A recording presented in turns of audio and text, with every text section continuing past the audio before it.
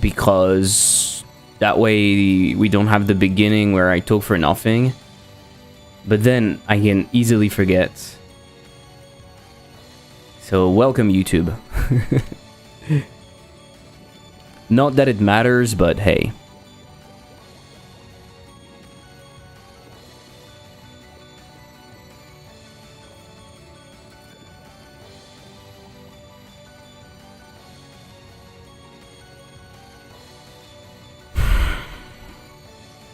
Yeah, honestly, I don't know.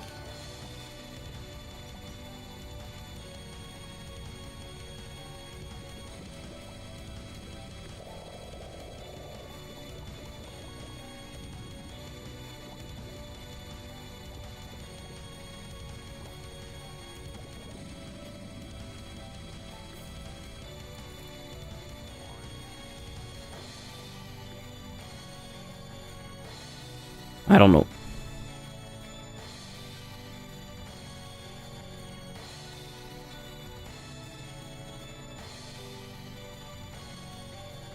I'm freezing first. I'm setting the collision shape to disabled. I should disable early the physics. No? Ah, no, because it's still taking damage, so that could be a problem.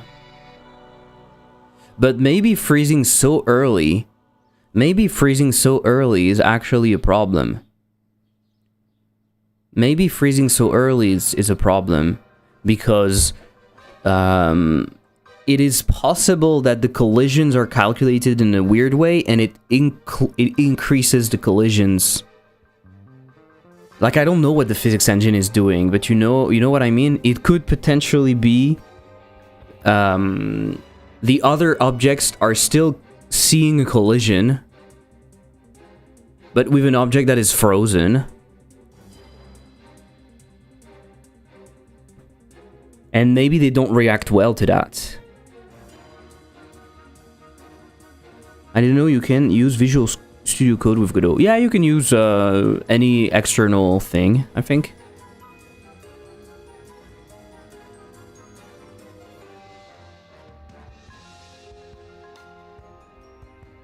So I'm waiting because I want to wait in place, but maybe I shouldn't. Maybe I shouldn't. So maybe I'm freezing. I'm awaiting a physics frame. I'm setting that deferred. I'm awaiting the physics frame. We are pausing, and then I reparent.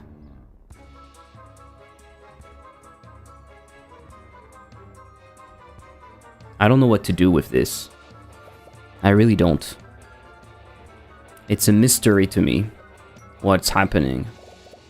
And also, I feel like it wasn't happening before, so I have a weird theory that the code that I have in integrate forces is actually causing problems. But if you look at what I have in integrate forces, I'm not using that. It was already there. And I'm just doing... Potentially, I'm doing a squish. But the squish is done only on the visual part. The bump VFX is done only... I'm twinning the sprite transform. I'm not touching the body. And yet, I have this weird suspicion that it's causing trouble. It should not. There's no way it does anything. But I think I've tried to remove it and it still breaks, so I know it's not that.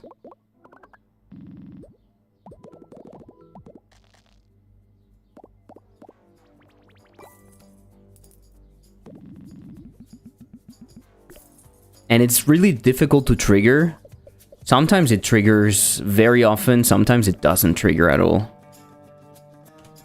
That's why I wanted to wait a little bit before pushing the update, because I wanted to see if I can see it again or not.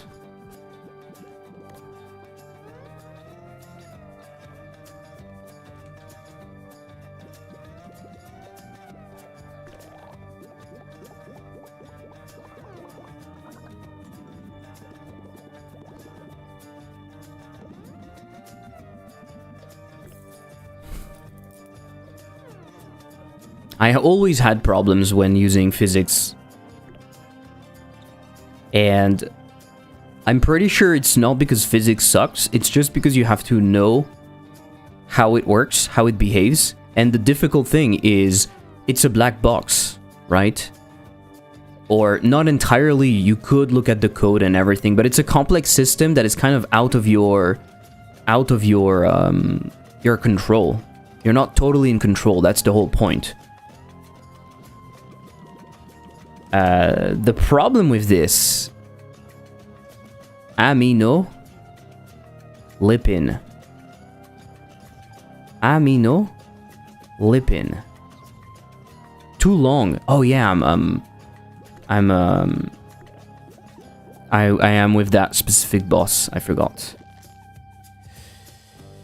Hello, Sigit on YouTube. Or Sigitas. I don't know how to. I don't know how to say. Get word 5. Chili.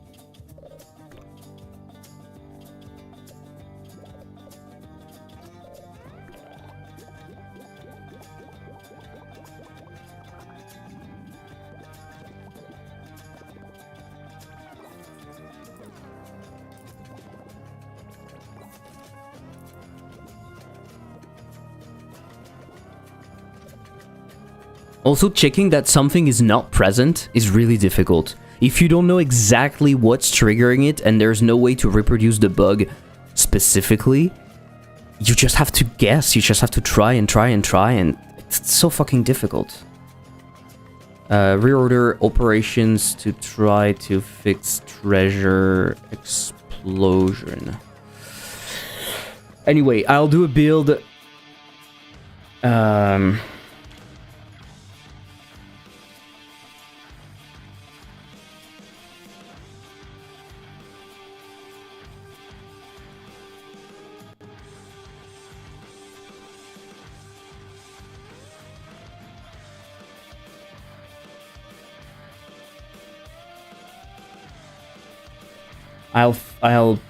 I'll put that as a done. Game crashing in endless. I think I have fixed what was causing the problem. So let's move. Let's move to O.B.O.L. I have some stuff to merge, I think. I have some stuff to merge. So let's go over there.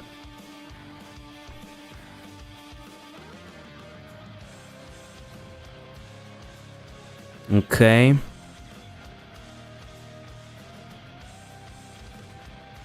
Okay. Let's see that.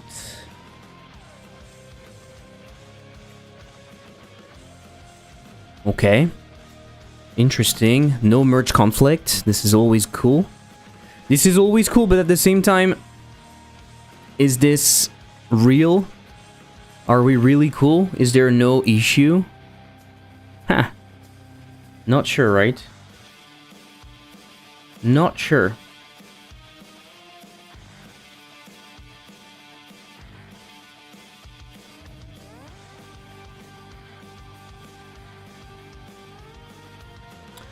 Okay, let's see what we have.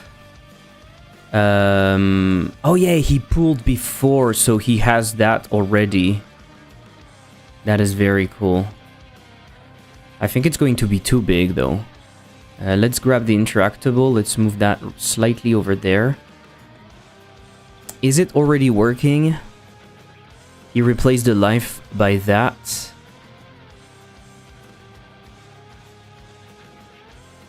Set active. I guess if we set active false, we need to handle it, but I think it should work, right? Hey, Puzzle Beast.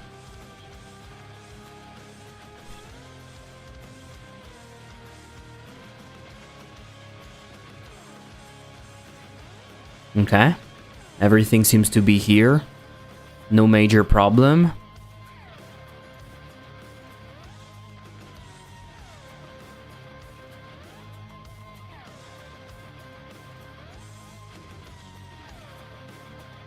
Okay, we have some issues, but it's always there's something that tries to...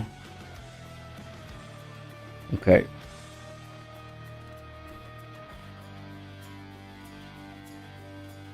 Okay. Let's merge that.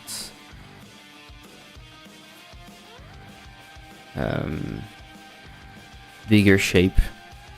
Let's sync all of that. Let me just check what he said.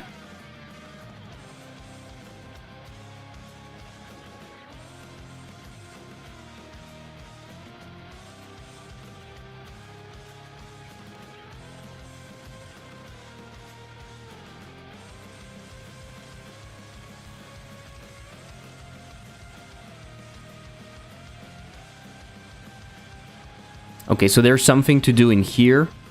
The item dispenser is still here. We don't have the fish yet.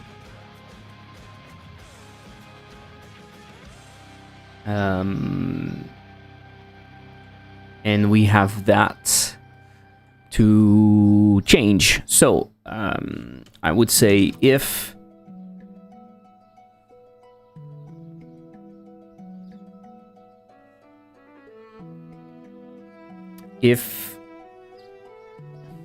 Maybe we just pass it in the set active, no?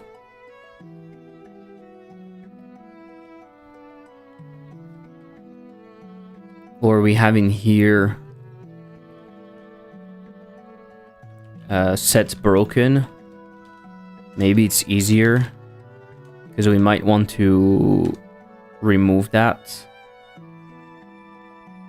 So all of that, it's not state, and this is state. And so in here we can say set broken, and we can pass the state. Let's try. Let's try, and then I'll do the upgrade shield. I'll finish it. 3, 2, 1. What the fuck? It didn't show anything. What the fuck?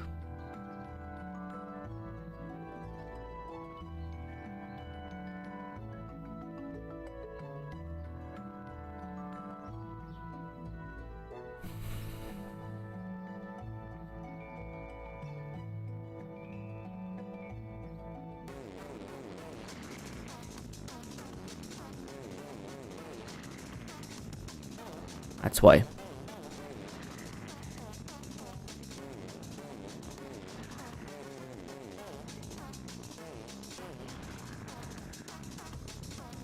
What?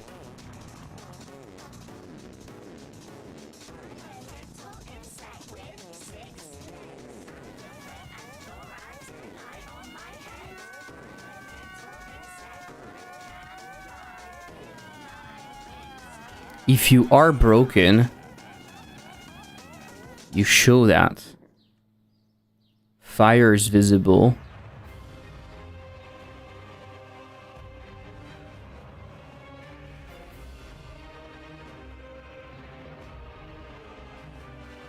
Okay, you remove the eyes. So you can say fire inside. You're just hiding it. Okay, why not? Light blue.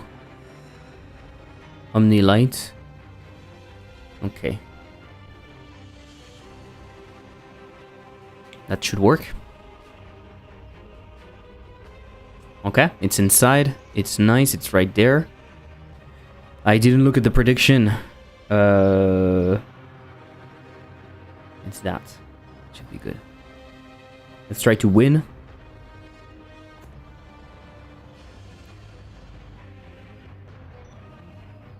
Fuck. There's now only 3 on the left. What? I made a mistake then. I remembered wrong, and he's going to kill me. Yes, he needs to be more stupid, I think. He's too strong.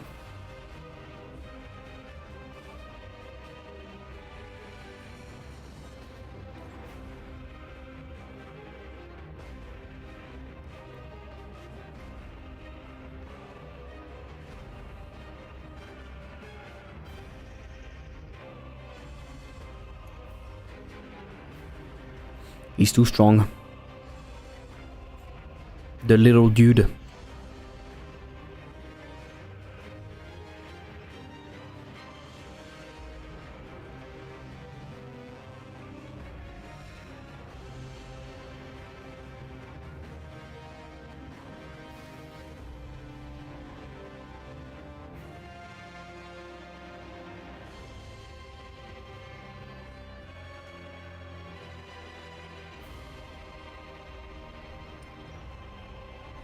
Shit. I should keep track of what we're doing, because I won't win otherwise. I feel like what we can do is, in the first round, we can make it much less strong. I'm gonna write that down. I'm gonna say, make opponent stupider on first round. I think this is pretty important. Because right now, he's like... every time he knows the probability is in his favor, he's like going for it. And I don't think that's... cool.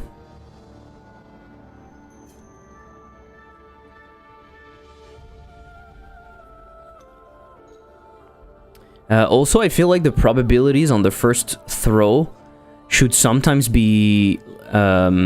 the problem with the first throw is that we are avoiding at all cost.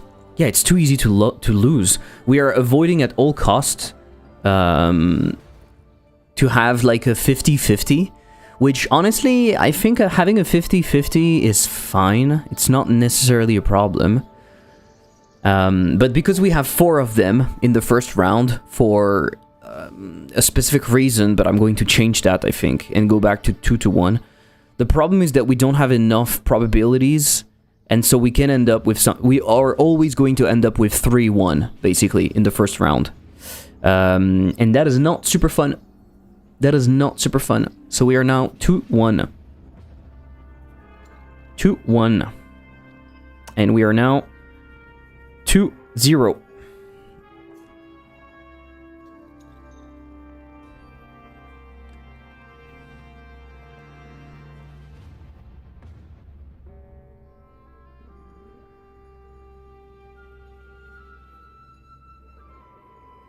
Okay, it's kind of cool that it gets destroyed. I think we need some particles, right? We need like some puff particles or something. Or some fire particles. Yeah. Yeah, why not? Why not fire? Why not fire? Do you agree? Why not some fire? And we already have them, so we can just use that. I don't even have to do anything. Let's go on the knife. I get fire once. Put it on the life. Put it somewhere... I don't know. Somewhere here, I think. Yeah, exactly. Do I want the color to be like that? Or maybe I make it blue? Maybe I make it blue. The logic would be... If I make it blue, the logic would be... the life is leaving. That makes sense, right? Draw pass. Paste. Andreas, he has some smaller bits to balance out the big paper. Sorry, what? Sorry, what? Set broken. We can say if state. Let's try to call fire once. As it disappears. Some smaller bits to balance out the big... Okay. Fire once, emitting is equal to true. I think that's going to be nice. Make opponent stupider on first bet. And allow 50-50 on first round. So right now what we have is... we avoid at all cost having 50-50 on the predictions, but it always creates 3-1 or 1-3. So it's not fun. Okay, let's see if that is enough. I don't know what kind of pieces I could spawn with the particles, though. I didn't read what we had. 0 is this, I think, right? Or is it the skull? 0. I think it might be the skull. Yeah, I think it's just the skull. Yeah. See, he needs to be stupider, even if the rules are... Oh, okay, he is stupid in here. That's good. So we still go with that. Also, we should not look at the keys anymore. When we lose, we're looking at the keys. It's stupid. Okay. The fire could be bigger. The fire could be definitely bigger. So maybe we bump the amount. The particle process is already not linked. Spawn, position, a sphere. We can increase the sphere, right? Maybe increase even more. More particles.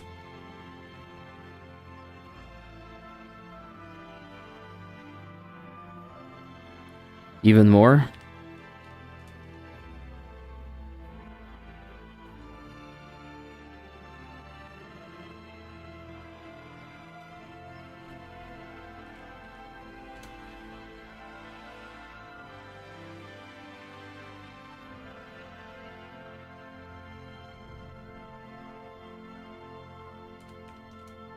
I reduced that a little bit because I increased the duration.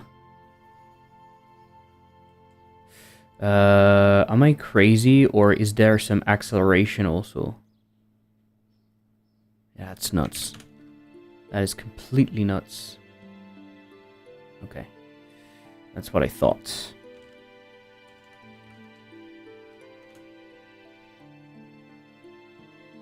Okay, way too much.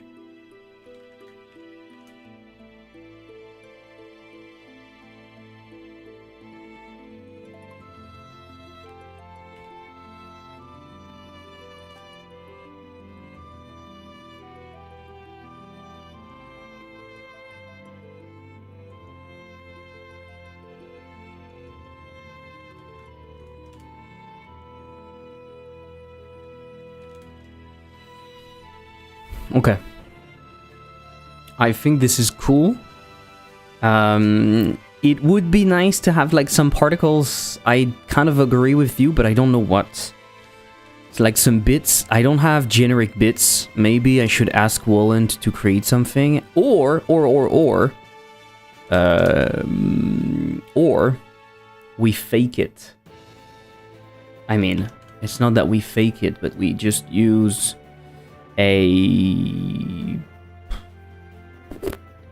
I think I'm gonna go with a sphere mesh and make it, first of all, I can keep it that way and play around with the scale, but it's going to be too small.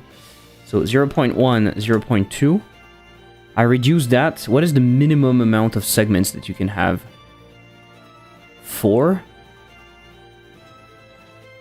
And 1 ring?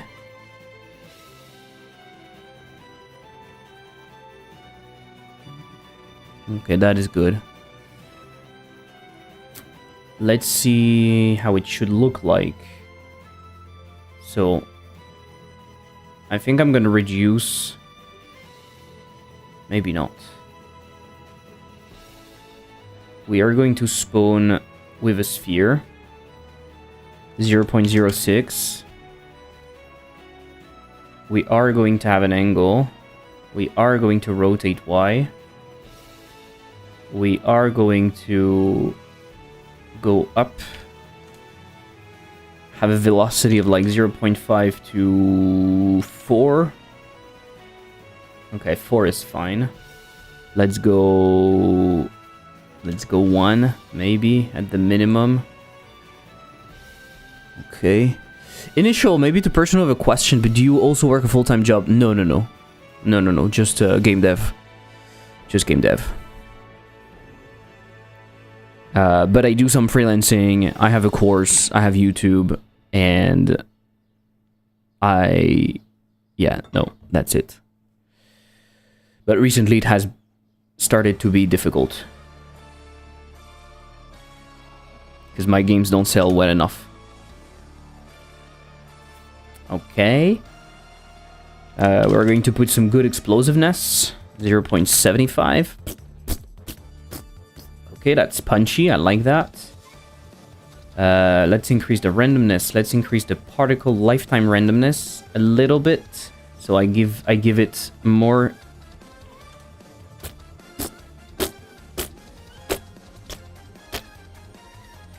That is cool. Sorry to hear that, man. You're very talented. Thank you. Thank you. I hope that my initial goal is just to be able to continue, right? So far, I've been able to continue. So my goal is still to continue.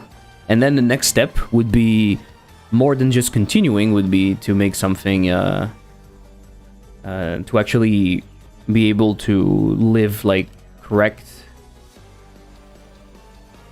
Have enough money, right? But it's fine. Don't worry. I mean, it's not that fine. But we are going to make it work. We are going to make it work. The bits needs to be bigger, right?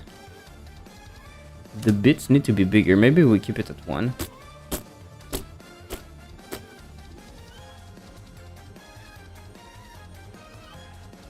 Okay, and so then what I was imagining is we just put a material on that.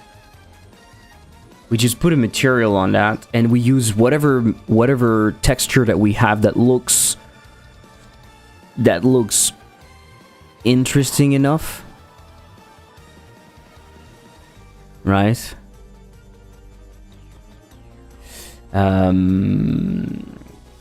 .png.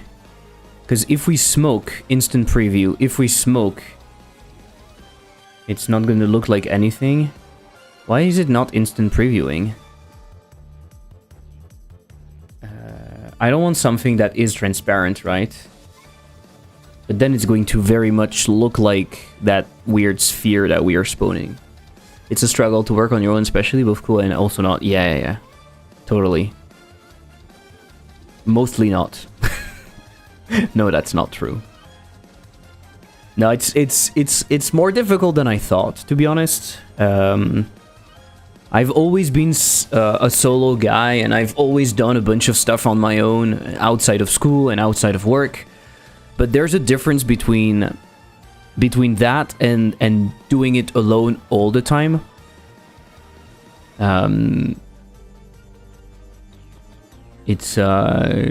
It can definitely be a challenge. We need the bits maybe to change size over time a little bit. Right, we could scale curve.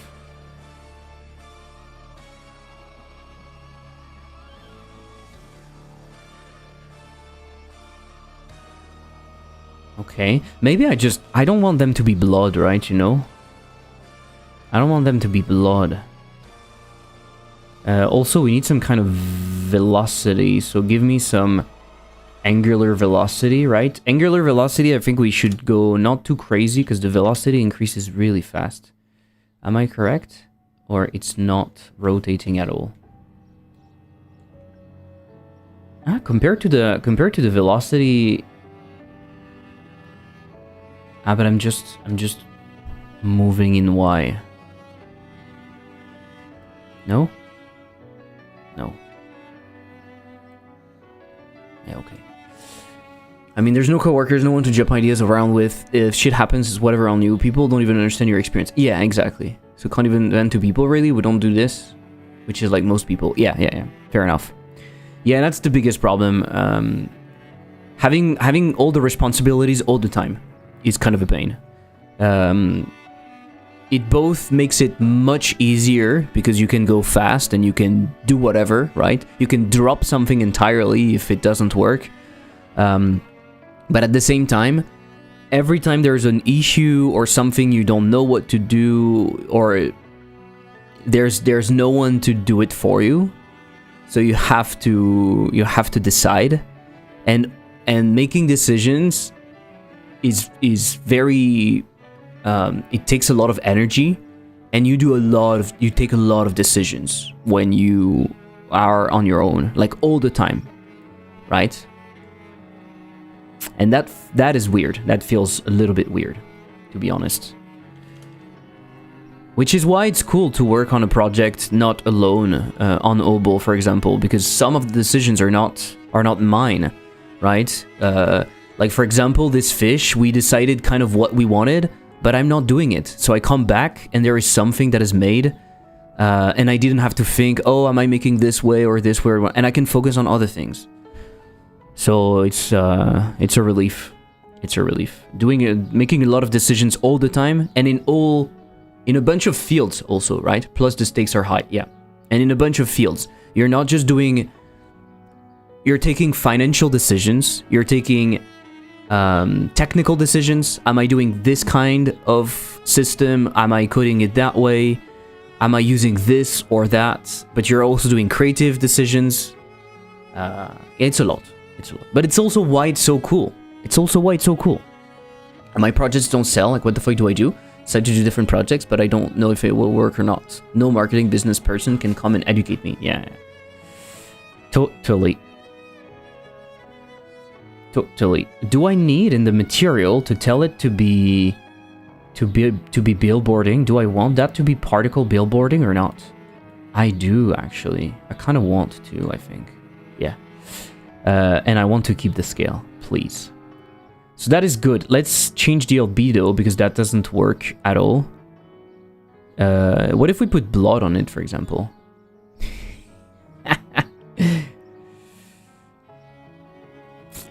Okay, so what I'm going to do is I'm going to try to get... We would need some simpler textures, I feel like. I'm going to import some simple textures. Because right now we have a bunch of complex textures, right, that are the models, but we need more flat textures that we can reuse if we want to make a simple element that is very simple, that doesn't need to be UV projected and everything. We can just use a simple texture to map it, like for example like this, you know, this room vent texture that is super simple. Maybe it's fine for what I want. It's dark. I think it's good, and we need more of them.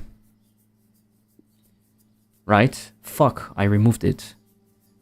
I think we need more stuff like that. Maybe even the room alpha? No. This feels more organic. And what I can do is I can do some hue variations, maybe a little bit on it. Yes, look at that. Not too much because it's going to go into the greenish, but we can go a little bit more on the yes. So it might be a little bit weird. We'll see. We'll see how strong we want to be, but okay. Let's see if it works. Maybe I increase the amount. I feel like it's too round, though. Might be too round. Might be too round. We'll see how it looks inside of the thing. Because sometimes I'm gonna call it bits once. That way I know what it is. Oh my god, what did I do? So yeah, working alone, working on your own stuff as your own boss, as people say it. It is weird. It is weird. And there's a video I wanted to make about game dev. The title would be Solo indie game dev is not for you. Something like that. Talking about this idea that it's not for everyone. Doing it, and I want to specify, doing it as your job. I think it's totally fine. I think most people can find enjoyment in making games. Of course, when I say most people, it's not even true. Not most people, but a lot of people can actually find it enjoyable. But there's a huge gap between finding it enjoyable and making it your full-time job. And making it your full-time job inevitably makes it less fun. Because it adds a bunch of stuff that you would not do if it was not your job. And so the idea of that video is, please make some video games. Please do it. It's incredibly cool. But think twice before making it your full-time job. Because you might ruin the pleasure. And it's not, the goal is not to gatekeep or anything. I think it has never been easier. It's just make sure that you understand what is up. Okay, it looks a bit simplistic. It looks a bit simplistic, but it's not too bad either. I can spend hours tuning that, so I'm not going to do it. So what I'm going to do instead is I'm going to grab that. I'm going to increase the amount again, 51. This is nuts. But I'm going to reduce the scale. I'm going to reduce the scale. I'm going to half the scale. And now it looks a bit stupid. So I'm not going to half the scale. It's either I have big pieces.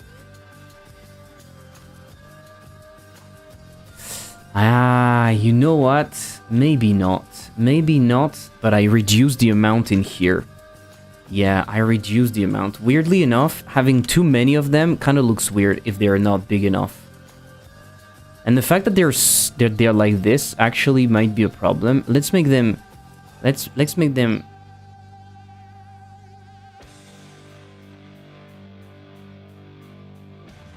I'm not sure. We might change that.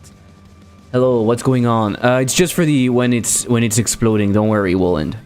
It's just to add a little bit of stuff. We can tune that. Hello, Helkios. Plus, I read some study that people who work from homes are like 70% less. 3 to 1. 70% less likely to socialize as much. Oh yeah, I can tell you that. I can tell you that. I'm the good example. I'm the 70. I'm in the 70% less likely. It's exploding a little bit. Yes, you will see. So it's even easier for us. To be honest, I'm a AAA dev by day, and I work on indie projects at nights. One is for good pay, the other is to fuel my patient, but definitely not for everyone. Exactly, but that is a good example. I think that is a good example. I think it actually works perfectly with what I would say in the video. It's just that you're not making it your full-time job. So being a hobby is fine, right? And the problem is that, especially in our society, I feel like we have a tendency to try to monetize everything. And so there's this pressure to, oh yeah, you're making games, you could be making money, you could sell them on Steam and stuff. And it really changes everything, in my opinion. The moment you're asking for money, I think it changes everything.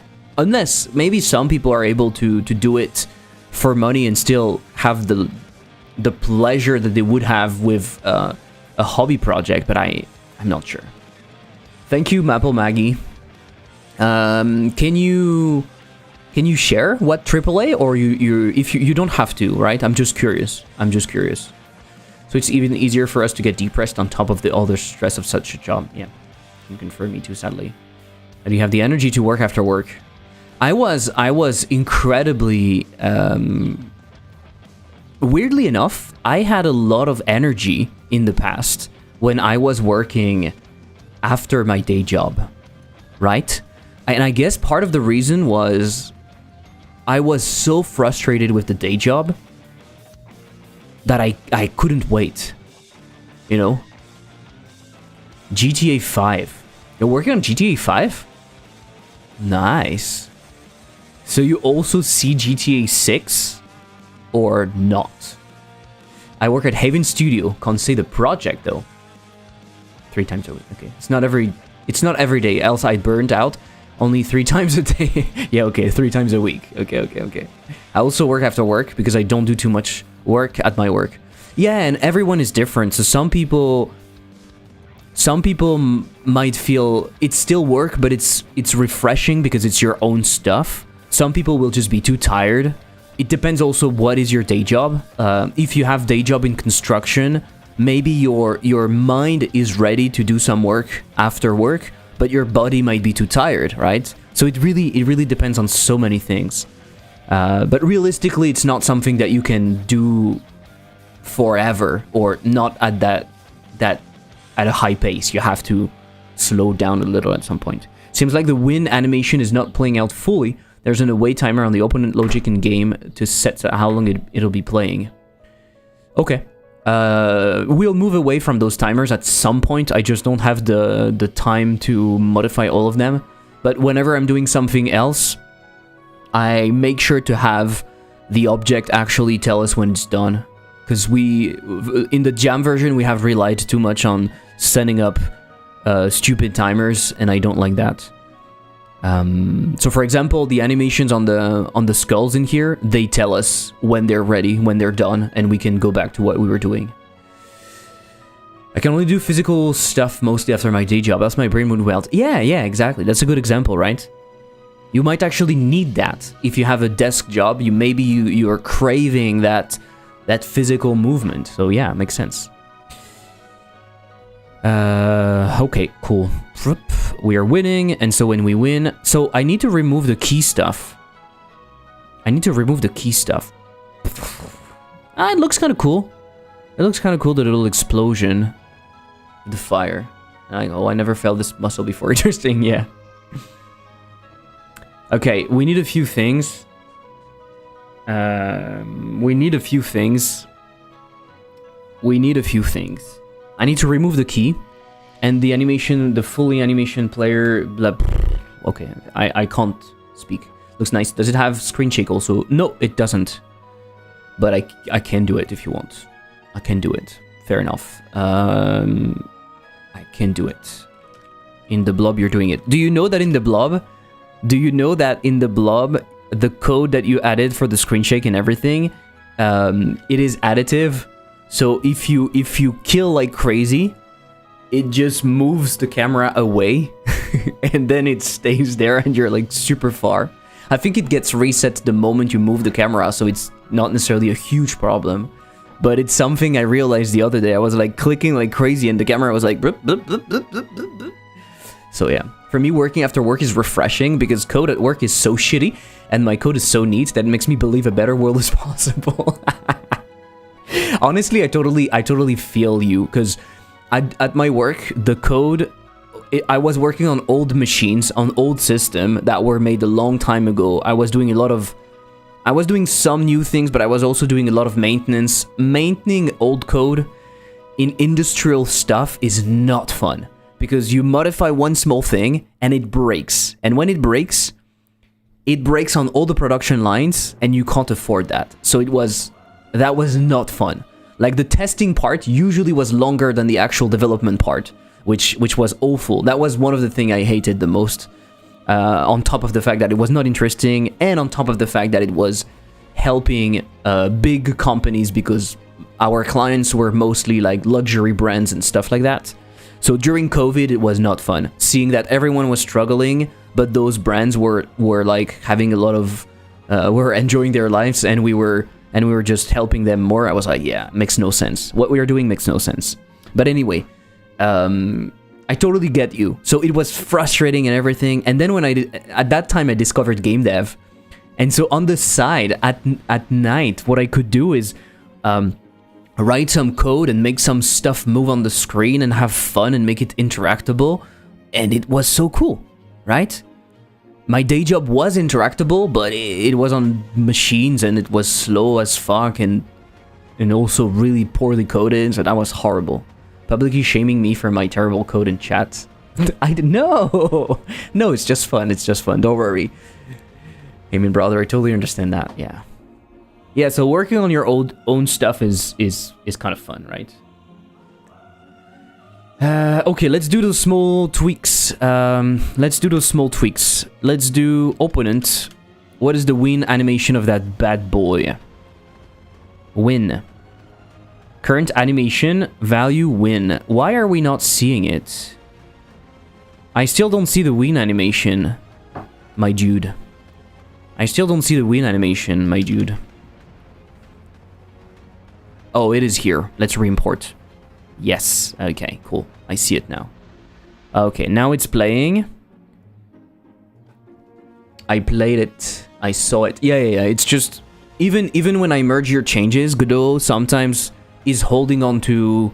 some cache somewhere, probably, so I still need to re-import. You know what we could do? You know what we should do? On the opponent? We should do something very simple.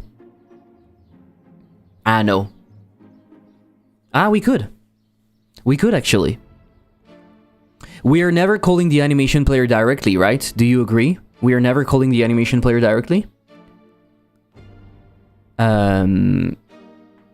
So, we could have a signal, such as,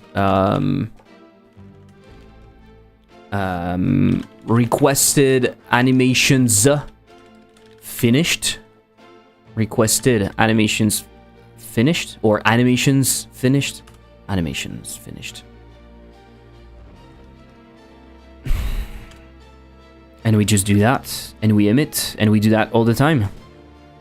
That way, every time we're calling something, we know, we know we can just wait for that specific thing instead of having to... Oh, but it's idle, it's idle, sorry. My bad. My biggest bad. My biggest bad. Prediction start. Yeah, we don't know in here, right?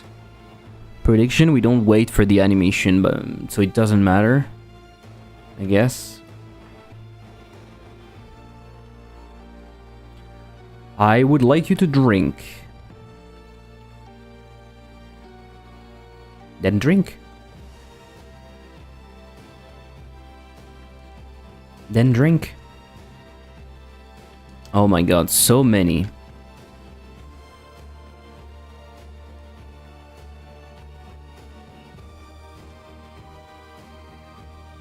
Okay. And so in here, when we ask him to win, I guess. Opponent win. Is that how we decide how we win? What? Oh no, it's win and win big.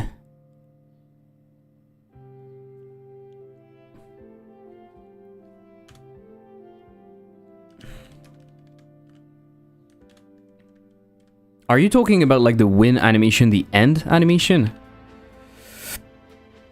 Are you talking about that? Is there a difference?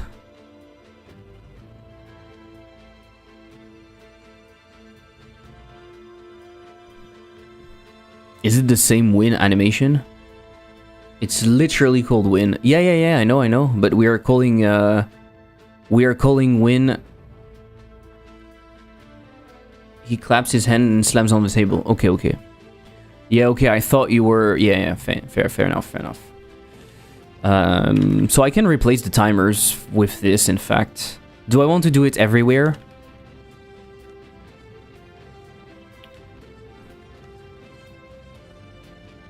I don't want to do it everywhere.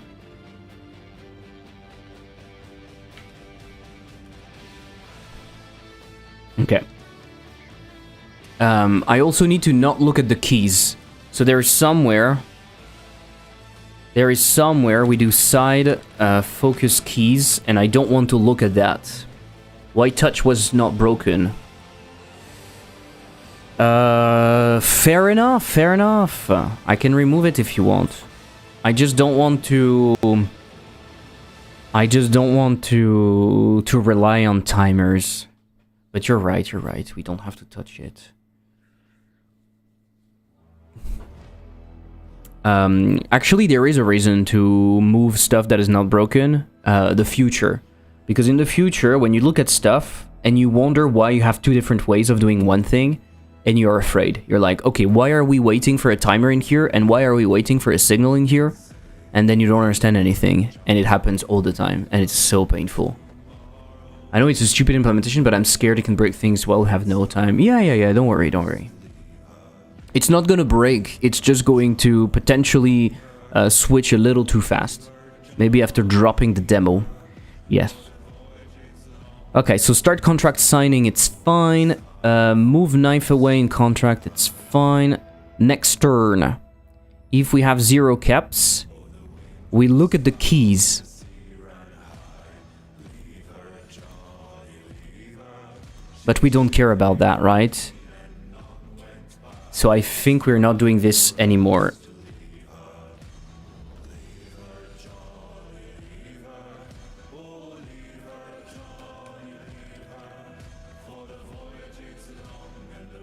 You know what? I will remove. I will just skip it on the win, okay? And I will remove and I will re-add all of the timers for now.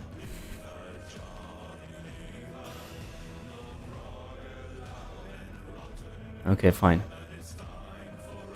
And maybe a good way to bring reviews. Got 2 positive reviews and I'm soft locked. Help me. They're kind sometimes. I feel like they're kinder with a demo. Yes. They usually want. They want the thing to work, basically. Oh, Woland, I have a tiny problem. I think we should do something for the first round. Let me know if you agree. Maybe I can modify that. I think we could allow having a 50-50 in the first round. So, right now we have 4 predictions. I think we're going to change that and go back to 3. The reason was having even predictions make it so we always get the turn back and whatnot, but I think it's bullshit. The problem we have is because we want to avoid 50-50s, and we want to avoid having 0, what happens is we always have 3-1 or 1-3 on the predictions, and so it's not fun. And I think we should have 50-50s, honestly. I think we should have potentially 2-2. It's fine. If it doesn't happen too often, I think it's fine. That was the first thing. And second, I think we should push the opponent to be a bit more stupid on the first round. Because sometimes he's too strong. Especially if you make one mistake. If you make one mistake, then you're kind of screwed. Because usually he will not make a mistake. And so then you basically have one error left. And that can be tricky. So I would like to change that if you're okay with it. I think we need to try and see how it feels. See, I'm killing him. I'm killing it, okay? And then he bets on the right thing. He always bets on the right thing. You motherfucker. Let me win. Let me win. Now we have a 50-50. I win. And now he will bet. He will bet here because he knows. You see, he's true intelligent. He knows where he is. He always bet on the highest probability. Oh, really? Oh my god, we need to change that then. Okay. I think we need confidence. We need a confidence score that increases to the highest probability as we are going inside of the round and in between the rounds. So on the first round is a little bit stupid. He's counting the rounds and on, and the last round he bets on the right side because he knows which side. Yeah, but I think he should make mistakes. The same way we make mistakes, and it's also it feels more fun if we know he can make mistakes. It'll make no sense that he bets on the least probability. No, it's fine. We also do that sometimes. We also make mistakes. That's literally called making a mistake. if you make your AI be perfect, it feels unfair. Because as a human, you're not perfect. I really think he should have a probability to make mistakes. In Buckshot, going to bet on the right one, I'm fucked. And now, boom, he makes a mistake, and you're like, oh yes, he made a mistake. I can continue. You see the feeling? Whereas if you know and he makes the right choice, and you're like, yeah, of course he made the right choice. Goodbye. It's just like getting shot by an enemy the moment they see you, because yes, of course, they saw you and they shoot well and they kill you. It's not fun. 3 to 1. No! What a bunch of not luck. I am so unlucky. I died. Look at him. Look at him go. Look at him go. He went. We should put little confettis coming out of the hand, like. That would be fun. I don't know, I want to have fun, okay? Let me have fun. we should do a safe mode, and every gory thing is replaced with like flowers and stuff. Instead of putting blood, it's showing something else. I don't remember what I should bet. Fuck.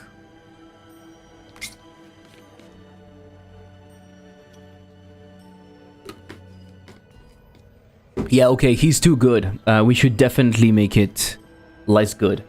I'm gonna write down, make him less good by allowing mistakes, and give him a confidence score that increases in the round and in between the rounds.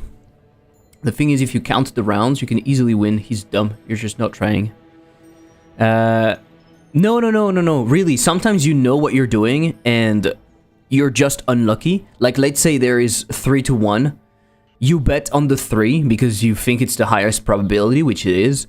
Then you're unlucky. It lands on the other one. And then he's also lucky after that, or he knows what he's doing. And so you get punished twice. That's what I don't like. That's pretty cool. And then it comes back.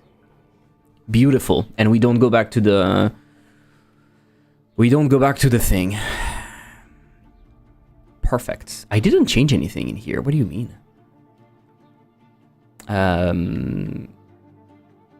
Re-import and emit signal when anim finished. Shield scene. The shield scene has changed? What?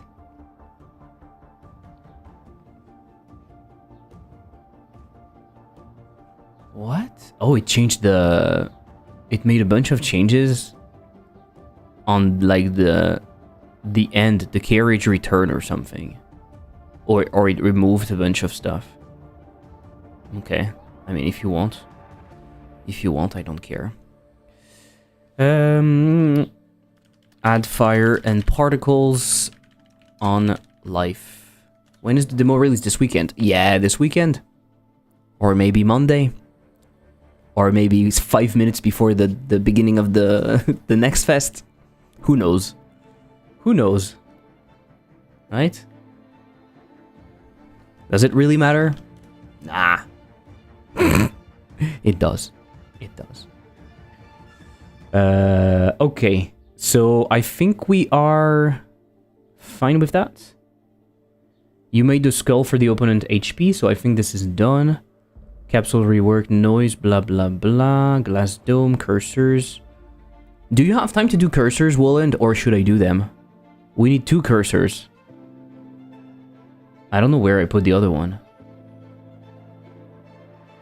I think we need a pen, at least. For the signing of the contract. Stop camera wobble, we don't care. Murder big fish.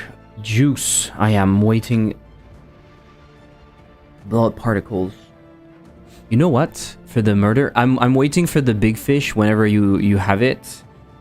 I'm waiting for that. I need to finish the upgrade shield in here. Glass dome for the fish upgrade. I'm gonna do that right now. And then we're going to do sit-up between the rounds. We're going to do the sit-up between the rounds. And reveal the keys, because we have the last key. We have the... I don't know how it should reveal. Curse Surge I will do. Yeah? Cool. Cool.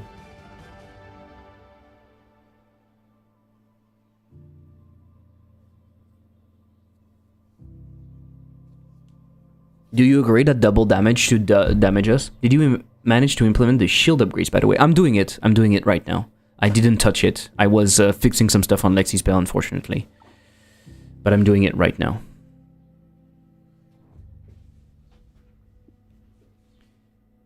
So, for cursors, we need a pen and... we need a pen and... Honestly... If you want, we could have like a magnifying glass. If it doesn't take too long, we could have a magnifying glass, and I think that's it. Especially for the things that we inspect that are not necessarily interactable. I think that's it.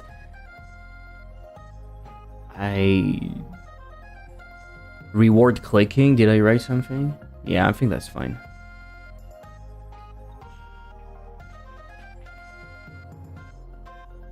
Okay, I'm gonna do the upgrade now. I'm gonna do the upgrade, sure. Okay, I'm grabbing a coffee. You should plan next game to have a demo a month before next fest and use the month for bug fixing and marketing. I know, Sashumara. We just don't have time. A month ago, I was still working on Lexispell. We just don't have time. Otherwise, yes. Ideally, I would have my demo out way earlier. See you in 4. I'm grabbing a coffee.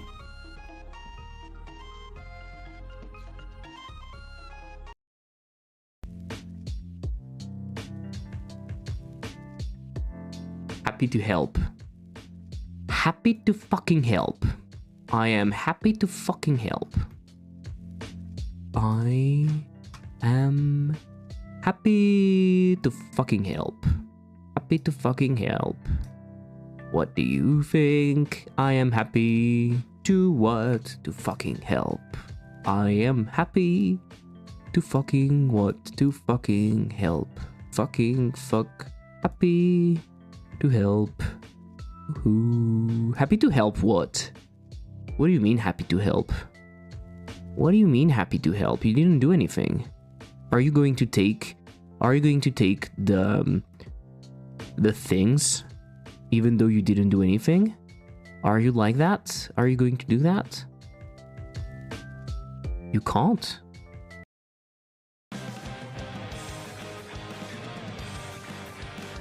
That's pretty cool.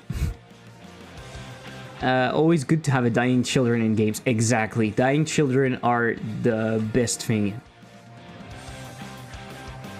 So maybe the ray should be way bigger.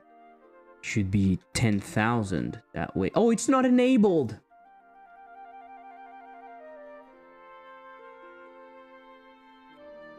It's not fucking enabled.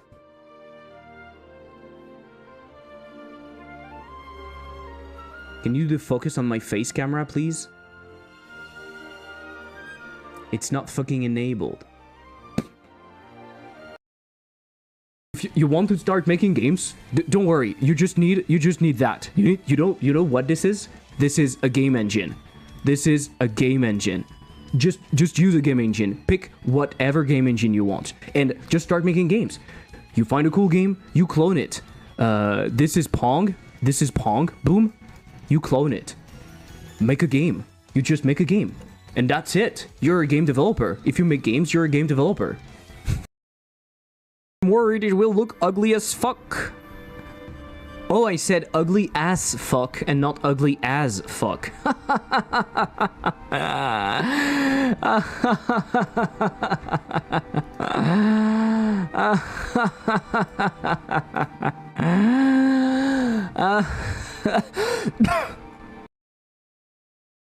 I'm clearly superior as a developer than anyone anywhere. Try the steps to see if you get stuck. I never get stuck with the stairs. I love the stairs. The stairs are working incredibly well, right? No problem with the stairs. Why would the stairs not work? We are sometimes ejected where we not want to, but it...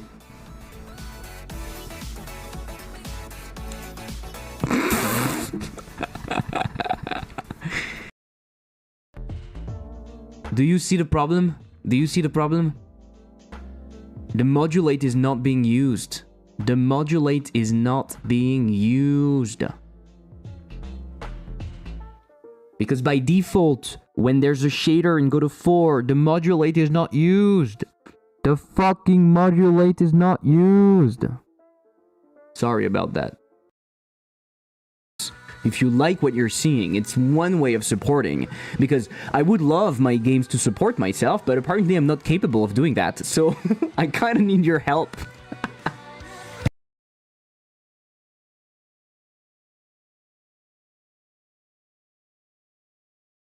Congrats. Huge congrats to Daniel Mullins.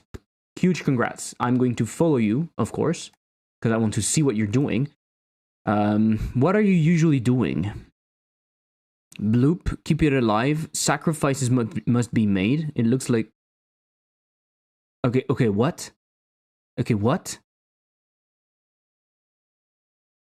What? Oh my god, I received a bunch of Steam emails telling me that there are cool demos that are out there. I know we discussed it, I meant really do it for next one. Yeah, but the thing is, for that, you have to have time, and time is money, and realistically, it's super difficult. The October Next Fest is... I think it's usually middle of the month, right? Or maybe in October it's slightly later. Maybe the 20th, something like that. So it means September 20th, you need to have the demo out. Like, let's say mid-September. It's super close. It's so fucking close. The reality is we don't have time. But yeah.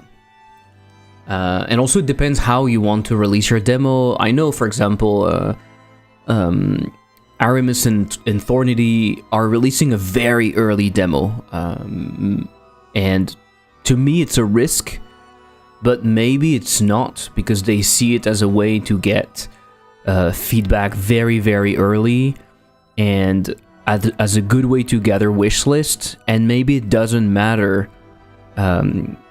Maybe it is the way as an indie, because you know you're not necessarily going to have a lot of wish lists, but it feels like a missed opportunity, because when you release a demo, it sends an email to all of your wish lists, which is huge. Potentially it's huge, right? So I don't know. I'll coffee too. Need to push the update. Have the boring stuff need to be focused. Yeah, good luck, Seto. Good luck. We will see, but what I've heard is that Steam Next Fest is starting to get meh in the last 2-3 ones. Yeah. It was not amazing, but it's still free publicity. So I think it should not be seen necessarily as the same huge event that it was in the past, but it is still free publicity, and it's still one of the few moments in your game lifetime where Steam might put you in front of a lot of players. But yeah, it's basically just like with everything else. The better you are, the more successful you are at the beginning, the more successful you are at the end. You enter Next Fest with like 50k wish lists, you're doing amazing and you have no issues. You're going to be inside of the most played demos, or you're going to be everywhere. Like, it's so easy, right? It's just pushing things that are already working well. So that's a fact. That's a fact. We know about it, unfortunately. I'm supposed to do upgrade shield.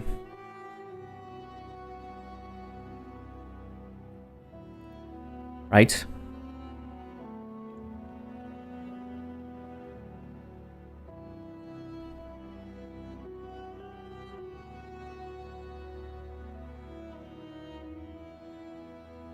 Is the thing supposed to...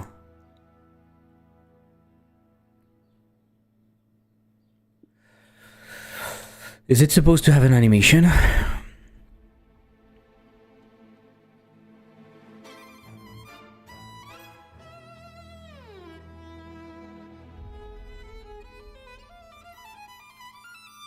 Yeah, you wrote me what it was supposed to do. I can reread what you said, right? I sent you a screenshot in Discord. Yeah, I can take a look at that.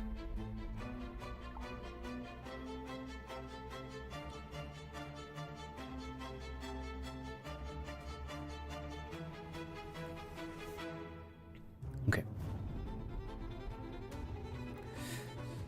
So I did that with the skull. What did I do with the skull? Upgrade. Yeah, I just did that. I just extended the script to be upgrade shield. Upgrade shield.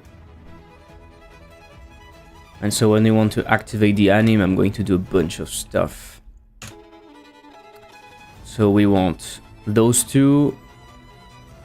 And potentially we want the two anim players, I guess.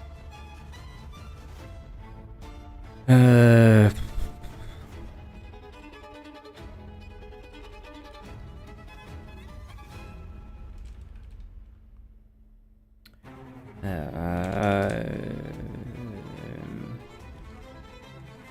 gonna call it fish broken and fish intact. It's going to be easier.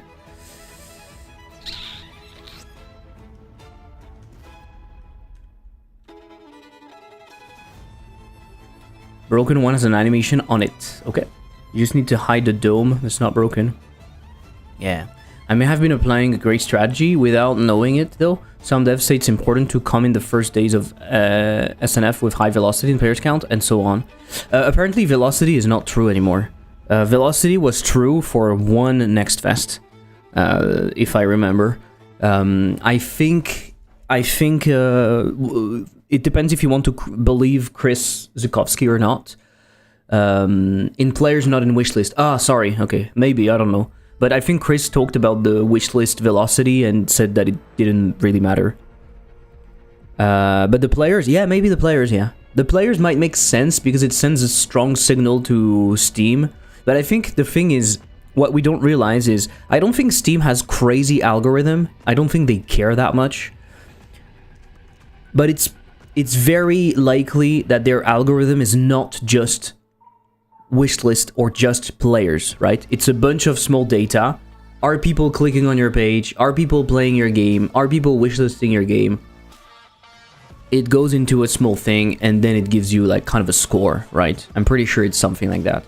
But it would make sense for an event that is based on demos, because at some point it's going to show you the demos that are popular. I'm pretty sure if you have a demo that is getting popular, it's kind of interesting. That being said, I think it's still going to be the winner takes all. So you might have strong velocity for your game in comparison to Iron Nest.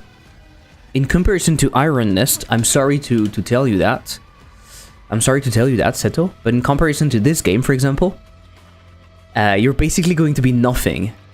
So what I believe is the issue is that we have a bunch of ultra big games like that are inevitably going to be at the top of the charts, and you're not going to be there because of that. Even though, relative to the amount of wishlist you have a very good velocity, and even in terms of players, you're just not going to compete with a game like that that has 22k followers. You're just not going to. And they're releasing the demo on the day of Next Fest. Everyone is going to jump on it and play it. We will see. I wish you the opposite. I wish you great success. But I doubt, because Steam is still a very tight place with a bunch of spots, right? And yes, at the beginning, they're showing games randomly and everything. So you have some sort of it's more catered to the different people, but then the top charts and everything, the most played and whatnot, they're just huge games. I can't compete with Project Pit or so, even in the genre. Yeah. By the way, they maybe I played it a little bit. I think they just released the demo.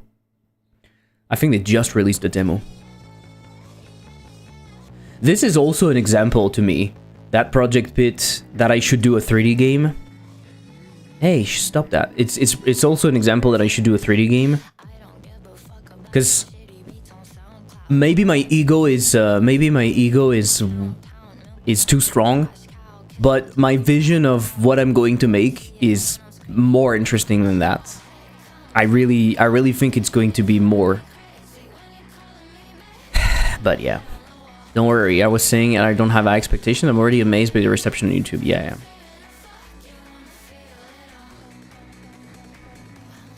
Okay, so fish intact. We are hiding. Fish broken, we are showing. And fish... no, and broken animation. You know what? Let's call them fish instead. Fish broken. Animation player play.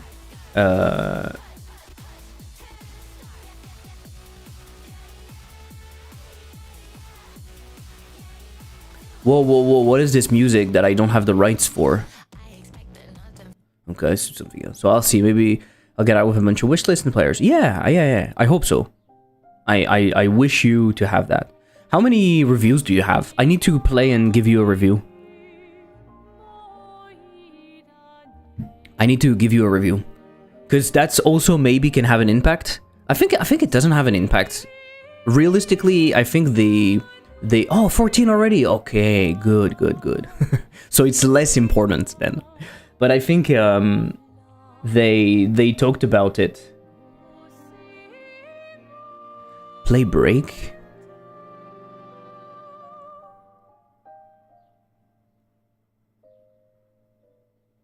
I don't understand. There is no break. Okay, I think I should re-import the fish shield stuff because there's no animation. Okay, I have break in here. And then there's this one. I don't even see it. Ah, it's here. Re-import. Okay. Play break. And the other one, do I need to play the animation or not? I guess. 2 O.B.O.L bugs. 2 O.B.O.L bugs? Okay. Reviewed this morning, yeah. I mean, it's always like that. It's normal, right? That people are playing, Fish broken? Oh, it's a mistake. This one is broken. This one is broken, and this one is intact. This one is intact.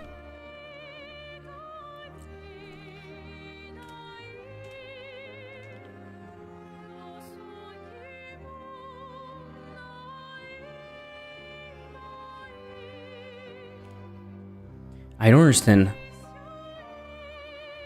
Okay, let me be clear. I don't understand. Bro broke the fish. What is happening? This is the normal item, right? And we have break. But if I'm hiding the thing, we don't see it. So you want me to hide what? The dome? You want me to just hide the dome? Otherwise we're going to have an overlap.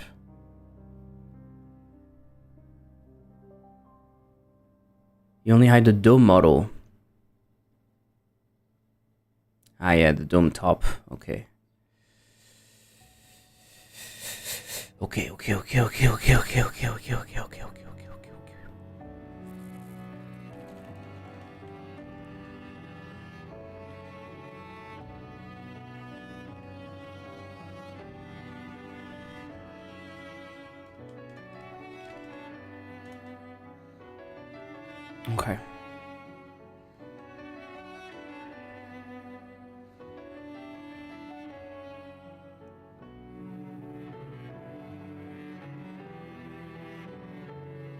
What is the longest animation on both of them?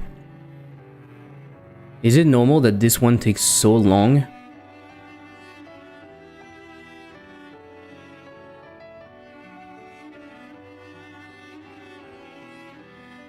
Why is it playing for so long? We only care about the break, right? So 1.3. So then I would need to care about that. Animation finished. I don't know why it's exported like that. Okay, no problem, no problem.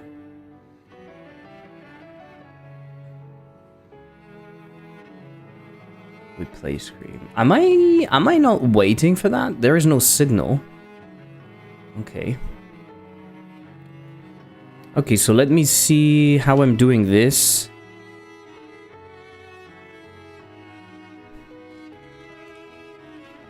I forgot what I was looking for. Activate anim.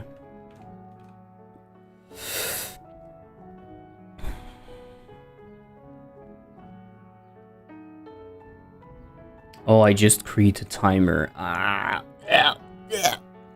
Not what you want to hear, but have you considered working a full-time job for a year and then come back to game dev? Not pressured by money as such. I like how Hermes did. No, yes. I mean, yes, I have considered it. Because that's basically what I did when I first started. But I don't want to. I want to avoid it as much as possible. Because I think I would lose it. In multiple ways. I would lose the motivation to come back. And I would lose my will to live. I think. I really don't want to.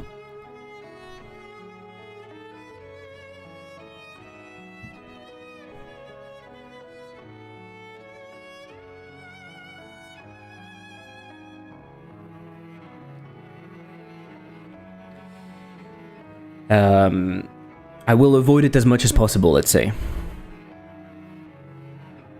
Shield.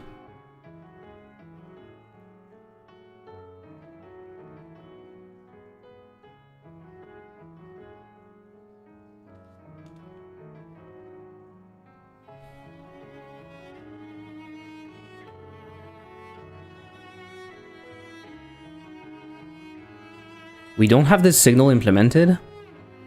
Then why am I not implementing it?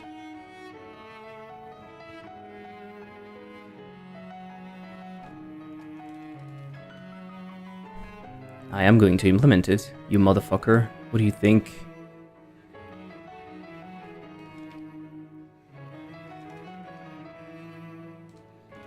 I'm going to animate it. And it's going to work. It's going to be amazing.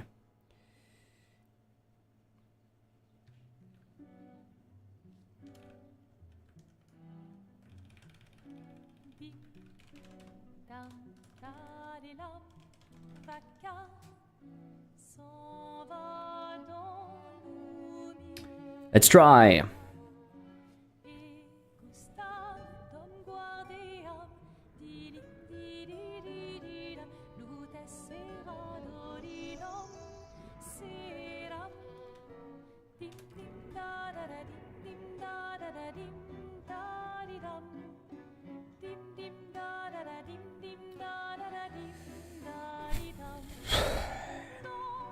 The shield is not set up.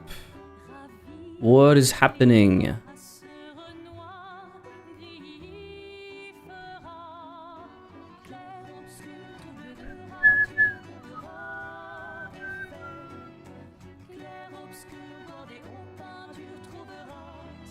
What?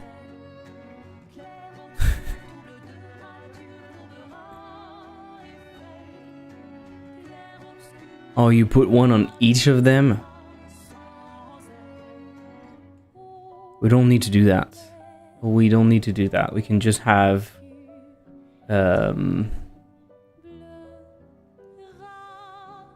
Okay, where is it? On the temp mesh, we have it. The material that we want is this one. Material overlay. Paste as unique. Yes. And then I'm copying, putting it on here. Paste. Maybe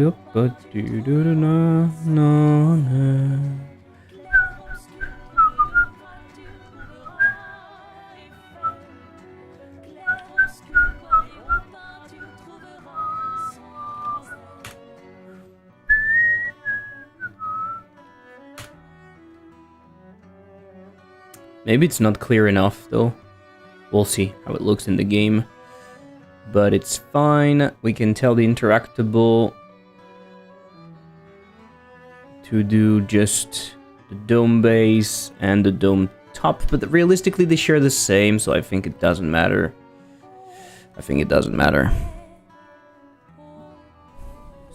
Yeah, as much as I can, I will avoid it. Yeah.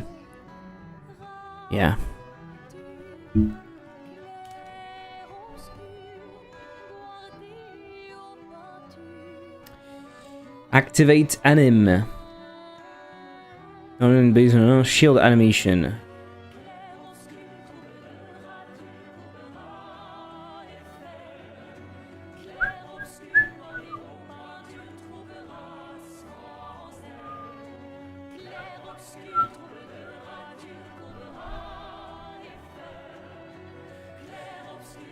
Oh, I'm stupid.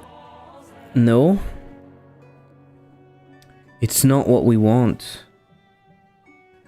It's not in here. It's not in here. But why is it the same? Ah, because on the... Because it is the same, but we are not spawning that. Spawn upgrade visual. Okay, so it's not there. It's not there, it's here. It's in here.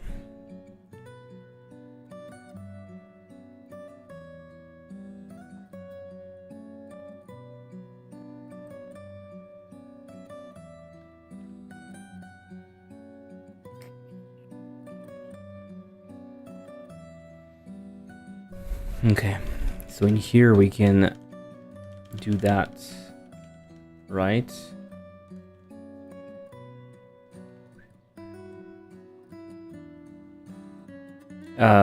Do we have to wait for the animation? Maybe we don't have to wait for the animation finished. Maybe we need something specific, because it might be too late. We'll see how it looks. We'll see how it looks. Shit, we are changing the camera. It's not good. And it's never coming back.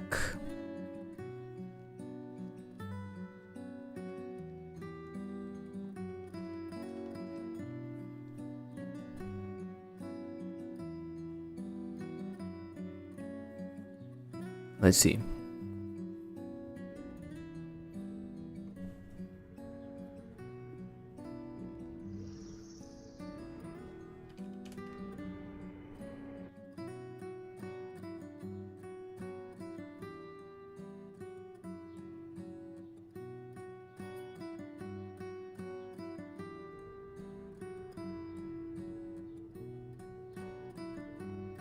Oh, I forgot something. I completely forgot something, right?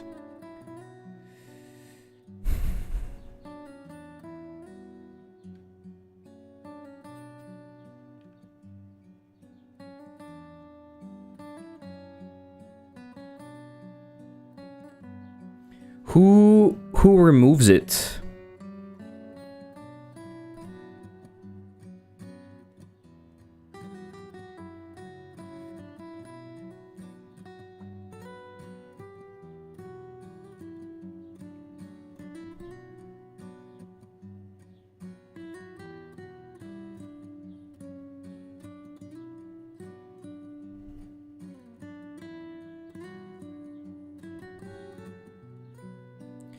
Okay, ooh, this is a problem. This is something we are not ready for.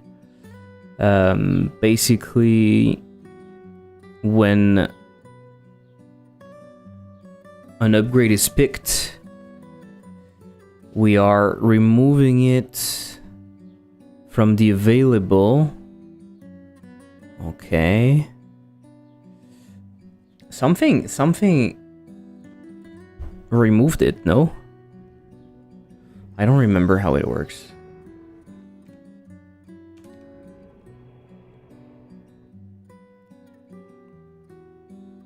Oh, the fact that it doesn't come back. I hate that so much. Show me. Am I removing it? Pen active upgrade. Am I removing it?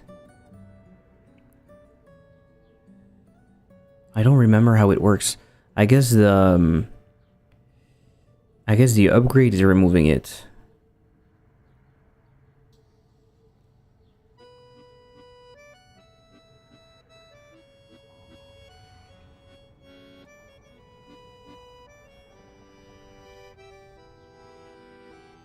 Yeah, it's sending on upgrade picked. Which is what we do in here, right? Events, we remove the bet area and whatnot, then we match the upgrade type. And in here...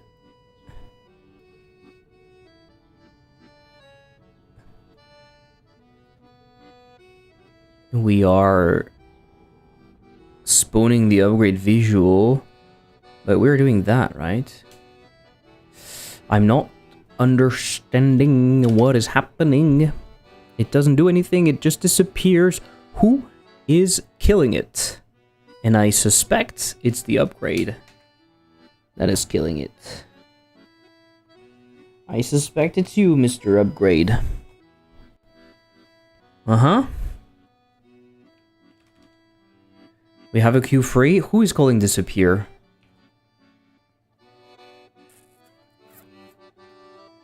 When you interact. When you interact. Okay, so now we need a way to deal with that. We need a way to deal with that. And the way we are going to deal with it is going to be appear silent, blah blah blah, upgrade type. We are going to say export var free on interact. It's going to be true for most of them.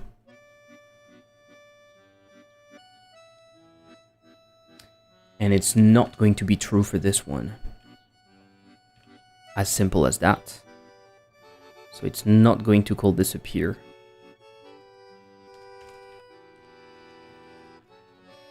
I should have called it disappear on interact.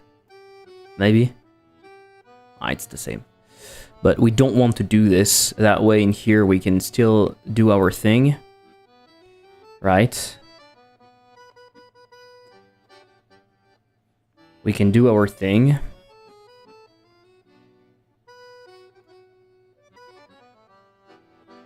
Where is it?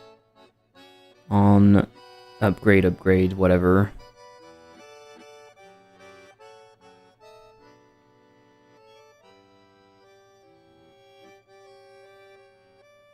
And when the await is done, you will look at the caps, you'll spawn the visual, and you'll say which disappear. Immediate false. That should work. It's not the most beautiful system ever, but hey.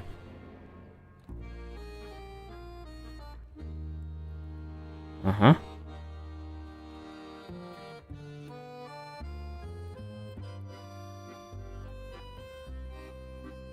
How is that set up?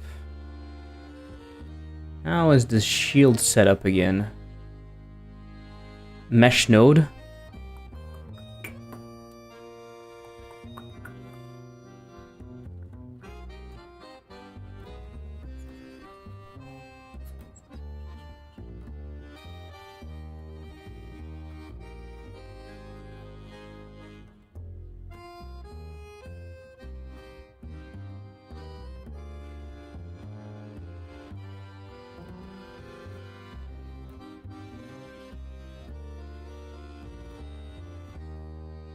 Should be based up.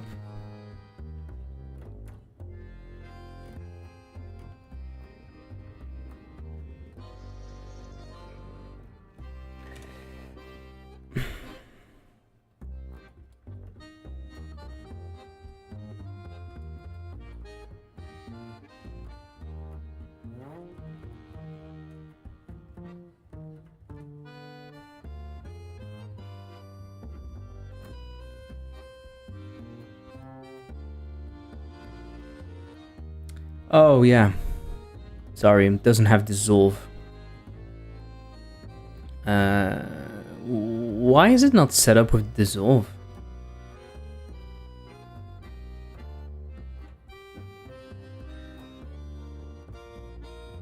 Why is it not set up with dissolve?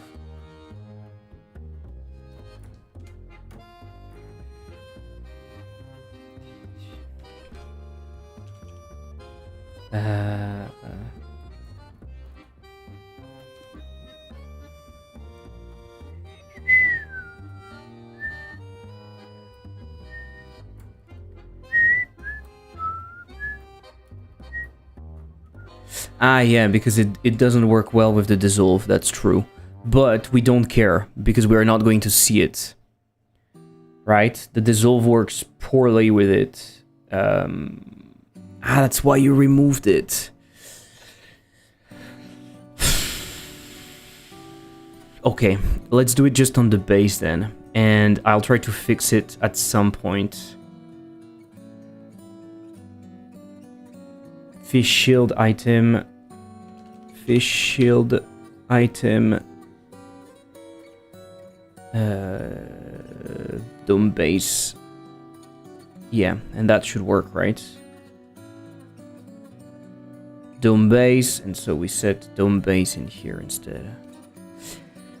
Do you do the texture yourself or part of an asset pack? Woland is doing the assets. Woland, that is in the chat. And I think he's doing the textures himself. C'est tellement calme ici aujourd'hui, on dirait presque que les gens ont appris à te connaître. Ont décidé de penser à autre chose. Je suis un connard, mais bon vendredi quand même. Fuck you, Peacebreaker. Fuck you very much.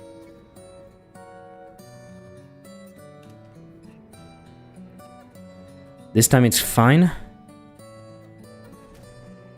Yes, okay. I think we can go a little bit more crazy with the fish. I'm a large language model. You can ask me anything. I can also prepare 3 models. It's okay. I love you too. What do you think, Woland?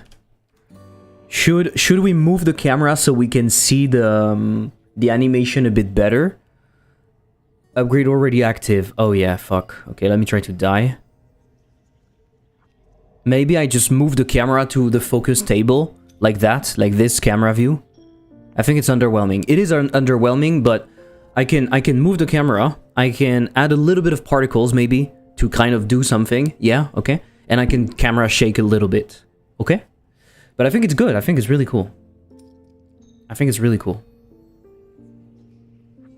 He believes you admitted he'll drop for you for AI usage. Yeah. Look at that. This is cool. And it goes and it kills that.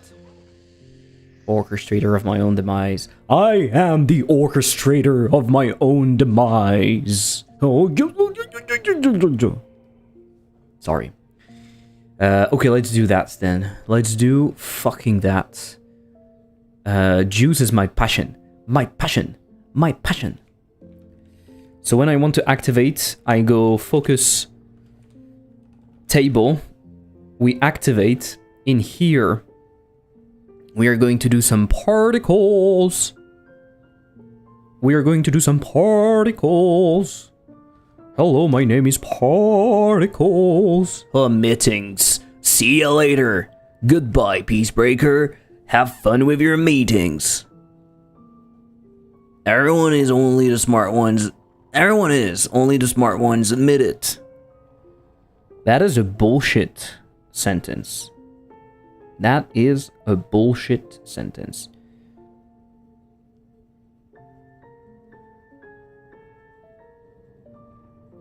That is a bullshit sentence.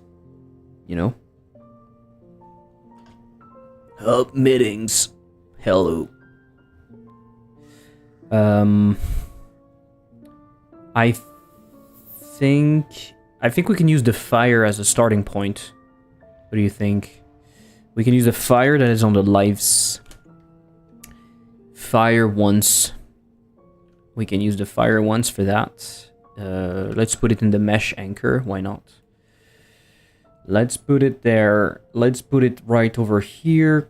Something like that, maybe. Right now it does this. It's kind of weird. But, I mean, look at that. Very easily. I think we go with a sphere mesh. I just put it as low as I can. Maybe a little bit less low. So we actually have like a... Okay, kind of perfect. If you don't see why it's perfect, don't hesitate to let me know. Okay, it's going to work, don't worry. Do you usually separate data logic classes from UI only scripts? So, if so, are the two layers communicating signal calls back? I don't care too much. When I start a project, I try to decouple a little bit, usually. But I don't care that much, honestly, nowadays. Usually, at some point in the process, I have to go fast, and so I don't care. I would say signals for all of the things that are not gameplay related is perfect. What do I mean by that? At some point, I was using signals kind of for everything.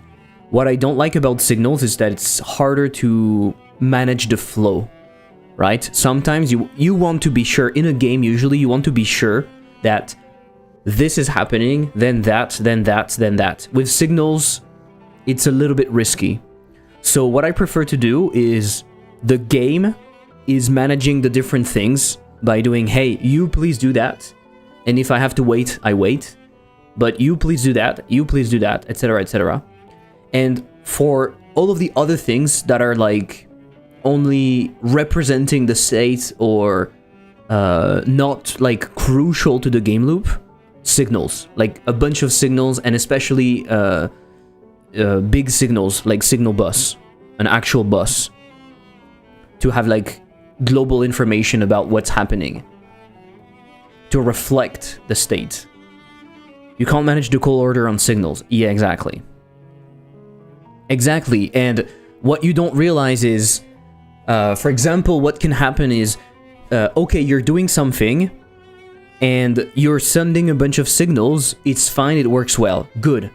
Later down the line, you need to make a small modification, so inside of one of your script, you're waiting a frame, because you need to disable something and whatnot. So now your signal is sent one frame later, and now all of a sudden it breaks, because another script was waiting for the signal and now is doing it one frame later, and so the other thing doesn't work, and it's super easy to have problems with that. And I had the issue with Hyperslice a lot, especially because I had a bunch of systems that were working together, and some things were really fast. Like you hit an enemy, you have a bunch of upgrades that are triggering, a bunch of physics is removed or replaced and whatnot. It was a mess. So it's kind of risky. It's risky with deferred signals, but the normal ones should be synchronous. The normals are synchronous, I think, yes. I use one-way signals to make the game manager react, and the only thing that others do on the signals are visual stuff, yeah. Bubbles once. Do we use bubbles in here? Do we agree it's what we want?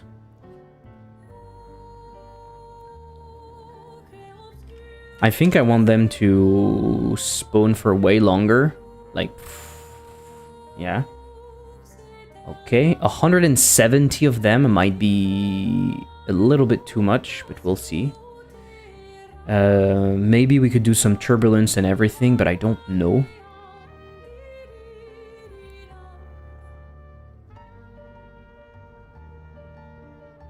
Let's not make them one shot for now, so I can see what's happening.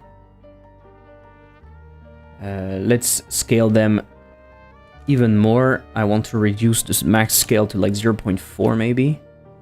Okay. Position, we can increase that. Maybe 2.1. Okay. And we can have a little bit of spread. Right? If we have too much spread, you're going to see it doesn't make any sense. But a little bit of spread, 45 is way too much. Something like that. Yeah, not too bad. The scale texture is going to be like this. Way later.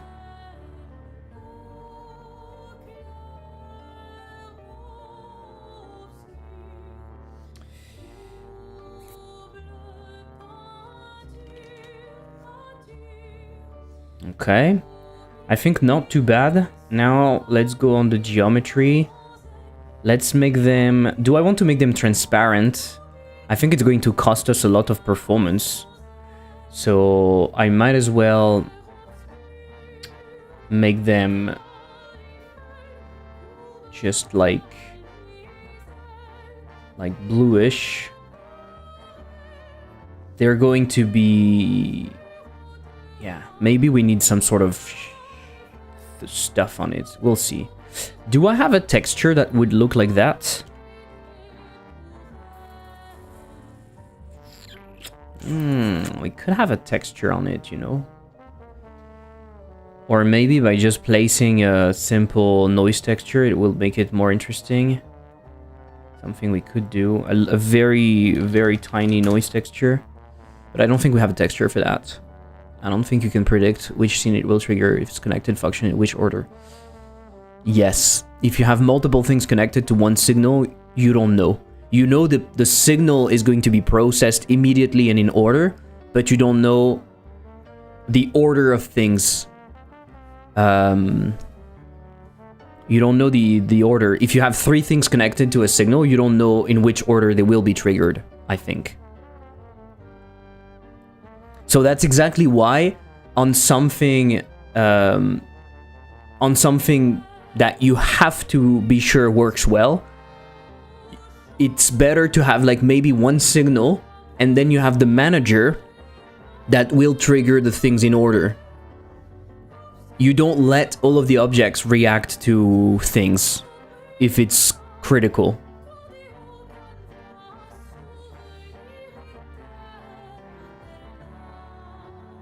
Do you think it's useful? I'm not sure it's really useful. It will make it slightly more interesting. That could work.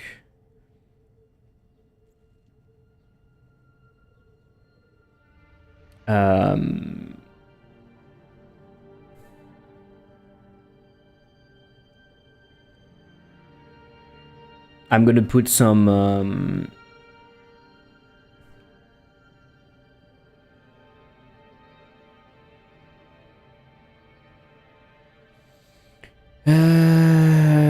I'm gonna put some tinting. I'm gonna change the tint a little bit. No, it's not changing the tint because I forgot. Shading, vertex color, use as albedo. Oh my god. Horrible. I think I want to tint more towards the blue, right? So in here, I'm going more towards the blue. In here, I'm going more towards the green. Am I right? It's tinting too much.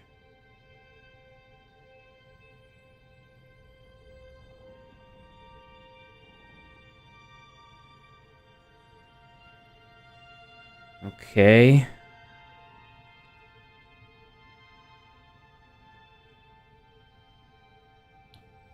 I'm not entirely convinced.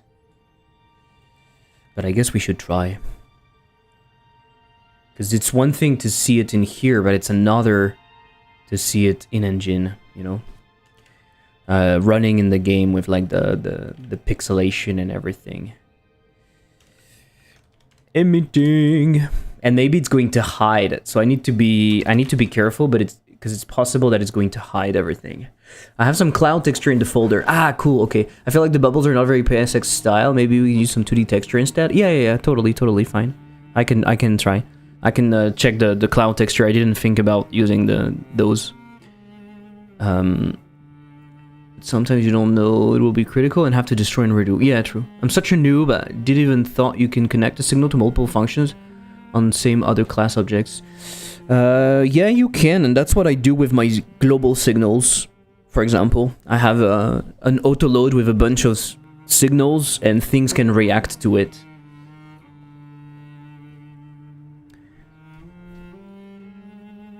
And usually that's how you can connect your UI, for example. That way, especially like the HUD or something, it just reacts. Yeah, okay. The problem that we have, it didn't change the right focus, no? It didn't change the right focus. Am I crazy? Oh, I was on focus table. I want center, right? I want center.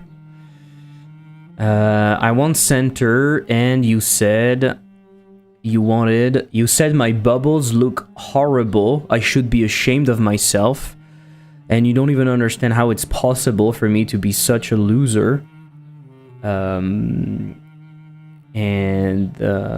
That's not super kind of you. But you know, I'm a little bit. I'm gonna cry, I think. Billboard, I want not Y billboard, I want particles. Particles billboard. Okay, that's it. I've done it. Do you like it? Do you like it? This is it. This is how it looks. Keep scale. I will have to scale it down because this is too big.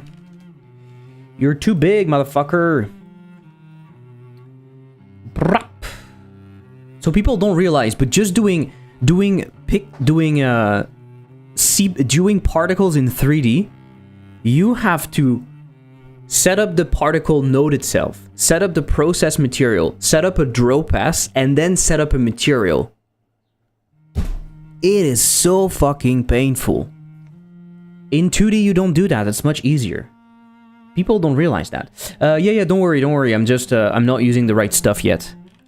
I'm not using the right stuff yet. Do you know how it's called, your cloud texture? Do you know how it's called? Lord baby Jesus Christ. Yeah. Smoke texture. You know what you are using or not? We could use the fish head instead. I think I like it. Look at the fish head. It's sending fish heads instead. That's pretty cool. And we can totally alpha. Yes, we can alpha. If you really want to, if you really want. Sorry. .png. Walland, tell me. Tell me where is the cloud texture? How is it called? I think it's smog or fog. Ah. Smoke? Yes, I do have this one. Or smoke texture. Which one do you prefer? Okay. I don't know if it looks that much more bubbly, but hey. I don't think I want color curve. I don't want to touch the color curve in here. I don't want that. Color ramp. I do want to color ramp it. Possibly. A little bit. Let's reset the hue variation and let's color ramp it a little.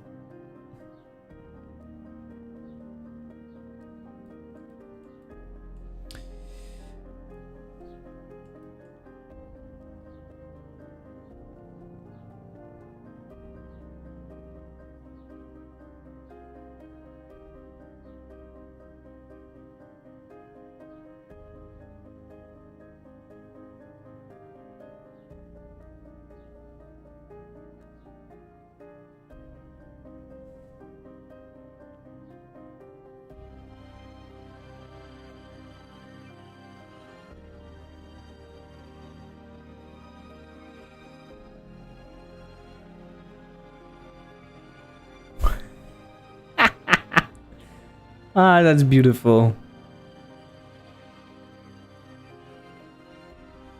It looks too green.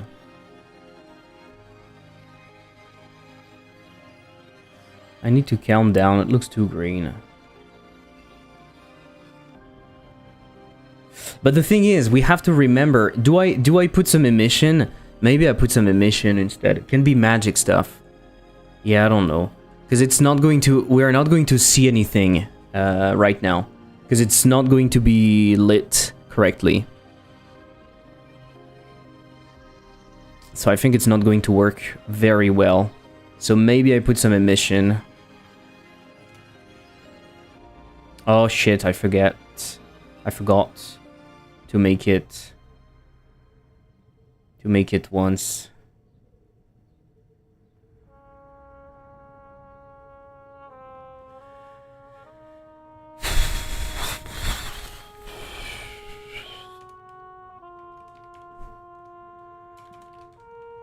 Let's do a test.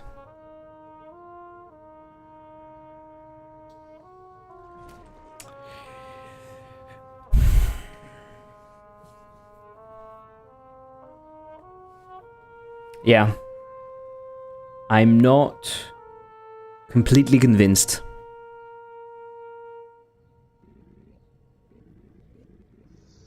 I'm not completely convinced.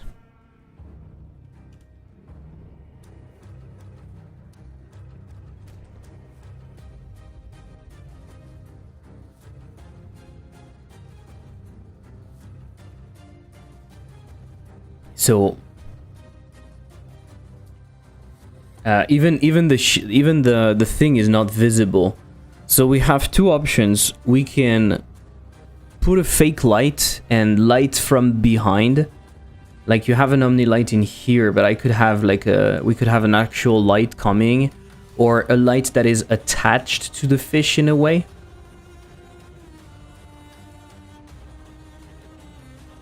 You could imagine having that.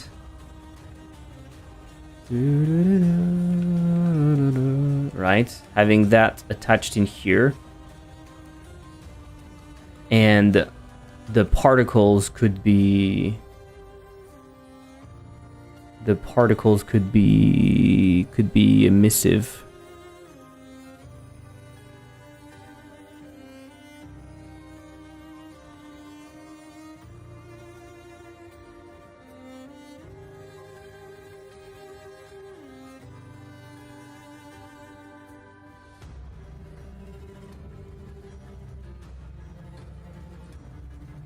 Well, we'll see. Just a test. Oh, and fuck, I forgot to hide them again. Wabba bee body wabba bo body babba wee body bo. Shit, it's playing. I'm not sure.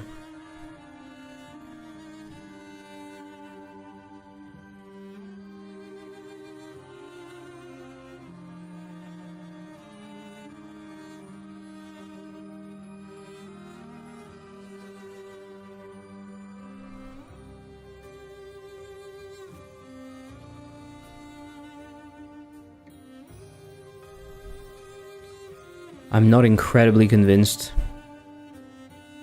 Are you convinced? Can be magic stuff, it's a Pride Month after all. True. True. I'm not extremely convinced.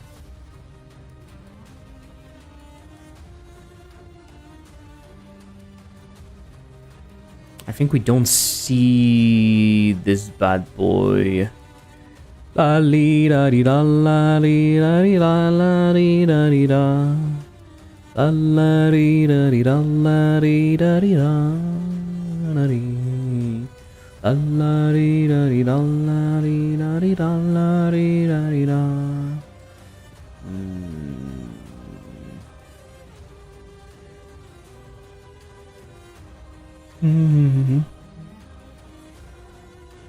Okay. To do the test, I'm going to simply show that And if it works, I'm reusing it.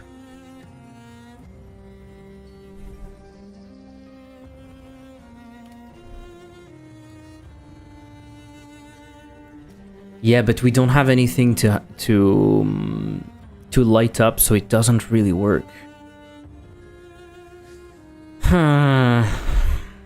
We have a little bit of an issue here. But maybe it's fine. Maybe it's fine, we move on, and we'll make it better later. We have at least the thing. I can trigger... It's not that bad. I feel like the thing is just not interesting. The shape is just not interesting. I think the Omnilight works better, honestly. We can even increase the range a little bit more. The bubbles, I'm not convinced. I don't like them very much. I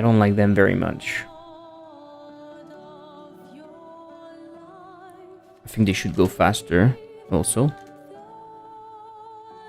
But I don't like them very much.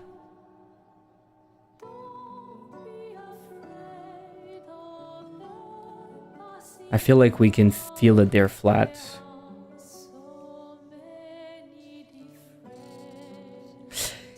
I feel like they can move twice faster. Okay. Okay, fair enough. I'm adding a little bit more. 1.3 to 1.7. That is twice as fast as what we had before. Okay. Yeah, okay. Let's do that. Let's do things properly. Let's do fish light. And let me grab those things then. So we want fish light and bubble once. Bubble once, we already have them. Are they the correct bubbles? I hope. I didn't break everything. Ski skashko ski da wee wa wo wee wa wee wa wo wee wa wee. Okay. In here it's hiding that. And it's just doing bubble emitting. I would like you to emit. Okay. I think it's fine for now. Let's look at the blob. Where else we wanted to shake, right? Do you remember where else we wanted to shake? There was somewhere else where we wanted to shake. Maybe when we hit this bad boy. I think we are doing it.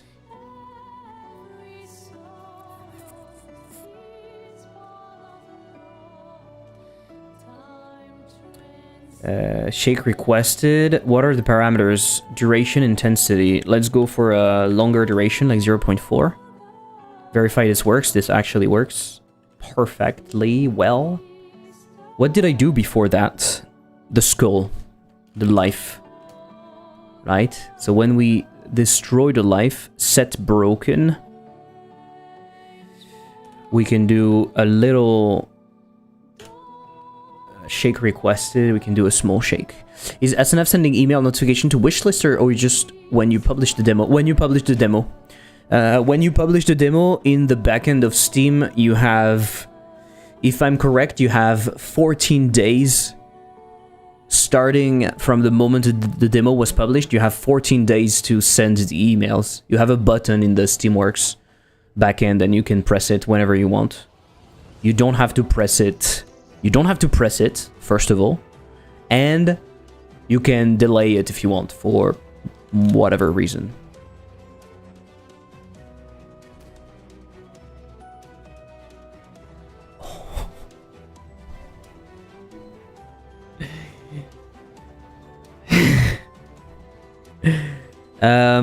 The camera shake didn't like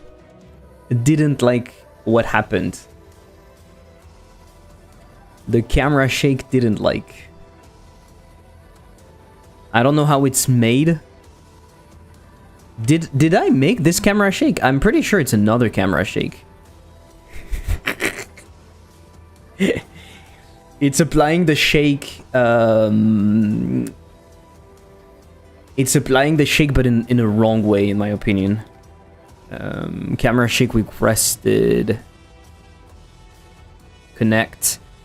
Camera shake 2. This is not my stuff.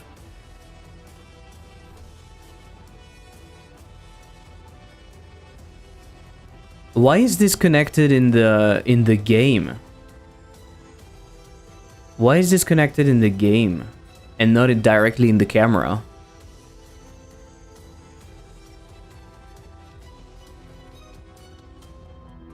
There is a camera. We're going to put it over there. We are going to put it over there. Get over there!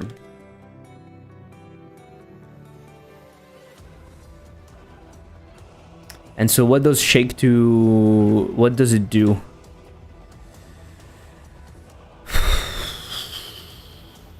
Original position is equal to position.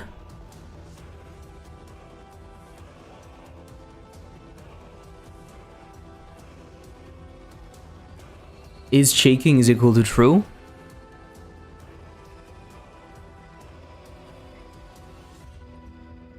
Get noise 1D. Shake offset. Vector 3. Yeah, that's why it doesn't work. Original position plus shake offset. Yeah. No. Yes. No. Yes. Why is it a problem? Why is it a problem? This is risky though. This is risky. Because you will end up on something that is different than the original position. But if you're not shaking, you go back to the original position. Okay. Camera shake in 3D, I think is usually done using rotational shake. No? I mean, you don't have to do rotational shake, but it might be easier to do rotational shake. Might be easier to do rotational shake because you can just do like this. This is what you usually see in games. Positional shake is a little bit more risky, but it doesn't work. It doesn't work, but I don't know why. Because it's resetting. Oh yeah, when we start the shake, we are at the wrong position. When we start the shake, we are at the wrong position. That's the problem. Because we do change camera at the same time. Right?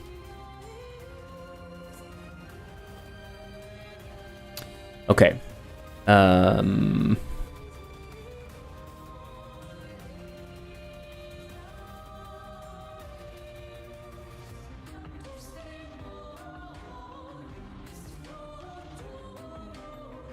So what I could do is I can await the camera main side changed. I can start this. The animation finish on the activate anim might be too long though. And so we are going to have the same problem over here, I think. We need to make sure that this works. And the anim is very short. Right? I'm looking at the shortest anim. It's 1.3. It's 1.3. So right over there.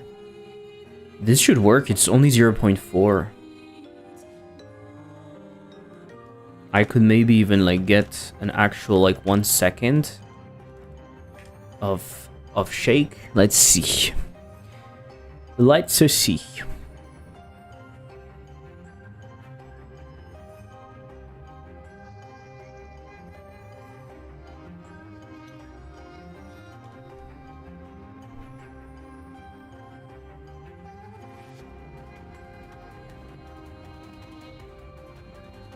Sorry.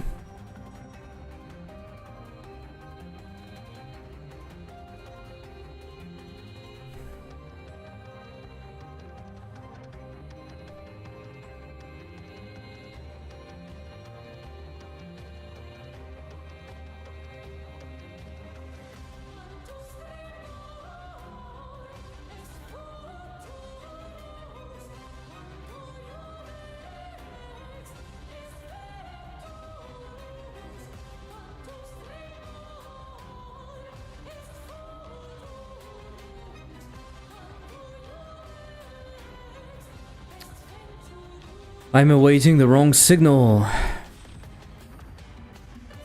It's fine.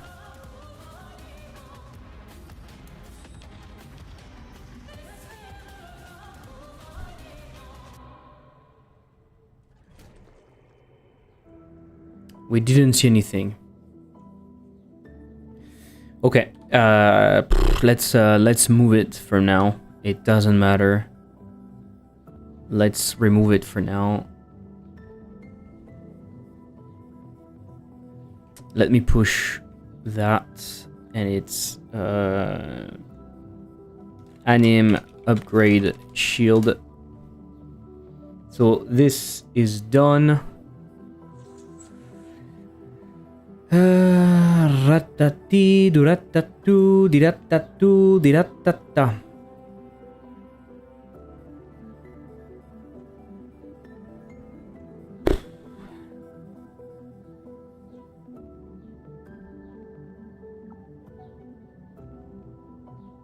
Sitting up during the rounds. We need to do this. Sitting up during the rounds. Do I want to do it? No. But it is going to be cool. So we should do it. What is the problem with this interactable? Target mesh not set. Doesn't matter. It doesn't matter.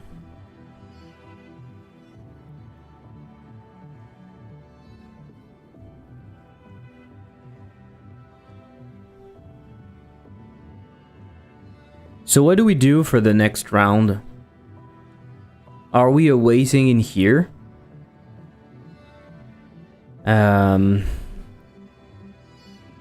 Or maybe before we do next round, in fact.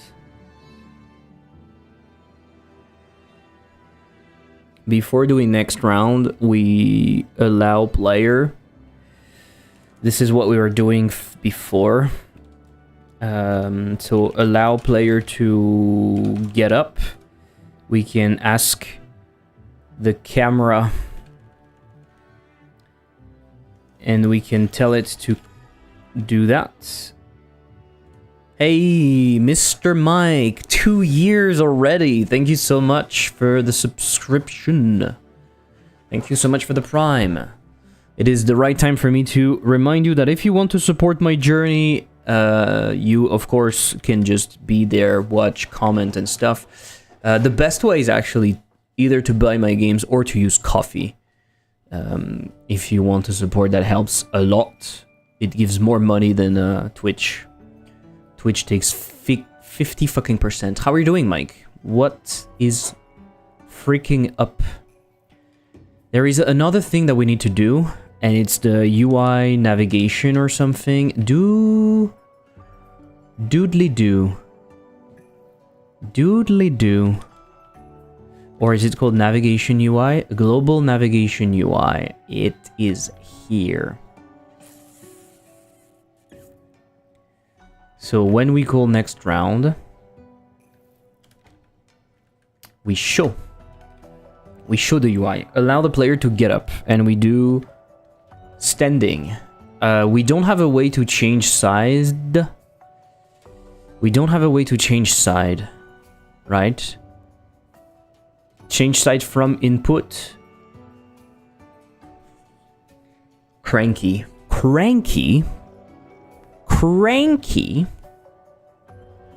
It's 32 and I've got drifting withdrawal. 32? Wow. The wave, the hotness actually went away. It's 26 here. So it's okay. When it's around 25, it's fine. So from the standing position, I have no way to move. So I think changing the side from the input, we could remove the center, right? Maybe we could remove that. Or we could say side standing. We don't have the center anymore, in a way. I think we should remove that.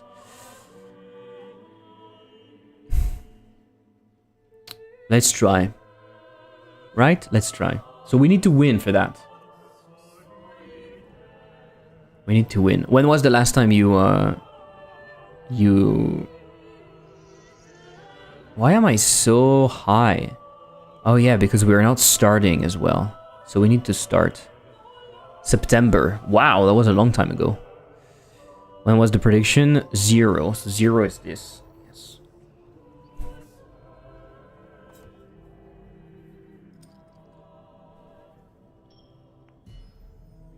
Fuckers at work wanna come. But not when I actually try to make plans. Oh my god. Always call this week. Let's do the next one. Yeah. I imagine. Ooh. Look at that. This is hot. The last one should be this one then. Yes.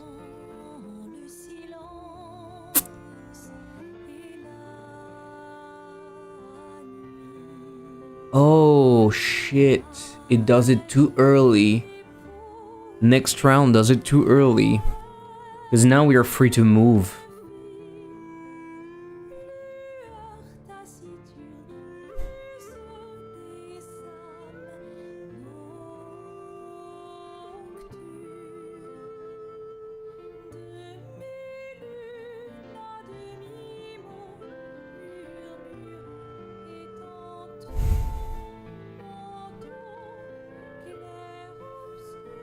And so then we need to find a way to come back to the table. Right? Okay, let's try to do this. So sit up between rounds.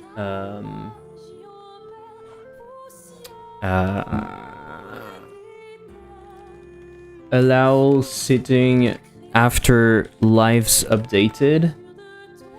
Opponent makes comment about it. We need to make table interactable to sit again. And replace center camera by standing. I think we do that, right? So in the camera control, everywhere we want to go to the center, we are going to replace it with side standing. There's no center anymore, I think. Am I right?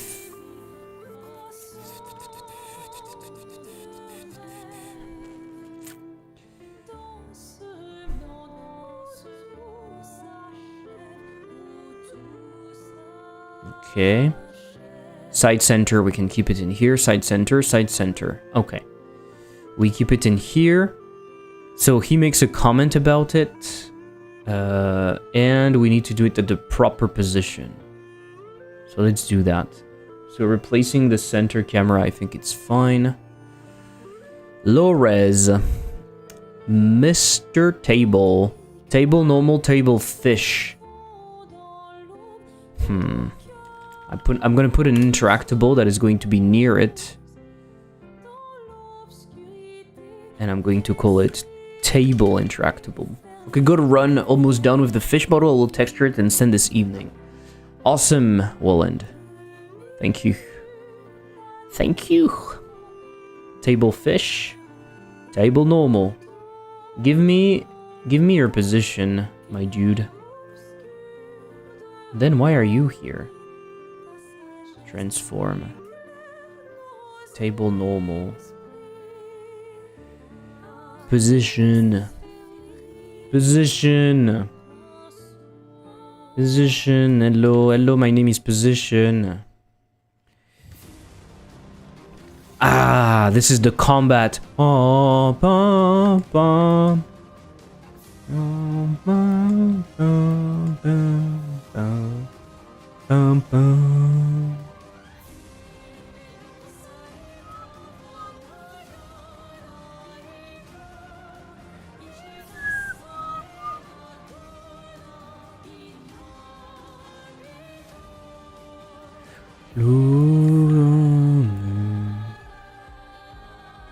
I won't set up a mesh or anything, I think.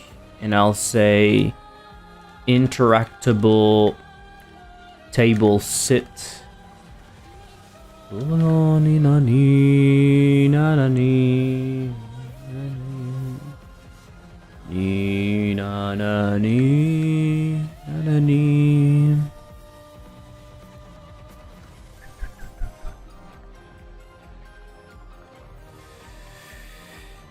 Sit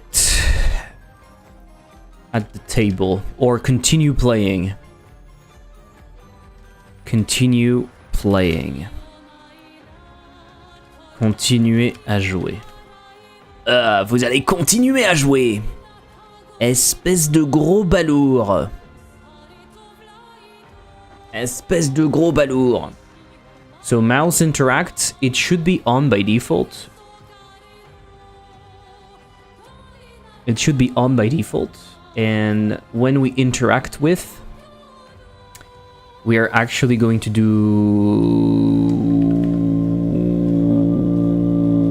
something. La table interactable. I would like you to interact with me. Hello, my dude. Would you like to interact with me? Yeah, sure.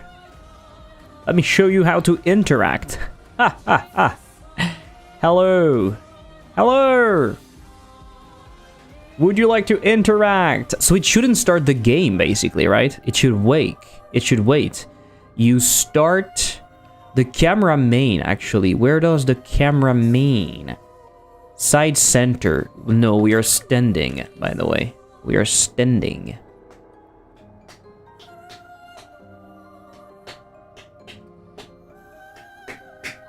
We are standing. Okay? And we don't start the game. We only start the game when we have clicked on the table. That's how I approach girls. What do you say? Hey, you wanna interact or what? Fair enough. Fair enough. Fair enough! Gagagagagagagagoo, gagigagoo, gagigagoo. Gagagagagagagoo, gagigagoo, gagigagoo. Gagigagoo, gagagoo. Gagi, gigagigagagoo.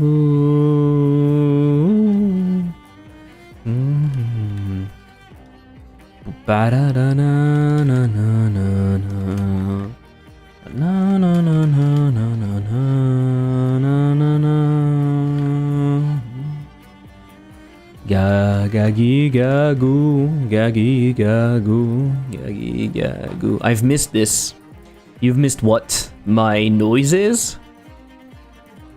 I have missed the noises. Gagigagiga.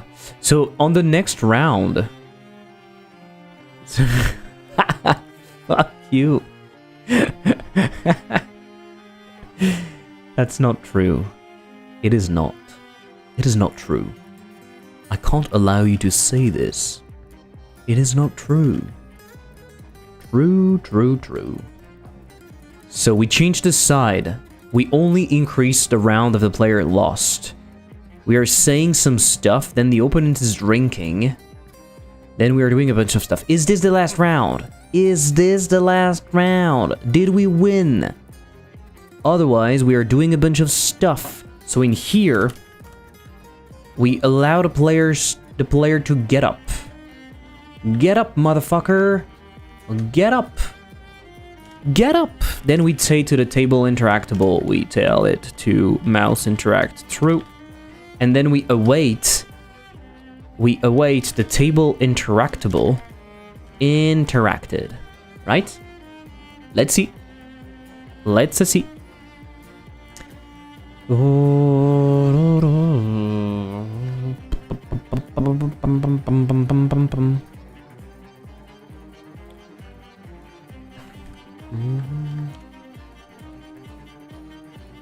What?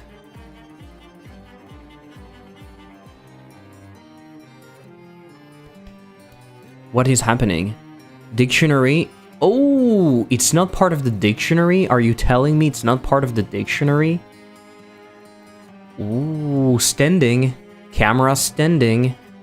It is right there. What are you saying? What are you saying? Camera standing, it's just right there. What is the problem? Camera standing is right there. No.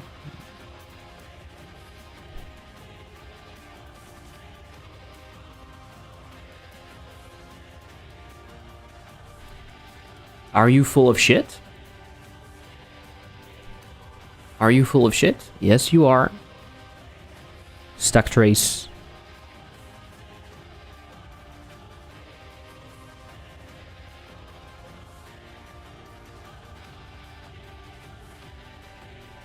What is happening?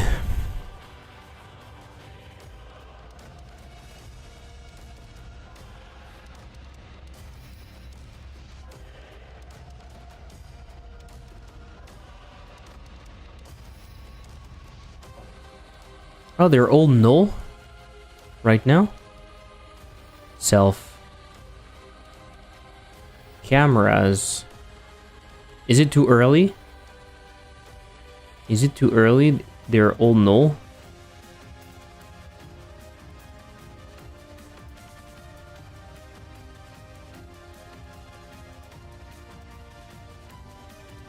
What is happening? What is happening, dude? What is happening? Camera main. I can see it standing. It's right over there. What do you mean? But this is an export var, so it's possible that it's a little bit too early. On-site changed is called... But it's called in the ready function. What is up? What is up with you? What is up, cameras? Yes. Are we doing this too early? No, it should be there. I am very confused. I am very confused. Out of bounds. What do you mean out of bounds? Beside 18. What do you mean? What do you mean?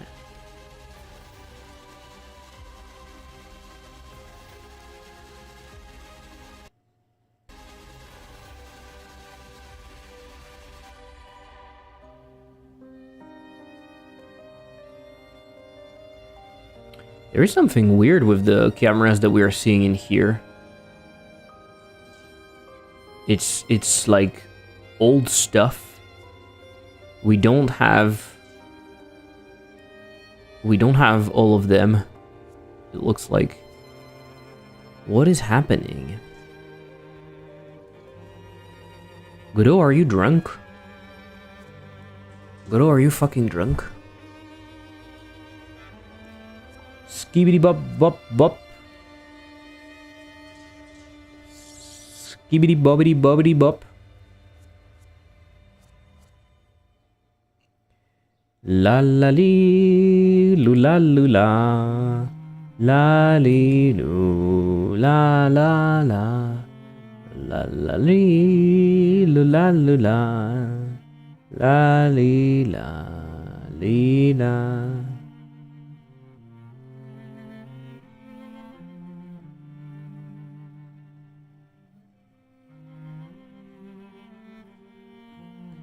La la li lula lula. Okay, you know what? I'm reassigning it just in case. There's something very weird. Each time I see the Steam pop up, Mr. is playing Lexispell. I'm confused each time. Isn't it O.B.O.L? I guess you're using the app ID of Lexispell. Oh, it's seeing Lexispell. Oh yeah, because the way it does it,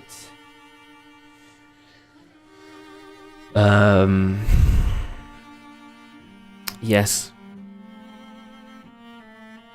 Okay. Give me a sec.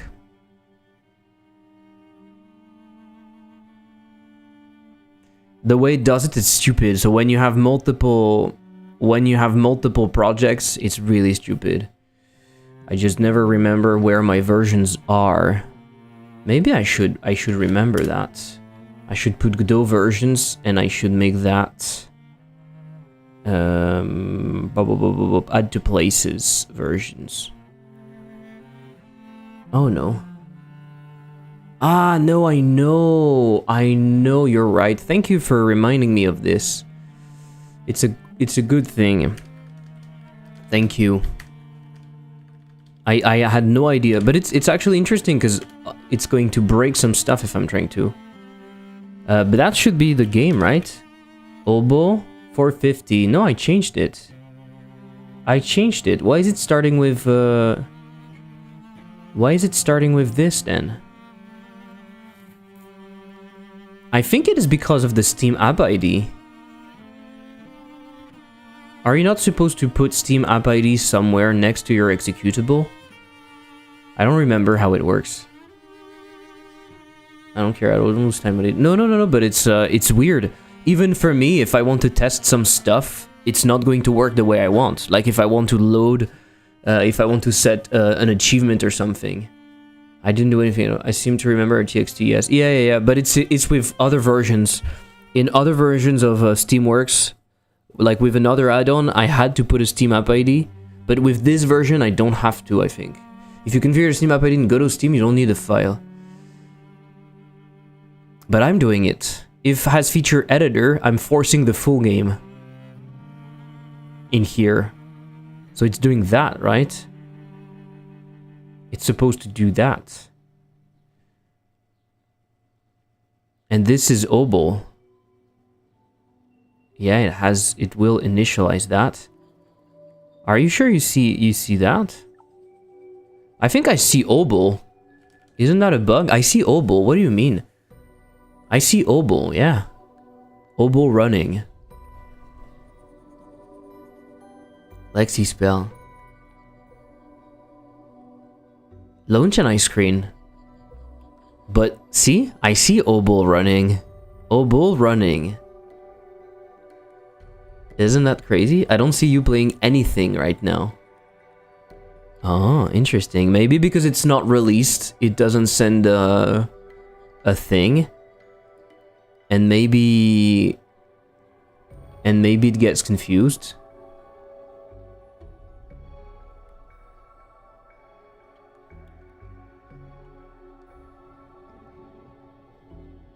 I have launched Seto.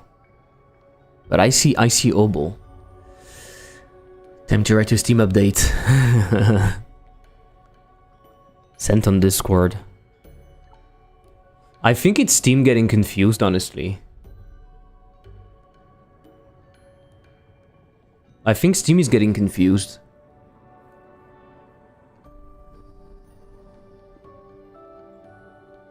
Because I see myself playing O.B.O.L. and I don't see myself playing Oh, I also see myself playing Lexispell. What?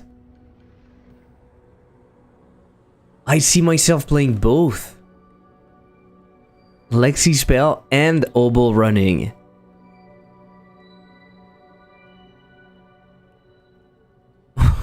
What the fuck? What is happening? What is happening? Are you initially going to Steam twice? No, I'm not. I'm not. Is there another spot where you set up Godot Steam?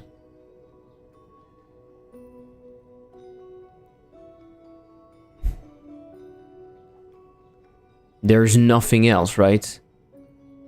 Or do we need to set up the... There may be a hack how to put your older games, CCU. Yeah. Is your girlfriend playing on the Switch, maybe? No. You can't play 2 games at once. And if I stop, it's going to stop both, right? Maybe not stop it from here, but... If I stop here... Oh, Lexispell is still running.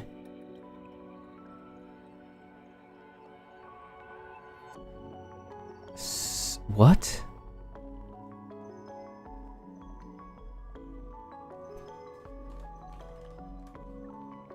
Search for Steam in the project settings. Okay.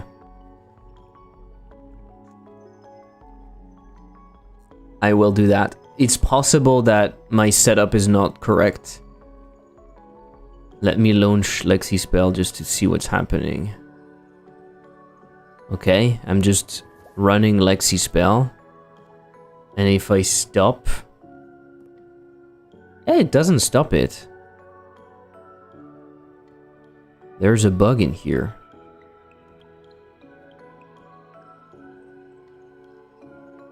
Now I see you playing. This is buggy. Okay, let me kill that just to make sure. And you said what? Steam? Yeah, but app ID I put it at 0. App ID I put it at 0 because I do the initialization in code. I don't initialize in here. That's why my initialize app ID is 0 in here.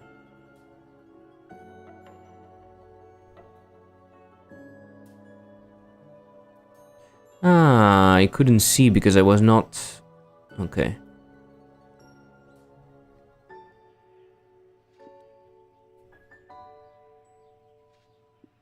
But O.B.O.L is your most recent game played. Yeah.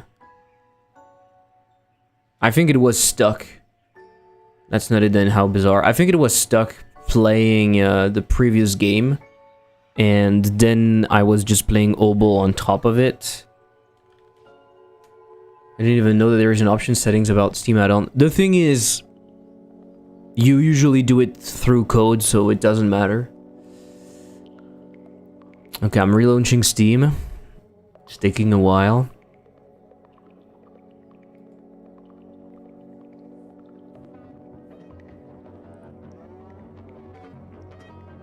Oh, I'm all laggy and stuff. What is strange is that I have the pop-up Lexispell each time you launch O.B.O.L though. Yeah. But Steam doesn't like when you're playing 2 games at once. So I guess the system just takes the game that you're currently playing, and for the system I was playing Lexispell, so I guess, you know. Okay, let me try to launch O.B.O.L and see what happens.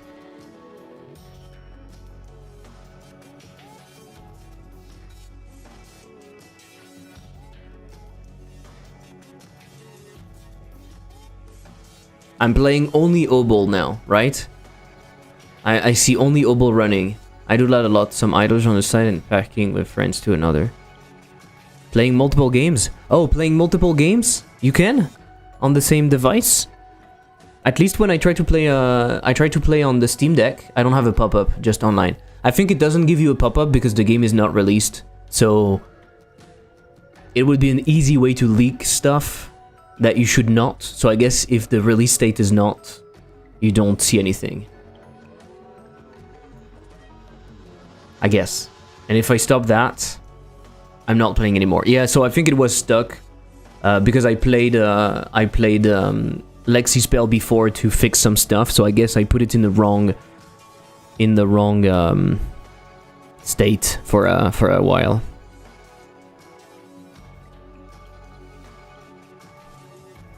I have blueprints for PUBG like 2 days ago for the whole night. Okay, interesting.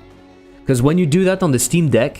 Oh, okay, that's different. You can launch multiple games, but you can't launch your Steam account on multiple devices. And so what I usually have is I launch my Steam Deck and I'm still playing the game in here. I'm still developing the game. It's still launched, and so it will tell me, hey, you're already connected somewhere else. You can't do that. So it's not playing multiple games, it's playing on multiple devices with the same account at the same time. You can't do that unless you're in offline mode, of course. Okay, I don't understand.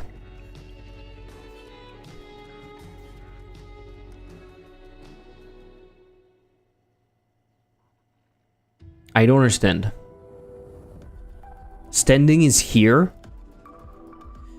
Standing is also here, and it doesn't want to do that. Can I call deferred, just in case? But I don't understand why now it doesn't work. You can't connect a device, but multiple games on the same, yeah. 18? Out of bounds. But what do you mean? What do you mean, out of bounds? And why are all of them nulls? What the fuck? What is happening? What is happening?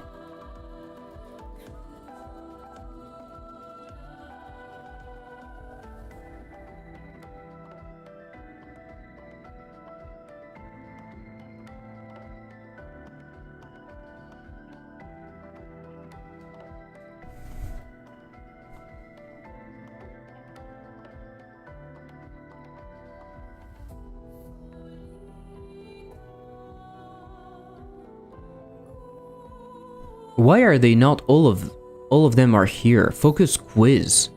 It stops at focus quiz. As if like focus upgrade actives, focus knife and focus lives and focus standing was not there. What is wrong?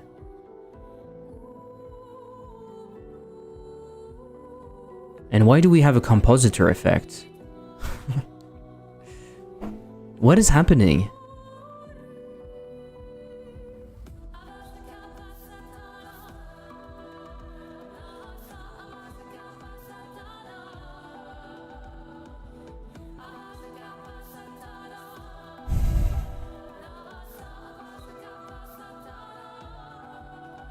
Okay, you know what? We'll just do something.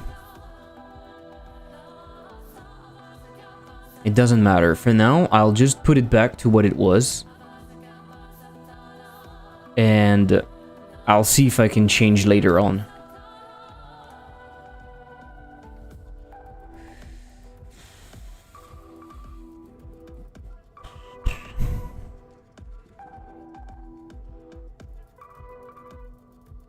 We are way too high when we're in standing mode. And we need an animation that when we start, we sit at the table, basically. I think the standing animation is too high. Okay, let's try to win. 1, 0, 0, 0, so it's here. Oh, the interactable table sit is still here. Okay, let's fix that. After this. Okay.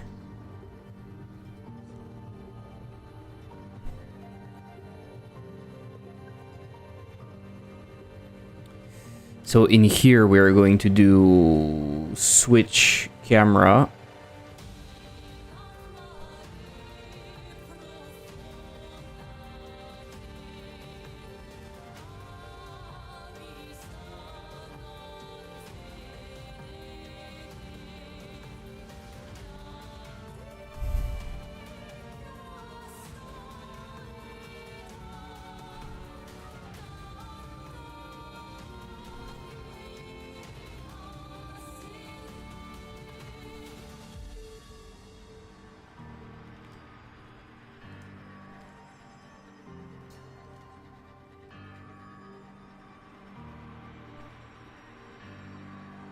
Okay.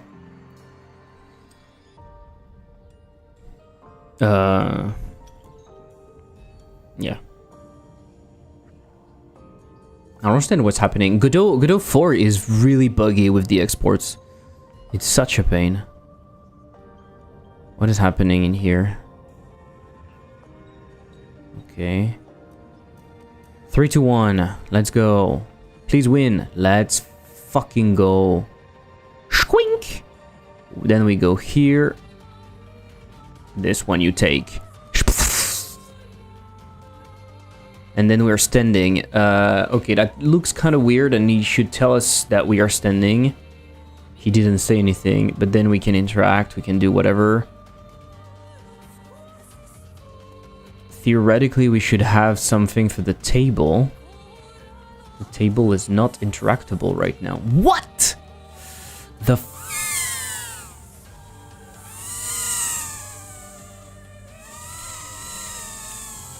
I make a drone noise.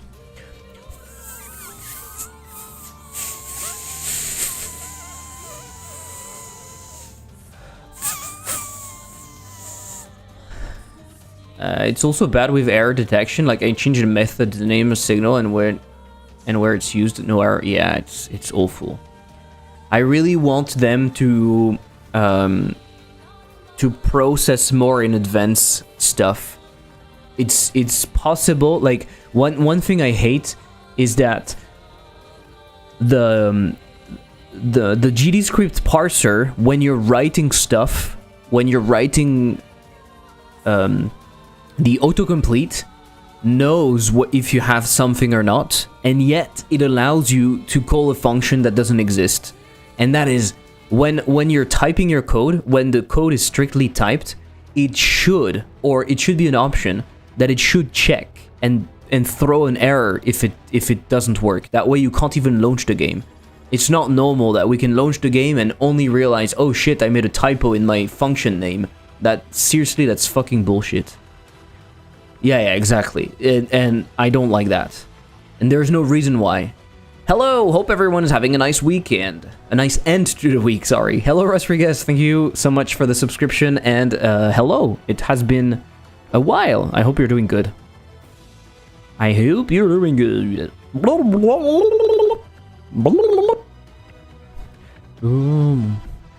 Music is cool.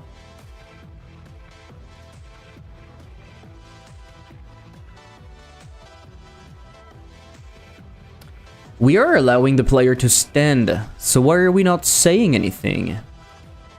Why are we not saying anything?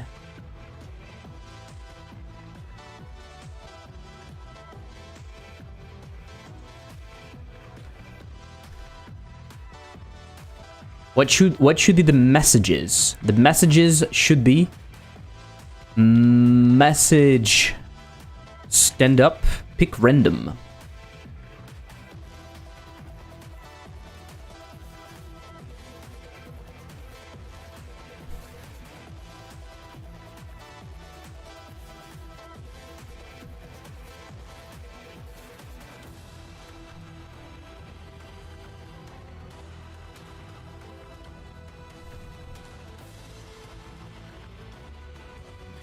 Yeah, personally I type everything so I can have the thing.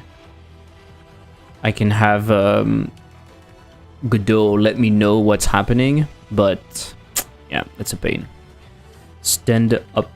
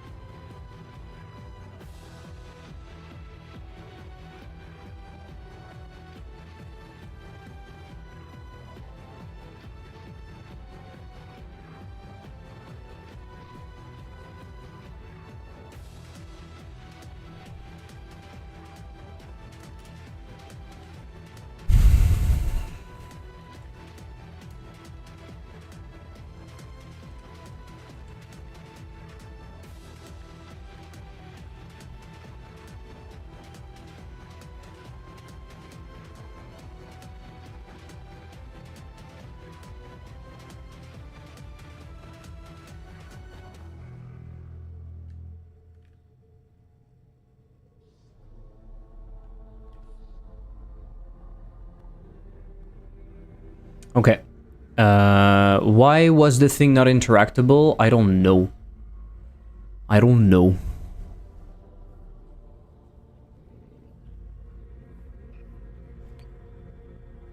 Continue playing. It should say start playing initially, I guess.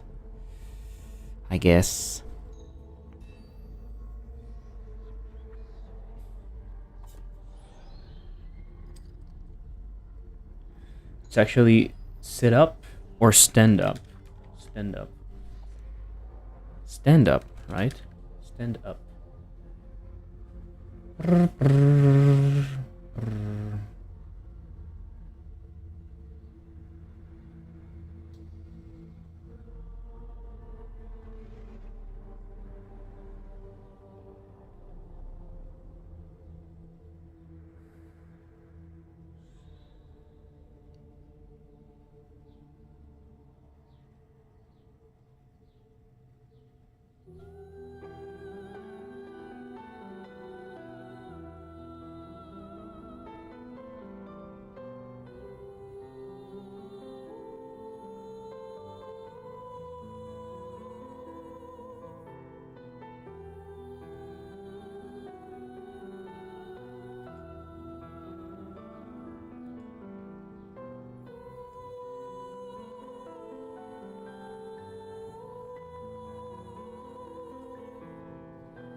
Weren't you in some sort of loop? Might be a nice Easter egg that looks like a mistake, but then you get it.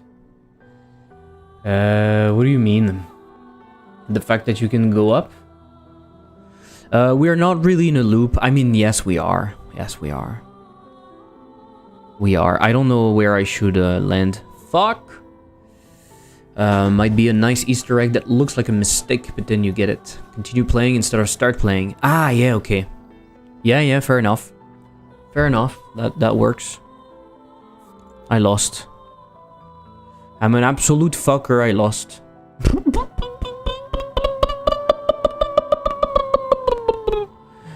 Be-bo-ba, be-bo-ba, be-bo-ba, be-bo-be-bo-ba, ba-be-ba-be-bo-ba. Be-bo-ba, ba-be-ba-be-bo-ba. Be-bo-ba, ba-be-ba-be-bo-ba. It's a good thing I can cheat, because I always forget to look at the prediction. Cheating is life, and life is cheating, and your wife is cheating. Oops. I revealed the truth. The truth! I won. So when I win, what happens? Skibidi-bop. And then... Ha! That's pretty cool. Then... To-do! Stand up, motherfucker, too! Mother trucker. Even better. Okay, now I'm standing up. So I'm like, oh, I can actually see what's happening in here. Oh, I can... Are you telling me I can tweak? Nothing works. Ooh, I know why. I know why, guys. I know why. I know why. I know why. Prevent clicks. Hide. I think that's it. I think that's the reason. I'm not sure, but I think it is. Oh no, he's already... ooh. Ah, yes, look. Now I can change the frequency. Why can't I zoom, though? This is weird. In here, we can open that. I should probably not show you this, but hey. Have you implemented the pay-to-tweak mechanics? No. Unknown object. Then there's this guy. Interactable, not in the demo. Blah blah blee, blah blah blue, blah blah blee, blah blah blue, blah blah blee, blah blah blue. Inspect. Put back. Is that the standing position? It's different than the position that we have seen. Continue playing. It should probably make the thing interactable more. He should say something. He should say something when we are ready. When we are ready to rumble. He should probably say something. Right? In here. He should probably say like... Prevent zoom.hide. No, it doesn't work like that. I don't know how it works, by the way. Zoom enabled. I think it's zoom enabled.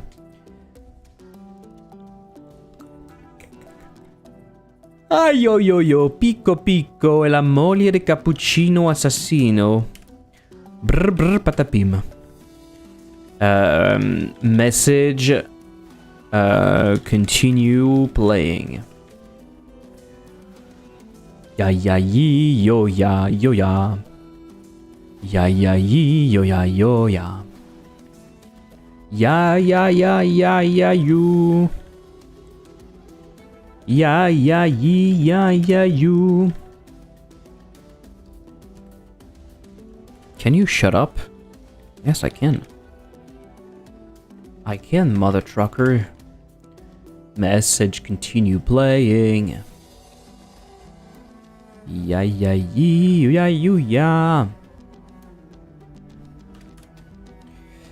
Ya, you, ya. Continue playing. Oh bah, ça c'est pas dit ça. Ça c'est pas dit ça. Eh ouais. To do, continue playing. Ah bah oui, moi je te le dis, moi. Moi je te le dis, moi. Je me fous pas de ta gueule. Je me fous pas de ta gueule. You can't understand, but I'm doing an accent. I'm doing a French. Actually, probably closer to like Swiss French accent. Je me fous pas de ta gueule. Je te le dis. Ici, on fait du bon fromage. On fait du bon fromage et on mange des œufs.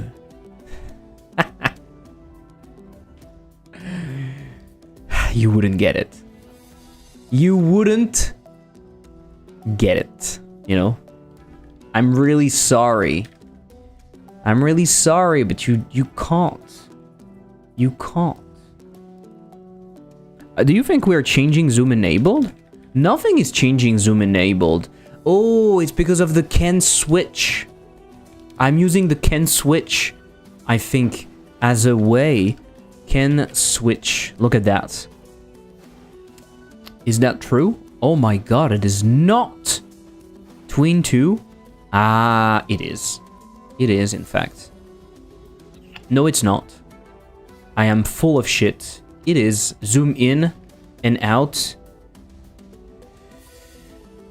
I understand why I'm putting it inside of can switch, but it's not what it is, in fact. It's to prevent people from zooming in and out when you're doing stuff.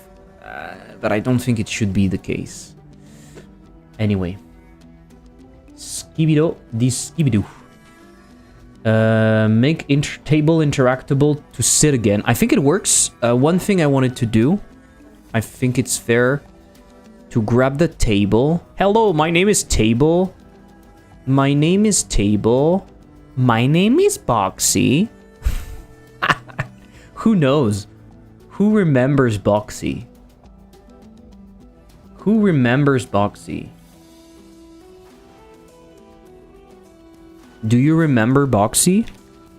Oh, we have a shader for that. We can directly grab the interact overlay.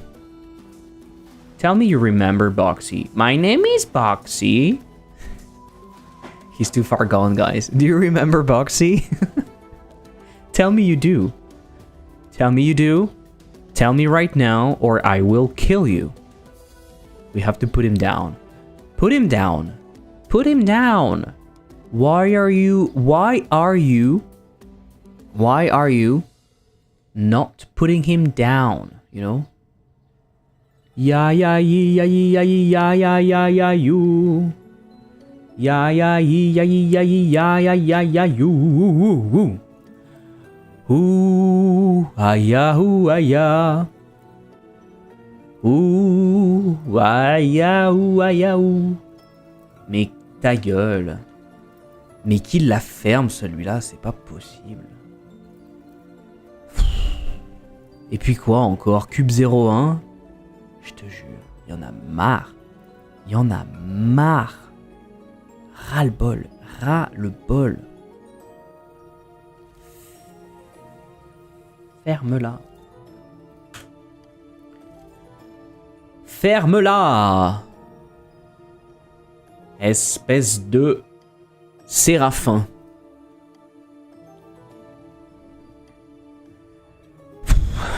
Sorry. We don't arrive at the right spot. Continue playing though. It's too bright. Do we agree it's too bright? It's too bright. Oh my god, it's too bright. Hello. Ah yes, it's on the interactable that we set the brightness. I forgot. I completely forgot. So I don't... When is your birthday? I have a gift idea. My birthday is on the 2nd of February. Undiagnosed, but everyone's pretty sure.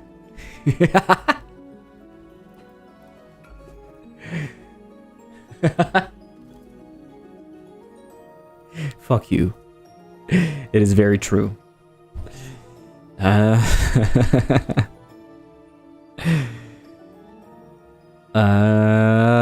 That's excellent. Excellent. Thank you, Mike. But if you really want to gift me something, please gift me that instead. Please gift me that instead. Okay? Right? If that's fine for you, please gift me that. And then we can talk. I'm just cracked up. Cracked up. Why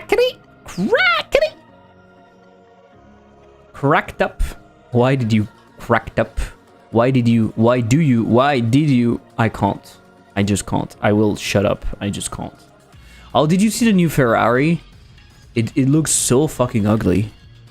Ferrari electric. Like, it's pretty cool that they're doing electric stuff.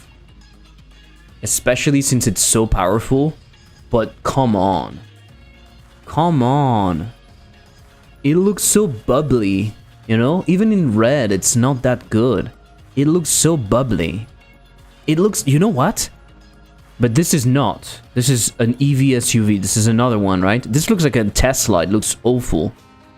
This is a concept car, I guess. So this is the actual look. Holy shit, it's bad. Not that Ferrari looks that good, to be honest. Their cars don't look that good. I mean, this one looks kind of cool. This one looks kind of cool.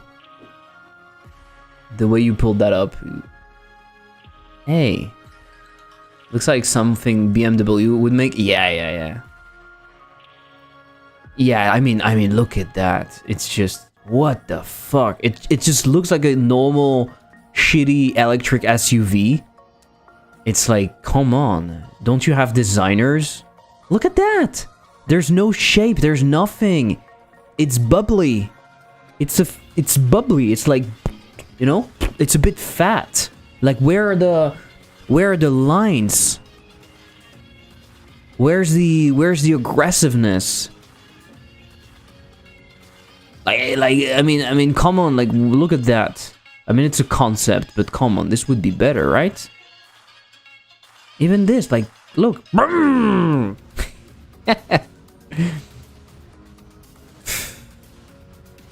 Ugly is the new elegant. You think so? I don't know. I'll never understand why you have to be able to tell an electric car just by sight. Yeah, true. And you know how you could put little hints that it's an electric car by having a little things that are like a little bit different, a bit more modern and whatnot. It's fine. But like the for example, the R5. The R5 electric, is that the R5 from Renault? It looks cool. I don't think it's the R5. Ooh, no, it's not the R5. Electric concept, but also I feel like modern cars look pretty ugly. Oh, it's the R17. It's the R17. Like, look at that. This is cool, right? It has shapes. And you can kind of tell that it's electric for some reason, right? But this is also playing on like nostalgia. Because it looks so much different from the cars. Like, look at this. This looks like shit. This looks like shit. It's like, again, it's bubbly. It's like, bleh. But this has style, you know? It's like, okay, we're trying stuff. Oh, this is also very cool. I saw this one in real life when I was in Paris. I visited the thing and I saw this one. It's an electric, like, kind of rally car. This one looks so freaking cool. It looks like a toy. It looks like a toy, but a real toy that you want, you know. I hate the way the modern like electric SUVs look. I don't like SUVs in general. I think they look really stupid. But come on, that is so bubbly. Like, meh. It's an electric car, but it didn't need to be modeled after a 9-volt battery. True. The only difference should be the mandatory lightning bolt decals. True. I think they're selling shit to stupid people. Yeah, maybe. Lycos does a lot of very ugly clothes, like for rappers or something. You're right. I see what you mean. All of the luxury brands that are that are in between, like, real luxury that you cannot buy and luxury that is somewhat affordable are doing that. All of the bags from Chanel bags, they look, maybe not the Chanel's one, they look so fucking ugly. I mean, this looks kind of ugly, to be honest. Yeah, this is not what I was talking about, but this looks ugly to me. This kind of like thingy with like the it's so bad. But I have, there is worse. How is it called? Oh fuck, I don't remember. But there is another brand that does bags, and the bags have like that pattern, the tilted pattern repeating everywhere, and it looks really bad. Luxury brand bags. I'm probably it's Gucci. Gucci, it's so awful. Gucci bag. Louis Vuitton. I think Gucci is on another level of ugliness. But maybe also Louis Vuitton, you're right.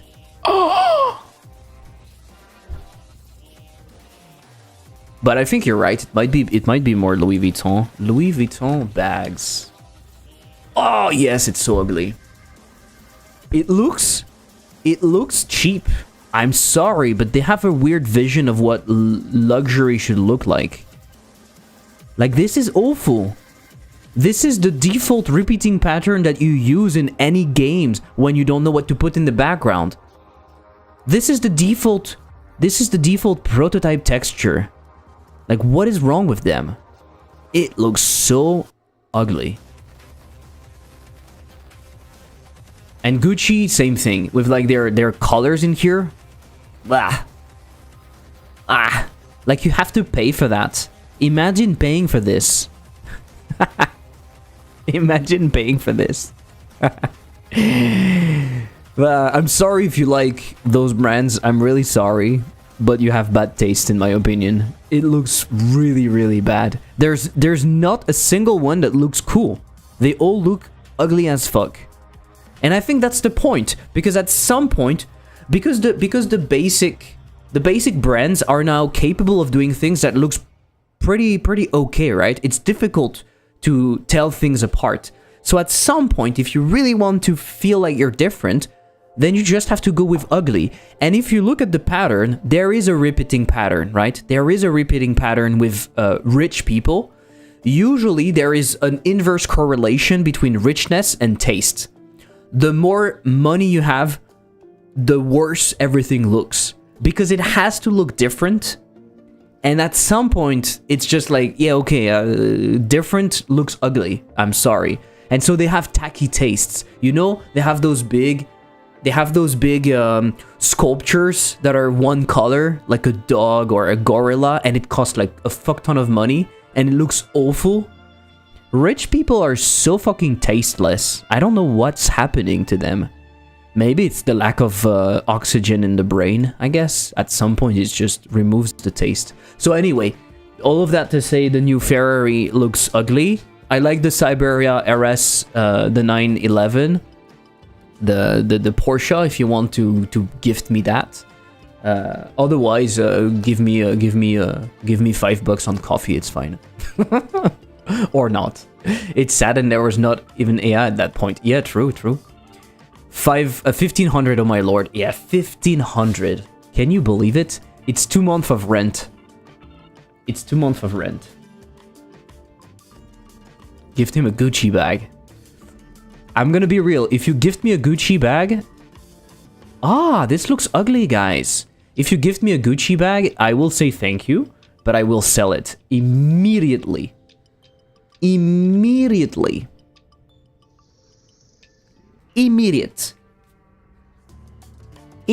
Oh, I just got a new sale of Lexispell. Thank you guys for buying the game. I think the game is not on sale anymore, by the way.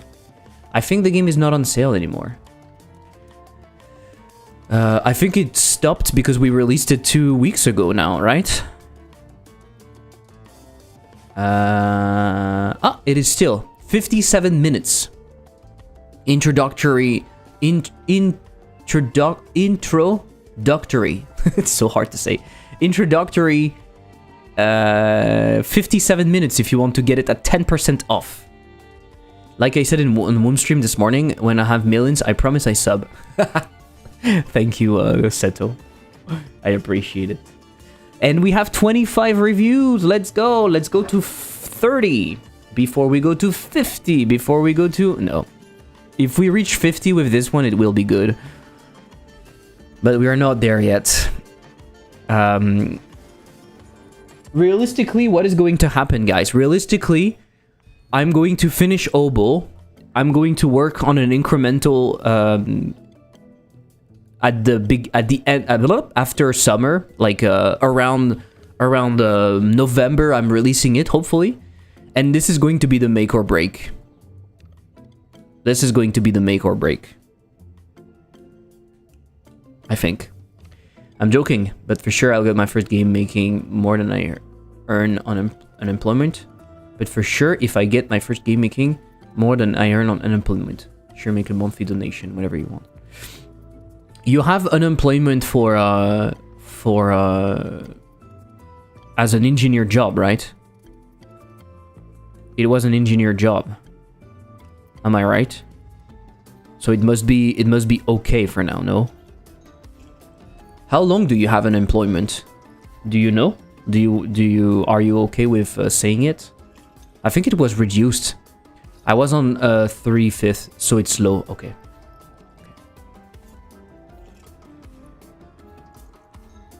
Fair enough.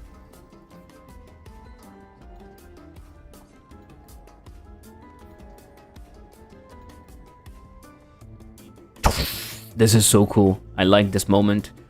To do stand up, motherfucker, too.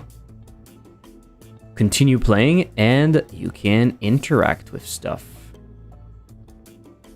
Okay, you're right here. You do your thing, and then you're like, you know what? I want to continue playing. To do continue playing. Deadman.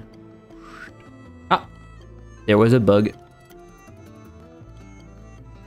Delayed. I have it around 1.6k for 18 months starting in January, so I have a year. Euros. Delayed by what I'll earn, I guess.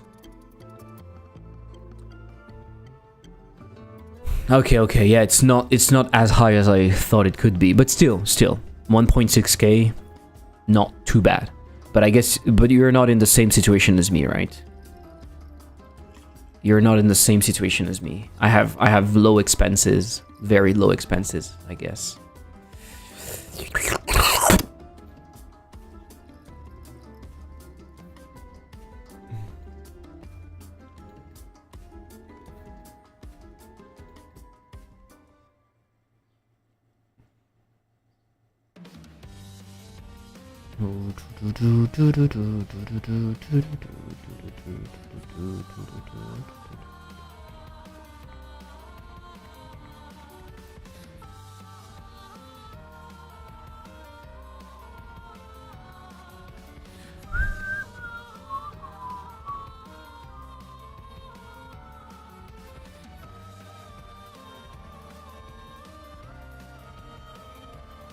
Stand up between rounds. It has been finished. I'll take a small break to grab something, and we'll check something else, right?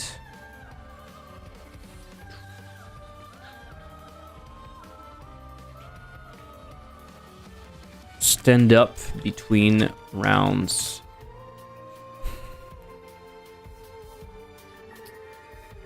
Okay, very quick breaky. And I'll see you in just a second. Yeah, on my 2 years, I've spent more than half of the time at 3/5 or 4/5 of my salary, so it's slow. I have my apartment and NBA, it gives me around 7k a year. I didn't have because I'd give it to my wife to live in hers. Okay. Fair enough. Not too bad, not too bad.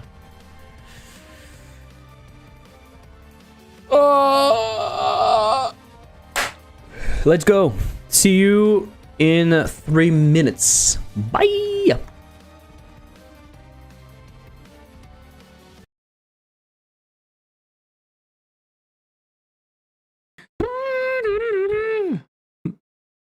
need to stop doing that. Sorry. Sorry. Sorry, but at the same time, I'm not really sorry, I think, you know?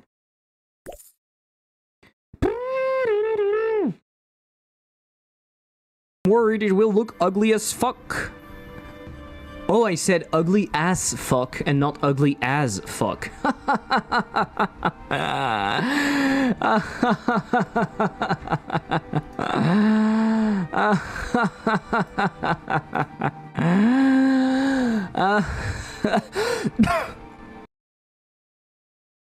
Is to automate my standing desk, because at the moment I have to hold the button. So I want to use a simple thingy to do that.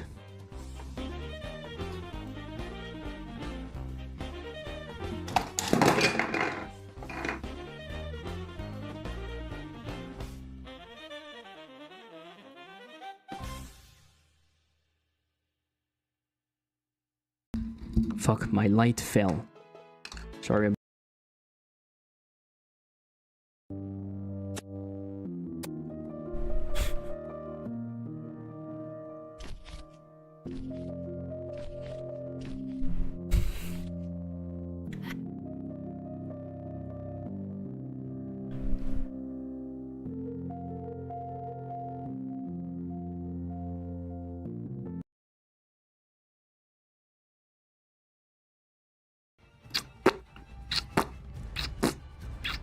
Let's see how it looks.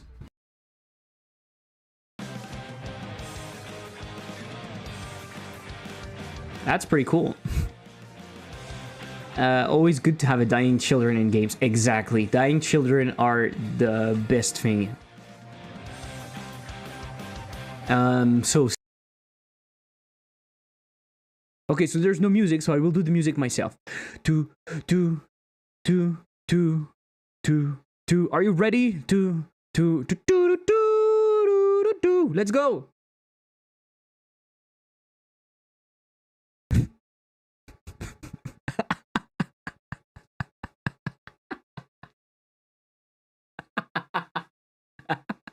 What the fuck?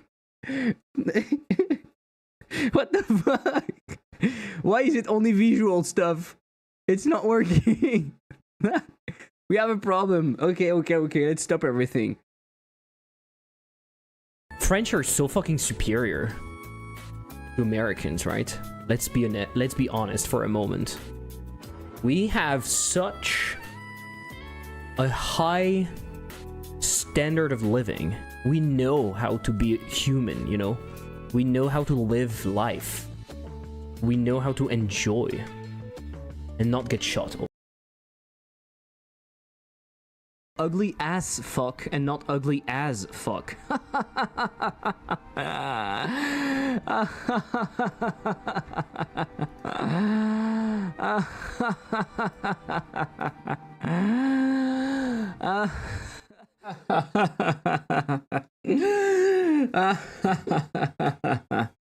Welcome back.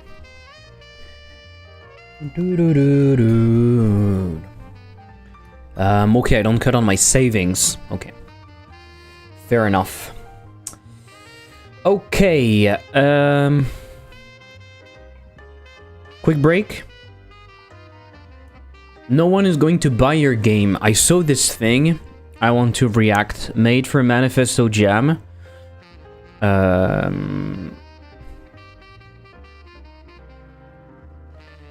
Shut up about how much you hate making games. Gameplay never mattered. Run Manifesto. Is it too long? If you already sold the video game for money, congratulations, this Manifesto is not for you. Please stop reading. Fuck.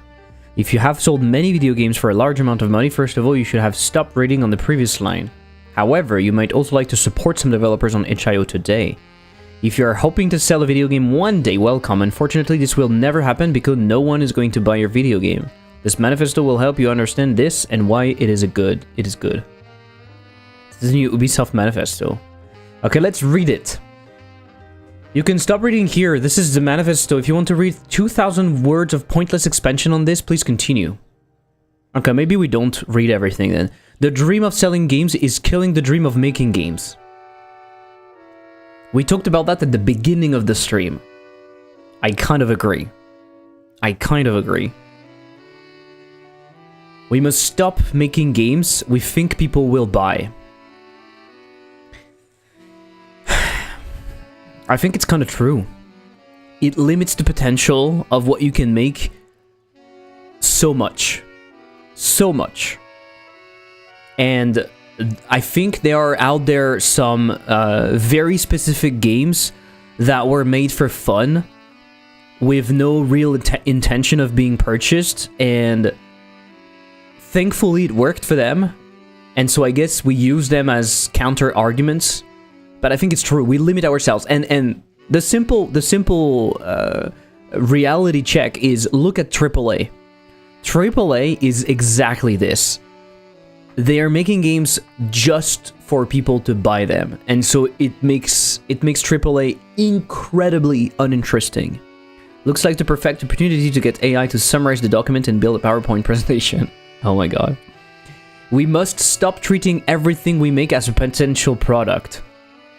It's really fun because we talked about this at the beginning of the stream.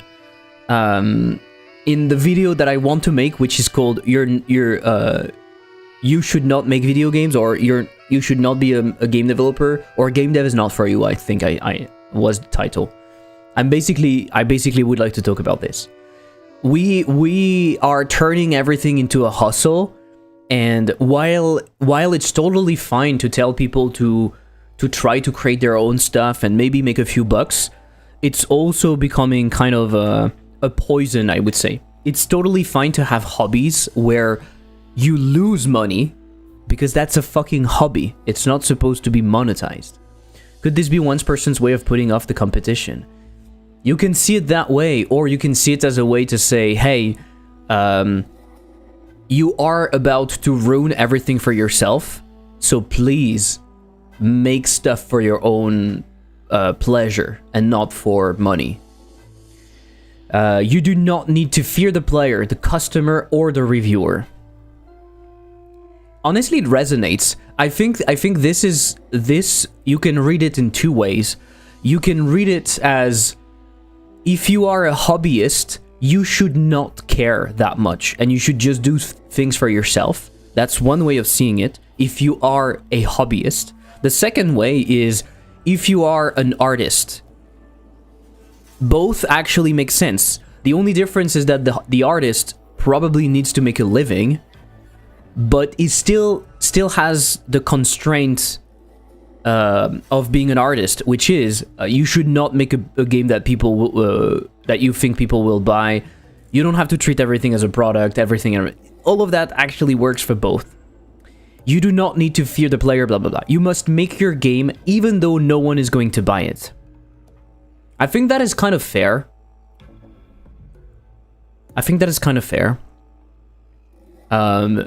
Because you should love the process, in my opinion.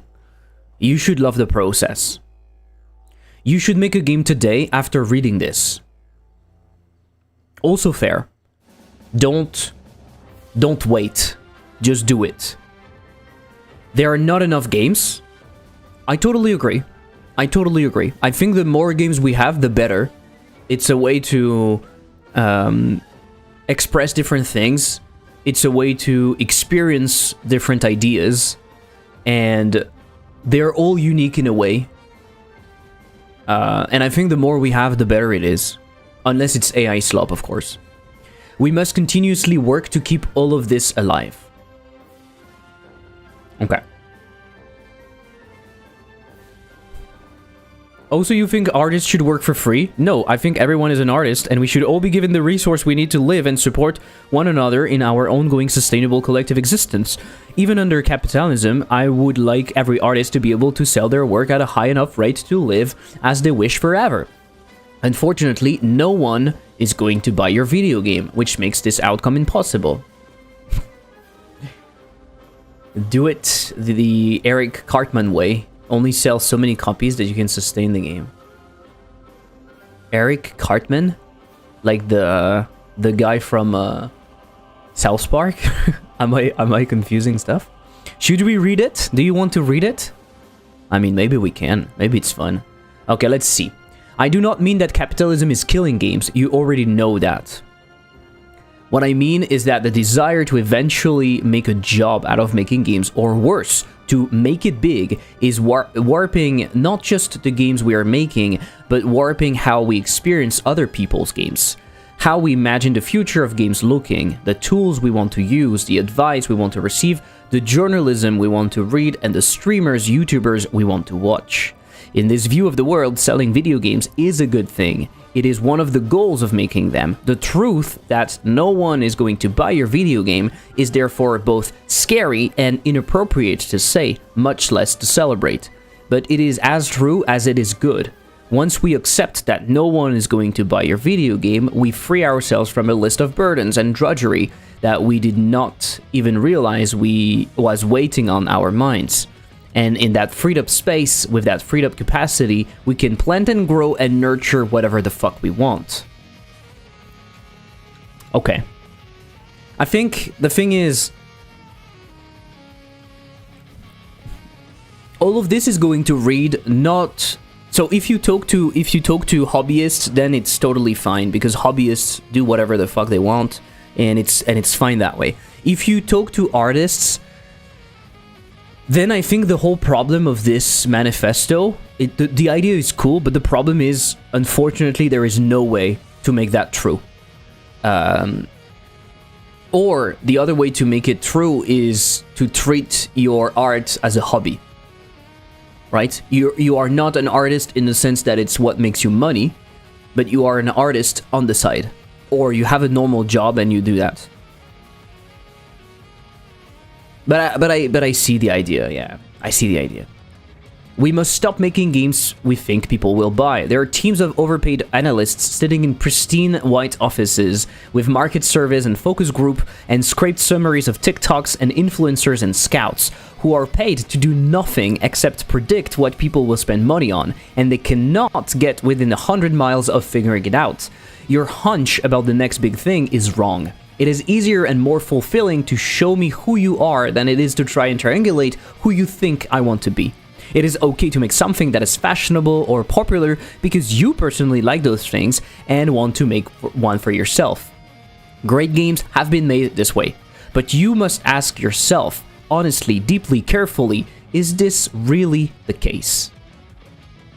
If this is really the case. Sorry, I read it wrong. Are you making a deck builder because you care about it the most, or because it is the least objectionable, least offensive, most easily explained idea you have?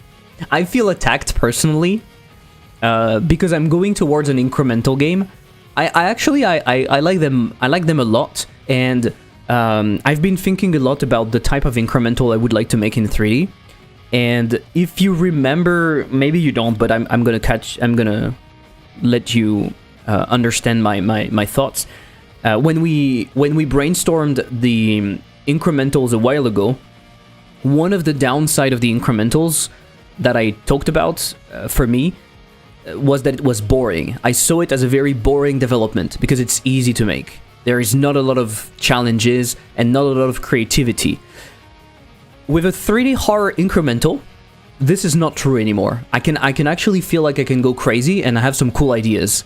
So there is a bit of me that is going to go towards incrementals because I believe that it's one of the way to potentially make more money. But it's true that it might not be what I love the most. That being said, I also believe something else. I also believe that constraints in general are cool and they can breed creativity, and you can see that as a constraint, right? Being entirely free is actually horrible. Making art with all of the resources in the world is boring as fuck. Making art with limited resources is what is interesting, in my opinion. That being said, you don't want to struggle like crazy, but if you have absolutely no limits, I don't think it's cool. So you can see that as a constraint. You can say, hey, what people like is a constraint. I have to constrain myself a little bit to make sure that other people can enjoy my work. And I think it's fine, right? I think it's part of the process. Unless you just care about the process. Exactly, there was a classic episode where he inherited money and used it to buy an amusement park, but he didn't let anyone else in so he could have fun on his own and make them jealous. But then he needed someone to clean up, do repairs, etc. So he slowly let in just people to sustain, which made everyone want to get there even more. Corporate guys getting jealous too, etc. And the rest of the episode unfolded. Interesting. Still live? I am still live. Horror incremental sounds cool just by hearing the idea. Yeah. I think it's also because it's not a lot of people are doing it. You're saying incremental too much. 3 use a cheat code to content creators for sure. Yeah. Don't mess up with emails. I got a bunch of contacts now. Yeah, that's true. Okay. I think throughout the entire thing, I'm going to agree and disagree because I totally understand the idea, but I'm also the kind of person to say I have ideals in life, but I am forced to live in that world, and so I am okay to make some compromises so I can try to live as close as I want to what I want, which is, in this case, making games. We must stop treating everything we make as potential product. That is very true. I like that. A lot of game jams today are more like incubators, where a small team crunches out a tiny and perfectly scoped prototype within 72 hours, in the hope that the momentum of winning the jam or placing highly will allow them to announce a revamped and expanded version 6 months later that they can sell for $10. Guilty.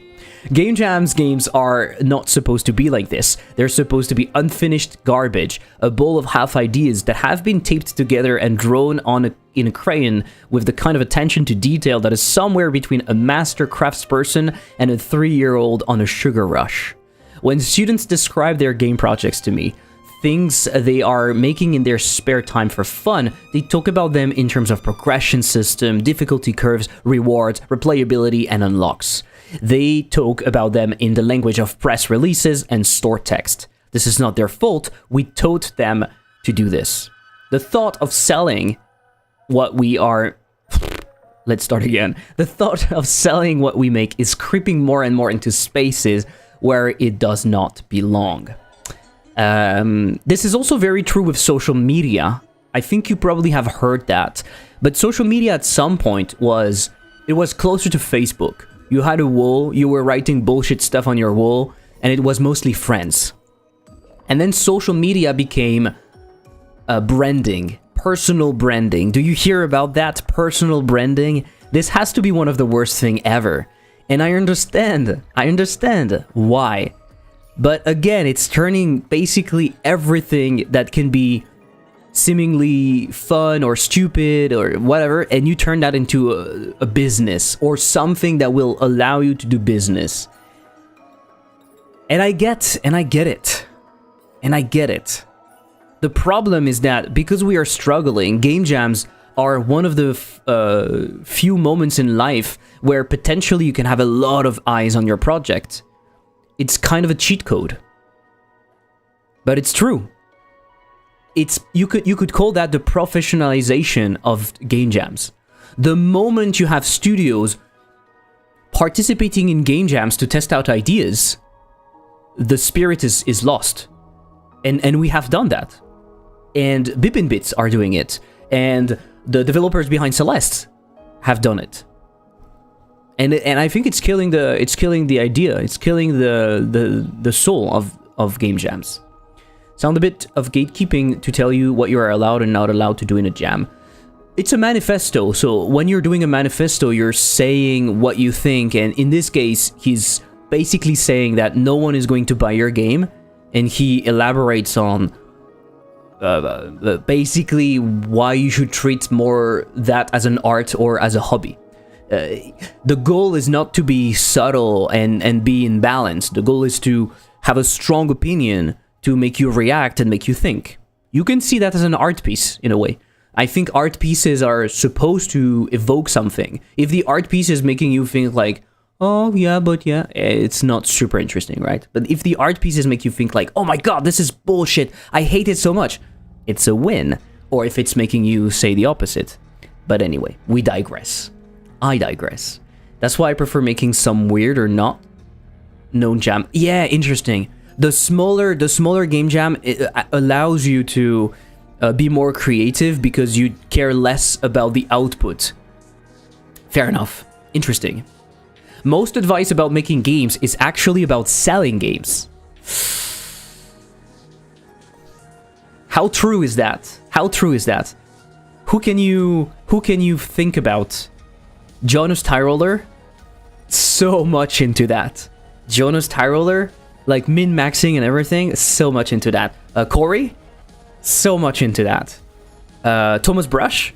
So much into that. Most advice, yeah. So many people that are known in the field, or that are talking about that, are talking about making money. Chris Zukovsky in the thing, yeah. Interesting, right? It's probably not bad advice for those people who are selling games, but as I've explained at great length already, no one is going to buy your video game. Do you read gardening magazines for tips on how to make games too? No. You do not need to grab someone in the first 5 minutes. You do not need to start by making small games. You do not need a tight core game loop. You do not need a wordless tutorial, good controls, a snappy pitch, a memorable title, or a reasonable learning curve. I would actually disagree with that part. Even if you don't want to sell games, I still believe that making small games is one of the easiest way to actually output stuff. And I believe, personally, even if you're doing it as a hobby, that outputting things is valuable. Finishing things is very valuable. And in the case of video games, because supposedly people should play them at some point, that's the whole idea of video games, that they are interactable, I would say that making small games is the best way to make sure that it's going to be finished, and so that people will be able to play them. So even if you want to play with friends and stuff, I still believe small games, in my opinion, are better. And I would argue that making small games is actually better, especially when you consider that no one is going to buy your video game, because then you don't have to care about length, about having enough content, and about whatever. You can make a game that is finished in 5 minutes, and you don't care, because no one is going to buy it anyway. Ha! I got you. This is how much money I made making games do so good. Yeah, also. Most advice on YouTube are about, I have the truth. Tyroller was less than the others, but still. Tyroller does it sometimes, though. I feel like Tyroller kind of does... I think I have my truth right now. So it's less about a universal truth, but he's still very sure about certain things right now. And it will probably evolve over time, but he's saying like, oh yeah, I think this is it. This is it. And he has a very specific way of thinking about games, especially when you look at how he was describing prototyping ideas and finding ideas with like min-maxing and like having that. He was seeing the process as a very scientific process. And I think for some people it might work and it's totally fine, but it's also absolute bullshit. There are so many people out there that will do stuff based on their guts, and it's fine. And it's fine, especially if you treat it as an art, then you kind of want to be at the opposite of that, right? If you see it as an art form and as an expression, as a way to express yourself, then you don't really want to be searching for the right spot for the local minima, where you put the least amount of effort and you have the most, the biggest output. You kind of want to do whatever, right? But yeah, making some nuance. The others are not at all. Yeah, true. He explains how he makes it and why he thinks it's the best way for him. Yeah, I do agree with that. You do not need these things because you are not trying to convince anyone to buy your game, because that would be a waste of your time, because no one is going to buy your game. Stop watching YouTube videos about how to make games quicker or better, how to shortcut your way to a smooth and satisfying player controller, how to get the perfect auto-tiling with half as many sprites, about 10 mistakes beginner game designers make, about why commercial game Y and Z was such a hit and how you can replicate it. You can't replicate it because people bought their game, but no one is going to buy yours. You do not need advice on how to make games from people who are making products. You can do whatever the fuck you like. Okay. Just want to make small silly games I'm proud of. Yeah. Hopefully other people will like and buy too. Yeah. You do not need to fear the player, the customer, or the reviewer. I think this one might be interesting. Players who have bought a game are customers and treasured guests who have paid to have a specific experience. Miyazaki does not hate the Dark Souls players. He spent a lot of time crafting a specific experience for them, which they want, which is why they keep buying his games. Players who are playing your game are trespassing in the garden of an angry god who do not care for their presence and acts with no logic or forewarning. Some people talk about this as a source of artistic freedom, where you can embrace new kinds of beauty and joy, but it is deeper than this. It is a more expensive freedom. It is freedom for you to be cruel, to be stupid, to be arbitrary, to be experimental, to be selfish, to be bitter, to be whatever. Tell the player you saved their game, then delete it. Show them a made-up control scheme, pretend to drop inputs.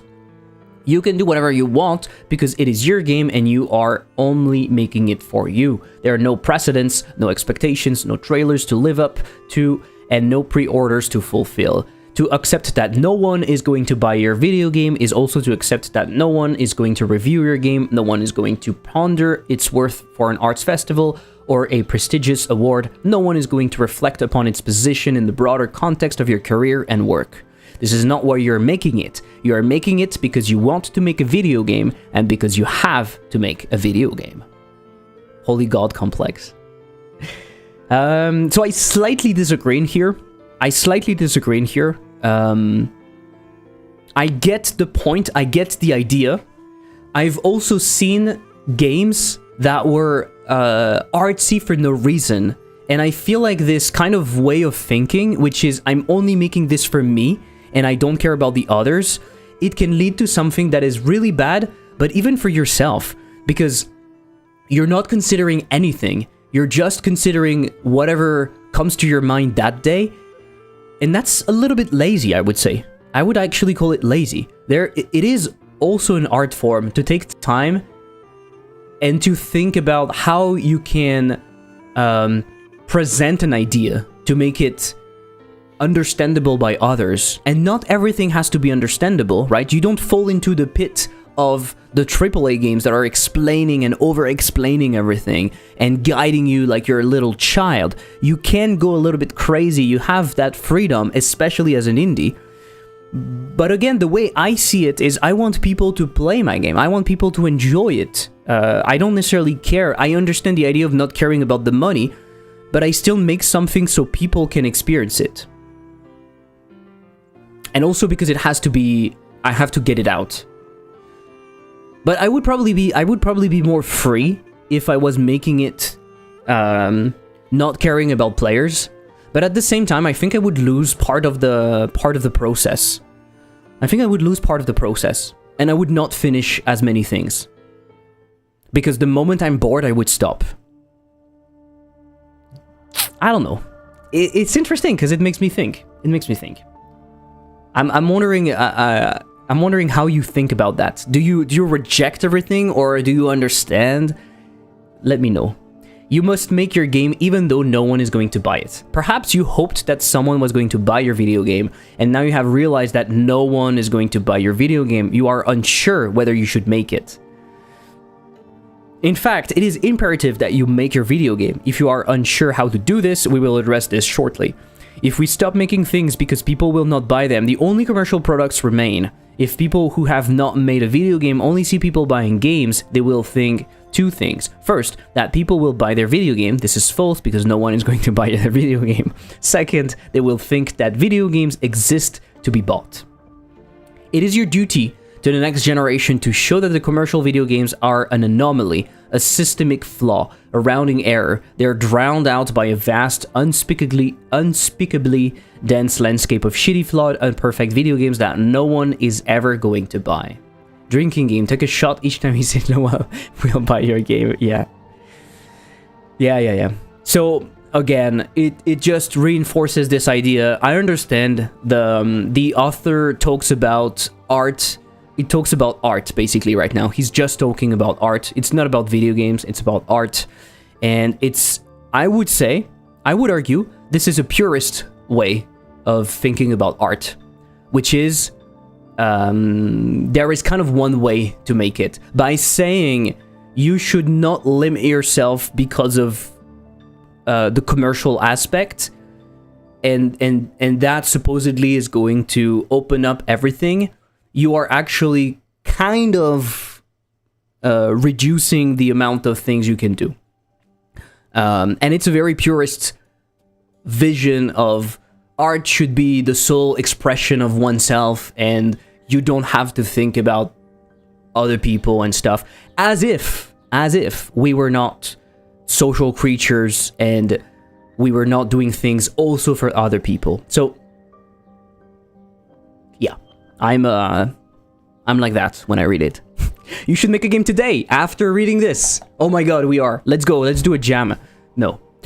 Here is how you make a video game. Install a game making tool of some kind. No, absolutely not. If you are a real video game designer, a real developer, you make one yourself in C. Or find one on the web. Tiny Tools is a nice directory of friendly game making software. However, this manifesto is not friendly or nice, and it recommends you to do this in Unity. Ah, what a joke! What a joke! Unity as a recommendation for artists and non-commercial people.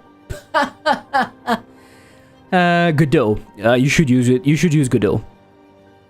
Throw the whole thing out the window. Click new project, new game, or whatever. Save and export, upload. Okay. For the sequel to your game, change 2 things. Okay. There are not enough games, there are not enough bad games, there are not enough messy, shitty, broken, half-made games. A common point made by journalists, YouTube video essayists, game developers, and people in Blue Sky is that there are too many games. Did you know that there were 21,435 games released on Steam in 2025, but in 2015, there were only 2,821? This is an example of point 4 in this manifesto. Every solution suggested for this problem is some kind of gross zero-sum bargaining or joking to favor a particular group, style, region, or philosophy. The reason this happens is that this affects games which people are going to buy. Fortunately for you, no one is going to buy your game, which means this has absolutely no relevance for you. The number of games on Steam does not matter. How many guitar performances were done in London last year? Is it up or down a decade ago? Should that influence my decision to learn the bass guitar over the piano? We need more games because it is good for each and every one of us to make things, to have things made for us, and to see other people enjoy making things. We need more games because the field industry practice of making games is still able to operate normally, which means we have not completely overwhelmed it with creativity yet. We need more games because despite there being 1,004,000 games on itch at the time of writing this, the biggest games released this year will be remakes, sequels, or small variations on things popular 5, 10, or 20 years ago. We must make a mockery of this. I kind of agree on that. We need more games because you have not made your most important game yet. Luke, thank you for the follow. All that art talk and then the use the most greedy capitalistic engine out there. Yeah, true. Take a shot. We are near the end. Don't worry. I do agree, though. I do agree. I really think that but I think it's still present. I think it's also easy to think that because more people are doing it commercially, there are less people doing it non-commercially, and I think that is untrue. Statistically, it is probably untrue. I can't believe that less people nowadays are doing games for fun. I think it has never been that high. Do we have more people thinking that they can do it for their as a full-time job? Yeah, maybe. But in a way, is it bad? I don't know. I don't think so. I think it has never been that popular. And itch.io and everything, it's still a cool place to see cool things and weird things, right? So I think it's still there. It's just that the big the big studios or the big things out there are doing a lot of remakes and everything. But realistically, small studios are still doing cool things, and individuals are still trying things on their own and making weird shit, and it's fine. And some people don't want to make weird shit. Some people want to make things that are very similar to others. He even talked about that earlier. Honestly, with the AI these days, I feel like the floodgates have opened. Yeah, but in a bad way then. In a bad way. We must continuously work to keep all of this alive. Definitions, boundaries, acceptations all naturally contract over time, and they contract faster when money is involved. I do agree with that. I do agree with that. We have a tendency to reduce what is possible, acceptable, etc. The more we define stuff, the more we define genres in video games, the more we limit what is capable to what we can make, and it's not good. What is this document? It's a manifesto. Sometimes we talk about indie games or art games and scratch games or whatever as a way to expand the boundaries of what games are. In fact, even keeping the boundaries where they are is a huge and ongoing effort. When we say expand boundaries, it's not like a scientist or an explorer or a colonizer or a prospector. We don't expand boundaries to find new things to sell to people because no one is going to buy your game. Woland, take a shot, regardless of what new ground it breaks. Expanding a boundary is the wrong phrase or framing. This is more like cooking or gardening. We do things and experiment to find what we care about, to find new things to share with other people, and to remind ourselves that nothing is static and that we can define the future for ourselves. Even a long cherished recipe can be lost quite easily, but it can also be rediscovered too. This work never ends. I kind of agree on that. I like the idea of we experiment to find what we care about, what we want to share with people, etc. I like that. I like this idea.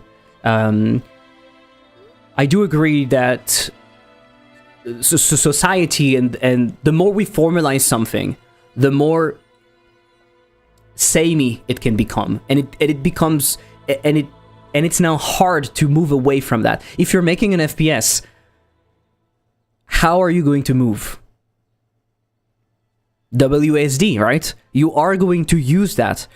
In a way, it's a very good thing because it makes your game easier to approach. Everyone knows that. In another way, it limits yourself. It limits yourself to something kind of stupid. Maybe in your case, it's better to have other keys, right? And I think we especially when you do that commercially, you will stop experimenting. This is usually what I call experimenting. You will stop experimenting and you will just do things the way they are. But the things the way they are not always good and not always good for you. So it's kind of cool to break stuff. Sometimes just for the sake of breaking stuff, but also because you might enjoy it. You might want to see how it feels or what it does. And if you're doing it for you or to see what you like, I think it's pretty cool. And we often don't do that, right? Especially with the previous point, which was we make stuff so it can be sold. It's true that if you remove that part, you can more freely experiment what you like. And I believe that it's quite important at some point to understand what you like. So I agree on that last point. If you use anything else, anything that has ever been in a video game, you're a loser. I don't think it should be seen that way. I think it should be seen as cool things happen because we experiment and we allow ourselves to move away from the rules, right? The rules should be seen as guides when you want to go in a specific direction. This is why we usually say the rules are meant to be broken, right? Because I think we should not see them as rules, they are guides. So if you want to make a roguelike, you can take the guides of a roguelike and you can follow it. Right? And it's easier. It makes it easier. But you don't have to necessarily. Or you can take the roguelike and then do a little bit of a wiggly movement and try stuff. And maybe in the middle of your roguelike, you actually change. Or maybe your roguelike is that you don't lose everything, right? You restart, but you restart only from a specific point, or you restart but the game becomes harder, or you see what I mean? Or you restart but the game becomes easier, and now your game is a roguelike, but the concept is that the game... Anyway.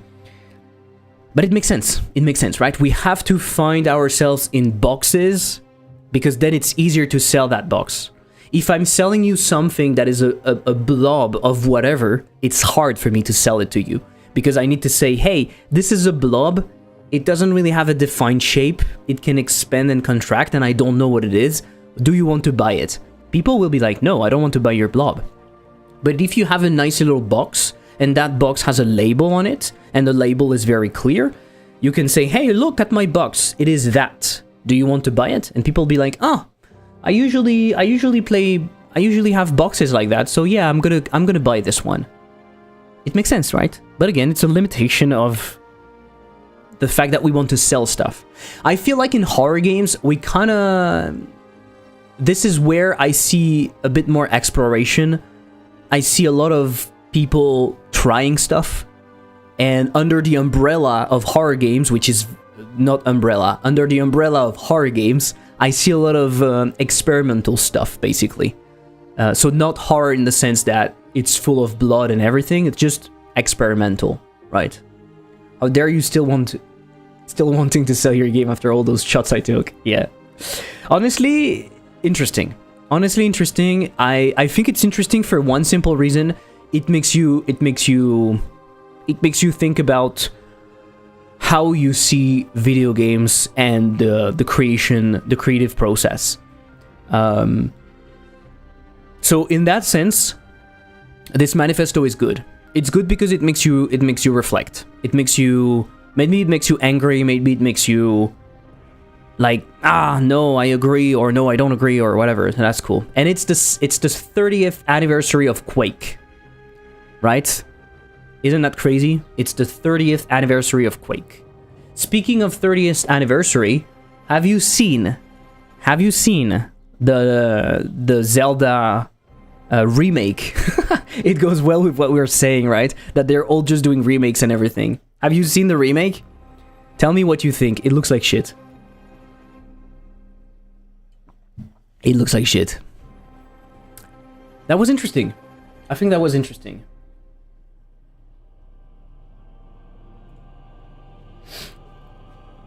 So, all of that to say, make games, right? Just make games. Make games and sell your games to me. Sell your games to me, and then I sell them. And I profit. Oh shit, that's what we call a publisher. Sorry, publishers out there. We like you. The remake of OOT was very Uncanny Valley. Yeah, it's so weird. It's so weird. It's like those shitty Unreal Engine remakes that you see on YouTube, right? Make games like you don't want to sell them. If I don't want to sell games, I don't put settings, for example. I think that's one of the first thing I would drop. I would drop settings. Because settings are a compromise on my artistic vision.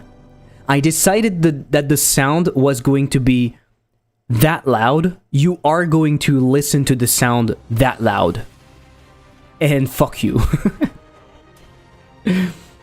But if I want to make a game that is a remake of Zelda, if you're not selling it, it's fine. Not because of the artistic vision, but because otherwise Nintendo will kill you. But I think of it a bit to not miss a chance. Huh? I'm not sure what you mean. Okay, before my girlfriend comes home and we eat a little tacos. And yeah, we say tacos with an S in French. I need to do more stuff. We should have the turn when we're setting predictions. I think we should do that. Oh, reveal the key on the last. I'm gonna do that. Mr. Wolland, I implemented the standing up, by the way. Nintendo will come up through the plumbing in your house. Yes. It will do like... And then they will kill you. So you are right there. There's an animation and everything, but I'm not playing it. Then you continue playing. It tells you the stuff. I'm going to try to win so you can see what's happening. Think at a game that has a chance to be sold, so don't miss a shot if it happens. Okay.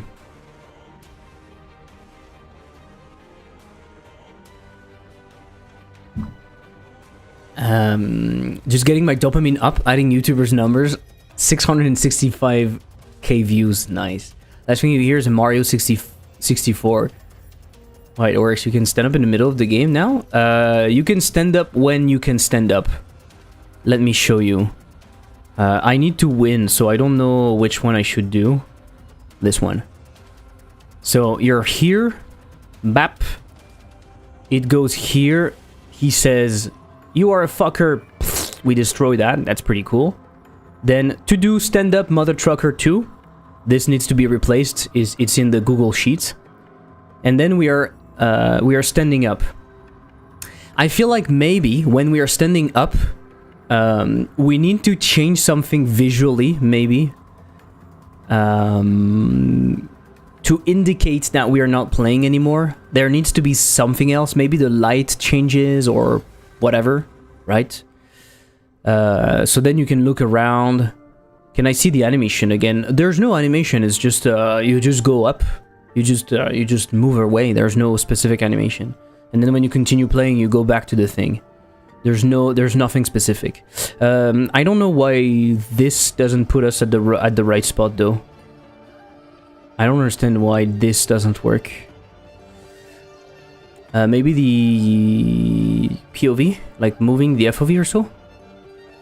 Don't know, throwing ideas though. It depends on the camera, the FOV though. Is this Inscription inspired? It's more Buckshot inspired. I think we need some space between sitting down and standing up. It goes way too fast. Yeah. Maybe.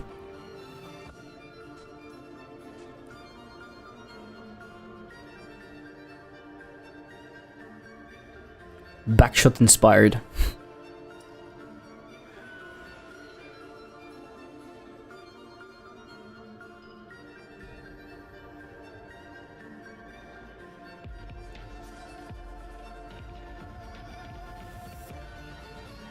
Shit.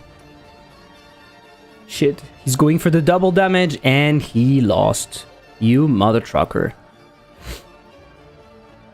It can be a slow stuff. I see. I suppose Buckshot was Inscription inspired. Yes. His camera style and graphic style is very distinct. It is inspired by Inscription. I think they even talk about it in the credits. And I think Inscription combined them first. Possibly. I feel like we need to wait for the animation of the double damage before we play the rest of the opponent's animation. Yes. Yes. I can do that. I can do that. Camera adjustments, I'm going to call them. Camera adjustments, and we are going to say... wait for double damage animation before continuing opponent, and then slower camera transition when standing up and standing and sitting down. I was going to say standing down. I'm gonna keep the simple tweening, okay, for standing up and sitting down. And later on, if we want, we can actually create a real animation that has like a little bop and whatever. I don't think it matters that much. That being said,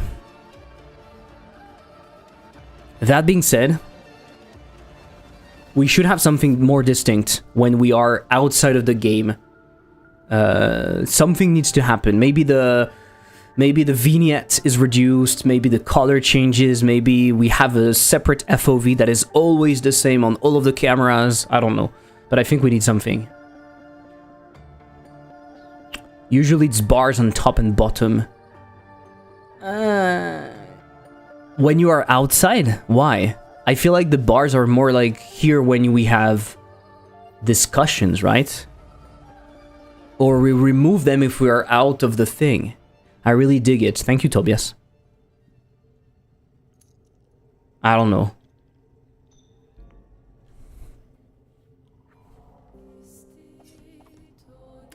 We don't have enough upgrades. It's really weird, though.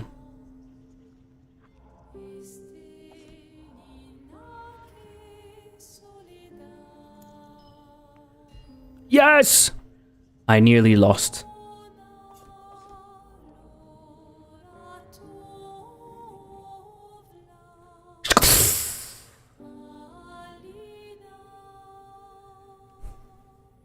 Easy game. This game is shit. It's so easy. It is so easy. LMB to open the hatch? Does it work?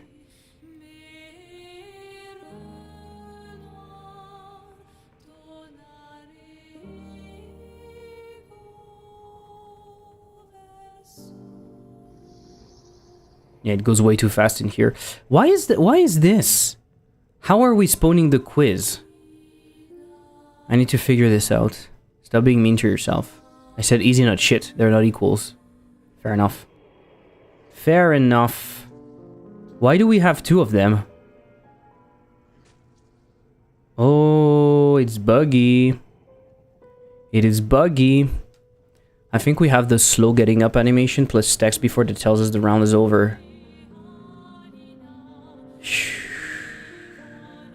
I think we have the slow getting up animation plus text before that tells us the round is over.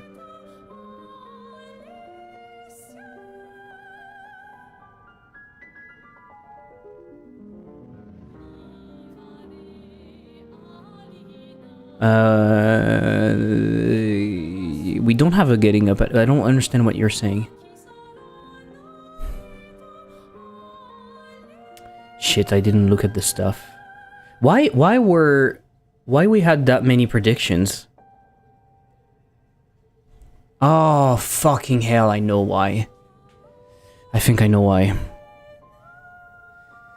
Because I'm putting in a wait, we are continuing and we are moving to the next turn without finishing. Shit.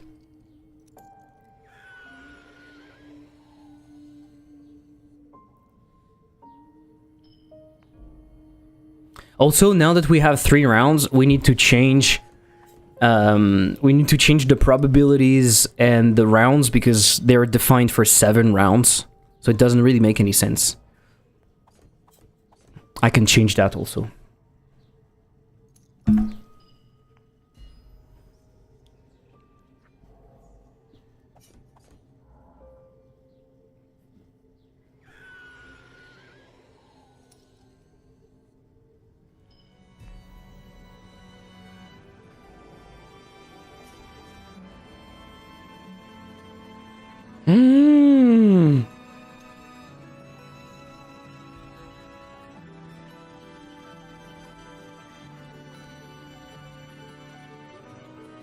I have an idea for what upgrades we should have, Wallet.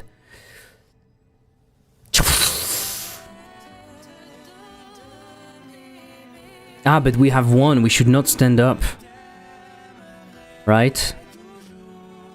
We have 1. We should not stand up. Oh yeah, but he doesn't know that we have... What?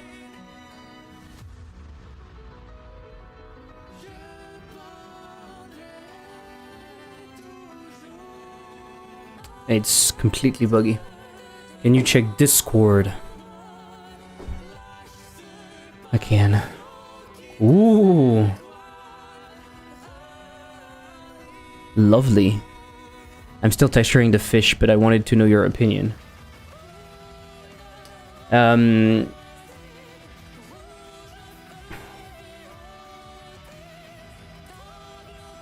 If the fish is really cool, can I show it? Can I show it on stream? I think the fish is really cool. Yes, but I'm thinking maybe the opening should be at the top. Even though maybe it makes no sense. The reason is when you click on it, it could squish and the upgrades would come out of him basically. That's the only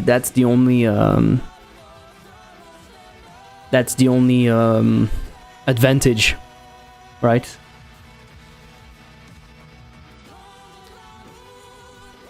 Having an opening in here would allow us for it to squish. I like the spotlight, yeah, but they came out of the cut down there. But no, because right now what we have is we have a animation. It does like, if it comes from the bottom, it does what? And then it goes here. That's super weird, right? The opponent has its upgrades over there. So then you have something that does like, and then it comes here. In my opinion, it would make more sense. It would be more visual if you click on it and it does like.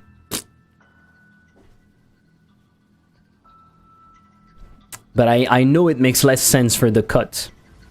I know. You know? I know it makes less sense. I wish we talked about it earlier and make the fish on its back. But it doesn't have to be. If it's too complex, we can try like that. It doesn't matter. Do you want to export that model and I try to see how it looks? Even without the texturing and everything ready? We can do that. Maybe it's not visible and we add enough particles. I can add a cut on top maybe. Yeah. Try it if you want. But I think it looks cool. I think it's going to be very visual. Let me send the model and then we try. Yeah, sure.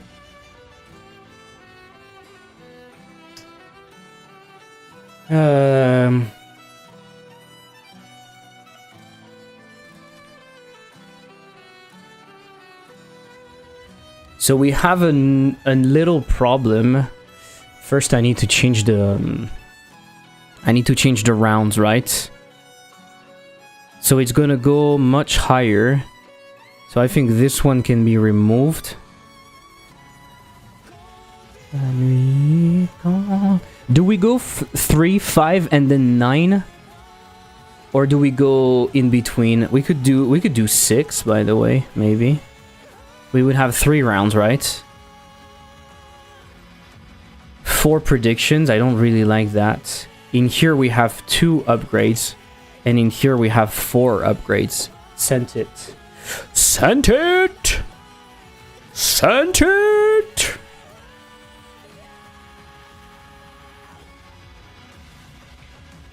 I think we need to play and see what feels nice. Sure. And so I'm thinking for the upgrades, I'm thinking...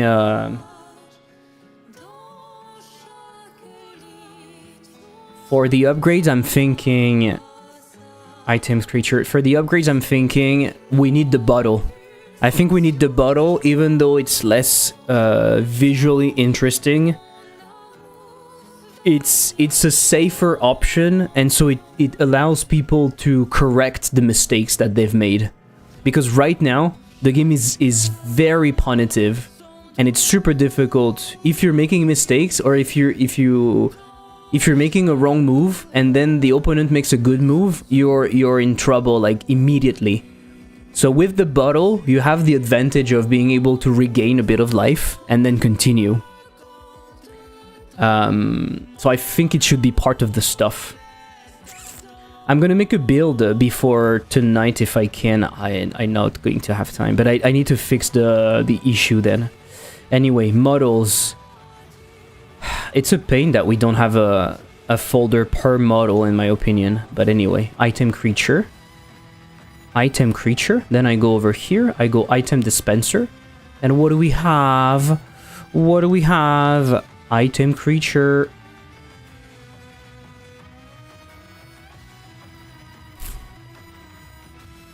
Sometimes, Walland, I want to hurt you. Sometimes I want to hurt you.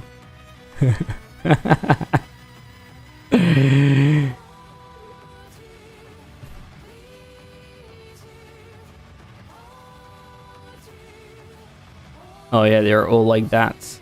It's fine, I can move the entire thing. Can you do me a proper centered export also, maybe? Make sure that the item creature is at the center of the item. Sent it? Okay. That way I'm not losing too much time readjusting the stuff. How is it so... Ah, yeah, because you removed the table, right? It is so much lighter. It is 200 kilobytes lighter because of that. Item. Did you just...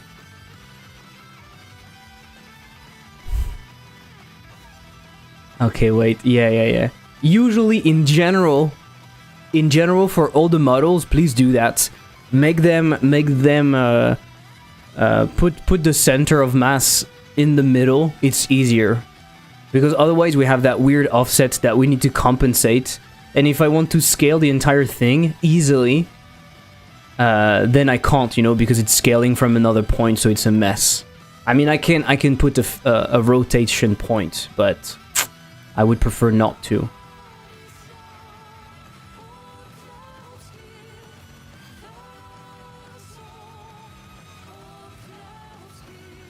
Do you think I can put on the body octopus? I love that you called it octopus in here, not octopus. Octopus. It's a fucking octopus. I saw it, I'll take it. Okay, so I'm taking this body and I'm material overlay, I'm pasting that. Octopus. I love it. Octopussy. Quick question, do you know if Steam announcement can be shared between main and demo page? I don't see an announcement tab or button on the demo Steam page work. No, you can't. I think you don't have access to announcements on demo. I think you simply don't have access to announcements. If I'm correct. Okay, perfect. The body, oh, you just offsetted the entire thing and the body has like its rotation point way further. Okay, it's fine though. Now I can do... No, but it's fine. I don't need it. And now I will be able to do squash and stretch like that, like... Oh, do you want to make it... should we make it move? Should we make it idle? Like that? Later, I don't have to do that now, but look. Should we make it idle like this, like...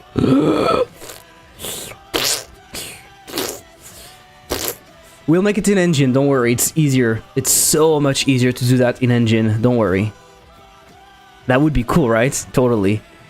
Ah, yes, it's going to be nice. Okay, let me seat my octopus. Let me seat my octopus body. Oh, it removed the material, no? Oh, no, it's here. So body, instance shader param. We can make it glow, that's perfect. Is there a reference to Junji Ito Geo in the game? I've never played it. No. Looks freaking cool, yeah. Yeah, it's good. What about the spears? What about them? What is the problem with the spears? What is the problem with the spears? Rep.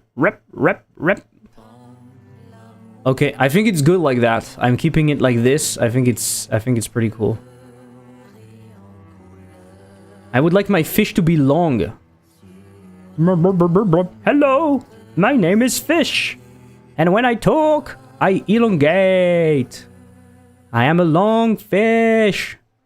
The longer I talk, the more I elongate. Sorry.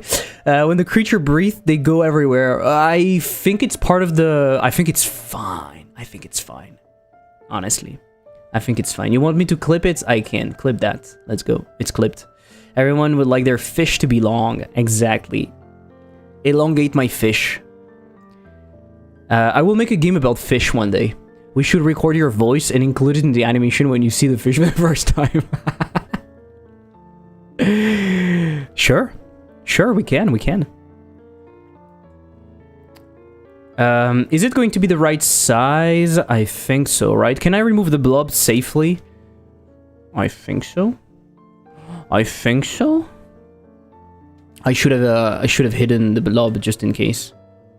All right. We are triggering an animation, but I don't have that. Came to the smell. Greetings. Hello. Don't know how to do it. Don't worry, I did it.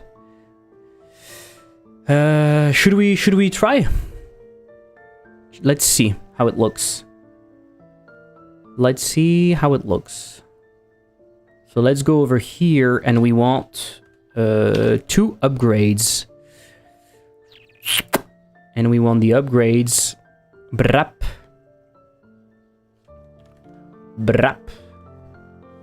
Let's see how it looks. I made it so it takes as much space as possible without hiding keys, caps, or upgrades. Okay. Fair enough.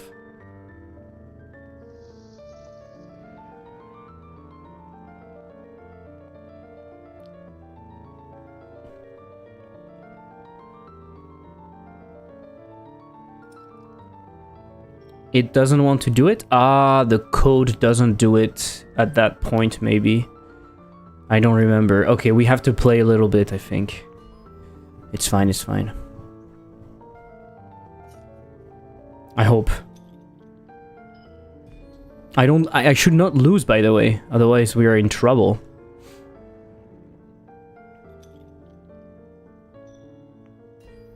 Ah, but it's going to be all buggy on the second one. Shit, 3, 2, 1. Ah! It fucking scared me. I was not expecting that. I was not expecting this motherfucker to be here. We need a different camera, maybe. It is a little bit close. Is it interactable? I made a mistake. And my mistake is that the interactable is really tiny. Hey, my interactable is not tiny. It is totally fine. Yes, sure. Sure. It's normal size, okay? It doesn't work though. Ah, it doesn't work because I'm not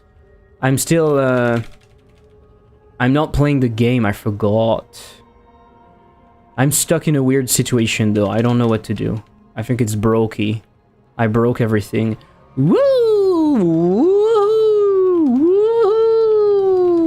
Woo! Sorry. I'm brokey. We are in a weird situation, I can't play.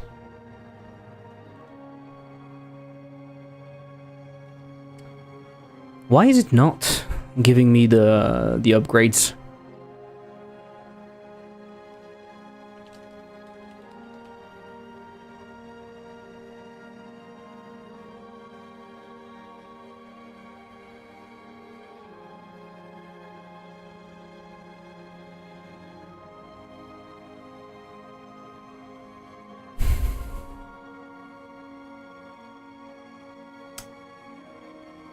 Because I changed the wrong stuff.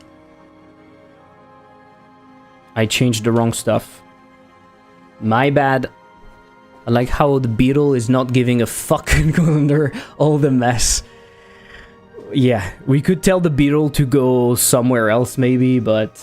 Ah, it's right there!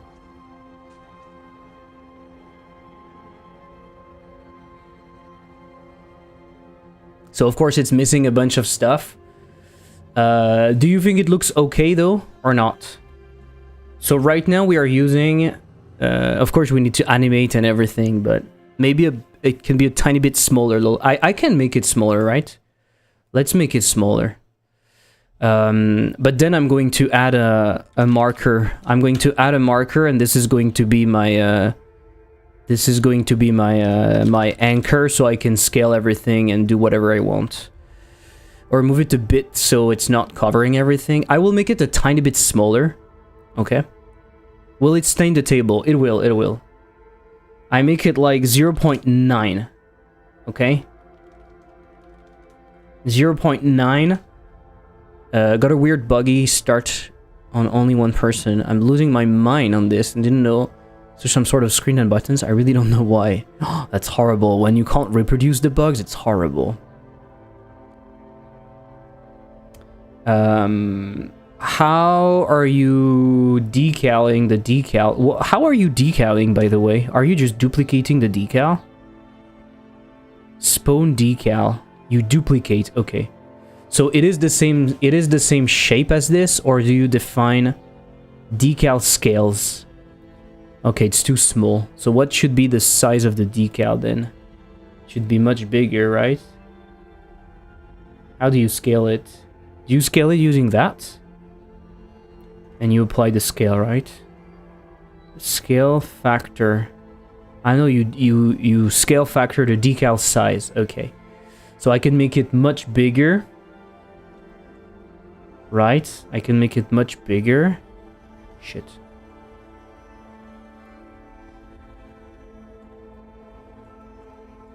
And then you'll just adjust that in code. That should work.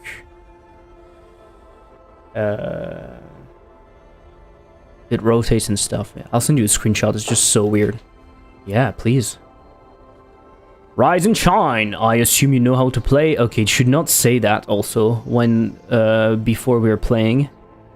So this is working fine. It's not interacting yet. Why is it not interacting? Maybe I told it to not interact. Octopus buddy. Buddy.01. Octopus buddy. Why am I able to move, by the way? There's a bug in here. I should not be able to move.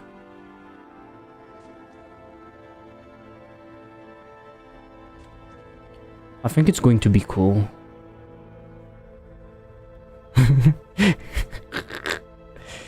Okay. What's the item drop chance? We still need to know if the cut is good. But I mean, the small animation that I made comes from the center. It will not come from here. Right? Do you think the animation works? I didn't animate anything, so... I would need to squish that thing. Right? I would need to squish it.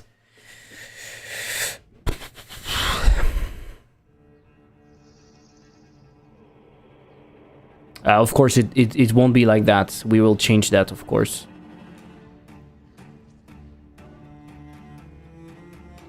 Yeah, I think it works. I can do thing in Blender that belly turns to the sky. No. Please. Keep it simple. It's much more visible if we do that. No, but it's fine. It's fine. I guess the only one thing that we can change instead of doing that shitty animation, otherwise the thing I can do is I can spew the items from that point. They can do like and then they go to their position. Maybe I can do that otherwise if we want to change it. But honestly, we have other problems.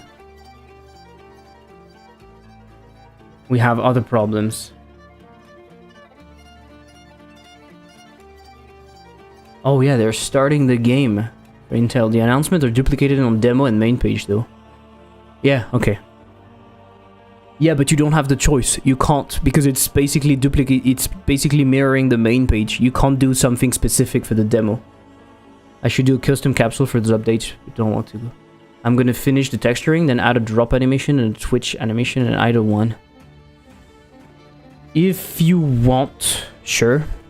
If you want. Remember that we can do all in engine. If we want. Then move to pages we spread. Yeah. If you can do the cursor really quickly in between, that way we can finish that. So when you stab it twitches. Yeah, sure. But we can squash it in engine otherwise. Remember that we can totally do that.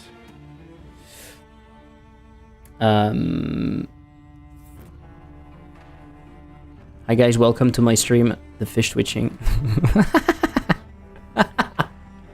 I would love to see that. I would love to see that.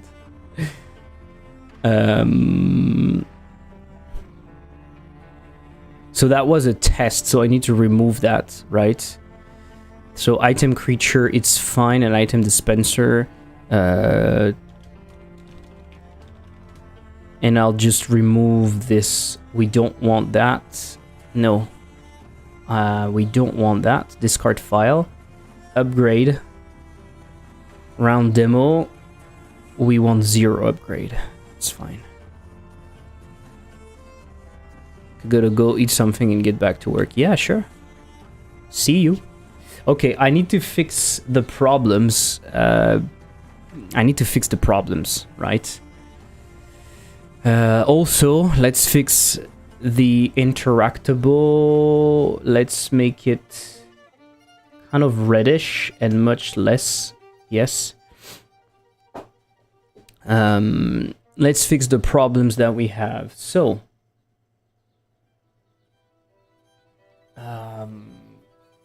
wait for double damage before the opponent. Okay. I don't remember how it's done. I can be frank with you. I don't know.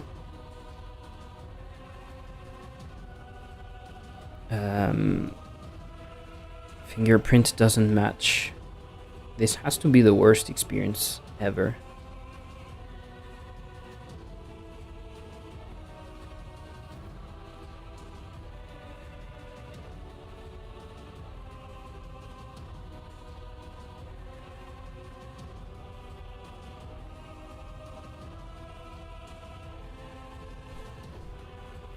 Okay, I'll do that later. Okay.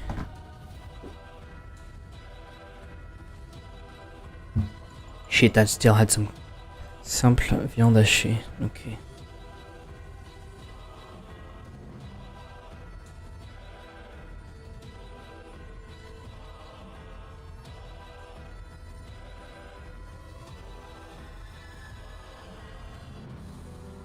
Simple.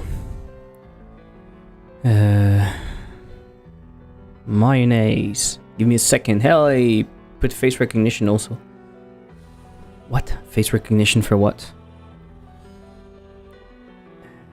Viande hachée? Is that what she said? Viande hachée. Okay, not anything. No, no. No, no, no, no. No, no. $8. It's expensive. Okay, I want another one. I want a double. I want a double, or I want a maxi. I want a maxi. Show me your maxi. Barbecue. I want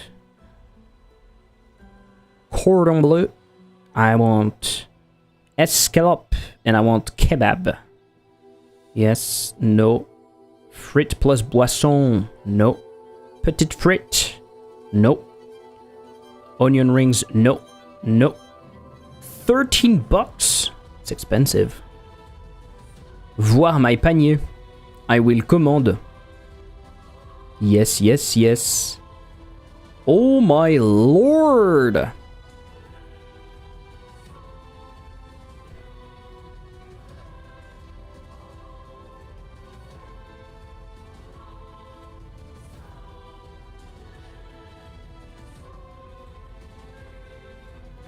You get a 100% chance to unlock your phone. Oh, yeah. I also have face, but I usually use my fingerprint. But the fingerprint is a behind the screen fingerprint, and it's a bit finicky.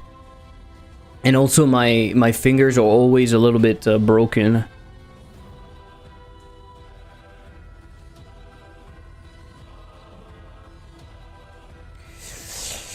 So yeah. So the opponent is going to make the bet. And the opponent is going to green cap some stuff in here, right? The opponent is going to green cap some stuff. Spawn upgrade visual. Use random upgrade. Yes. Opponent.item.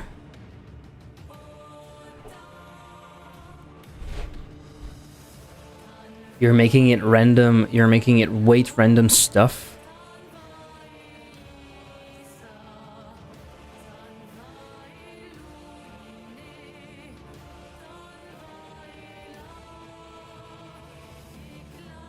I don't know how it works. A bit of delay so we can see the item appear.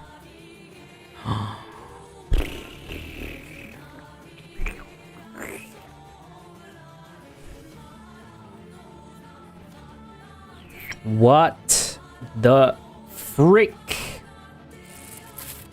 What the frick? So let's do green cap. Let's remove it from here.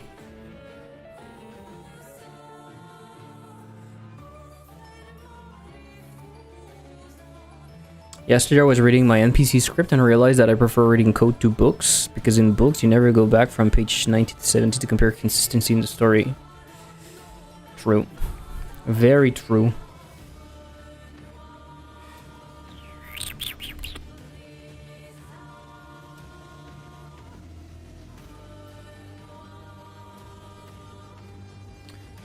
But where is it upgrade active?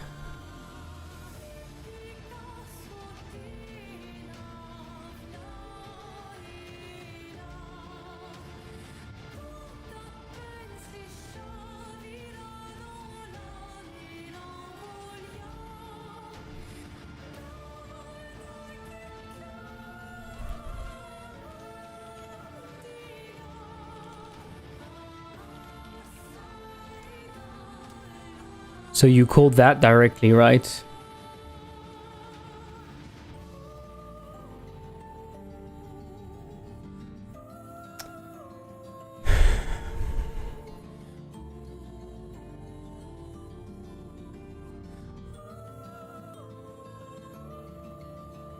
There is no way to await that. Thank you, hey. There is no way to await that.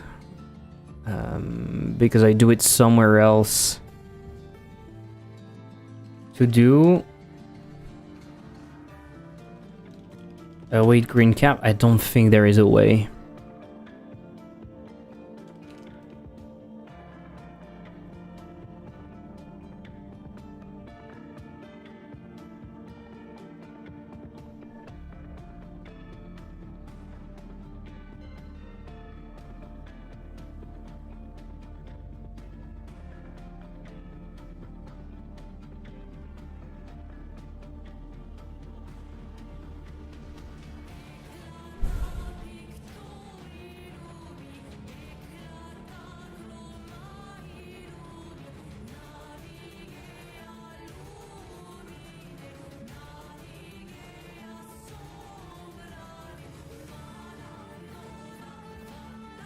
Yeah, there's no way to know.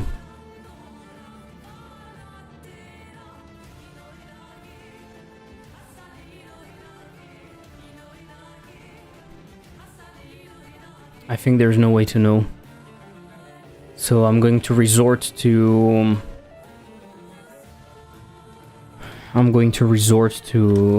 like a 2.7. Slower camera transition when sitting up. Side standing. We can pass the speed in here, right? Ah, we can't. What?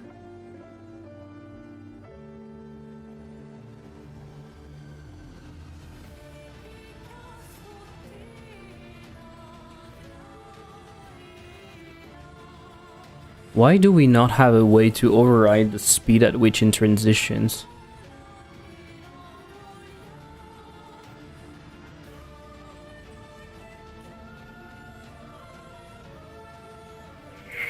Not good. Not good, not good, not good.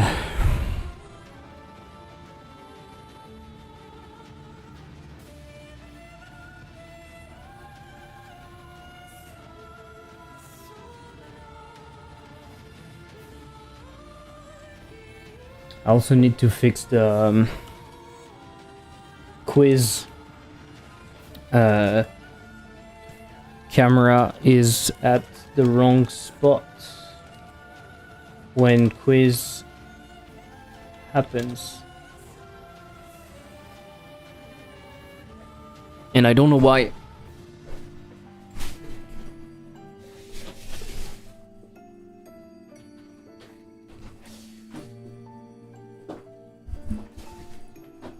I don't know why. I was pretty sure there was a way to slow down the camera. I don't understand.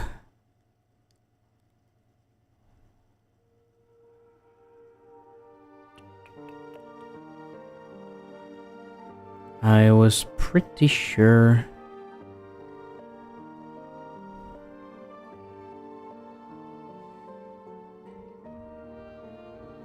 But then it would not be camera switching.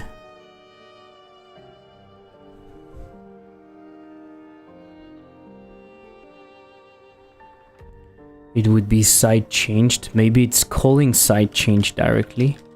No. I'm super confused. So should we have a way to override? I think we should. Ah, but it's doing side change, damn it. Ah, what the frick? Why is it doing that way? Why is it doing that way? Side changed. Why is it doing that way?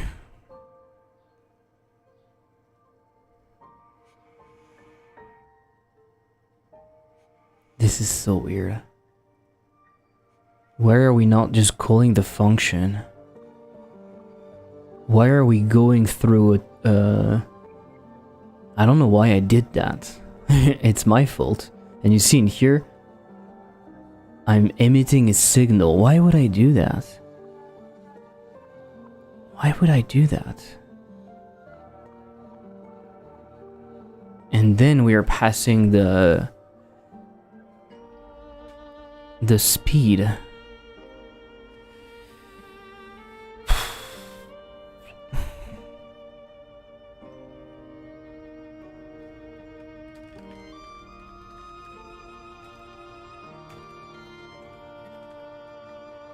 Okay, I'm still going to pass like override durations and stuff. We can put default values in signals. Fuck you. You can't. So I hope nothing is using that side changed elsewhere.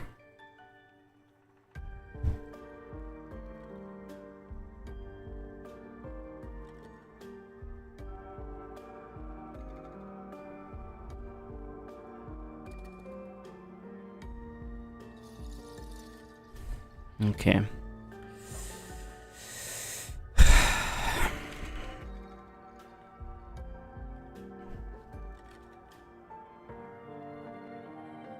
So everywhere in here, we would need to do it, right?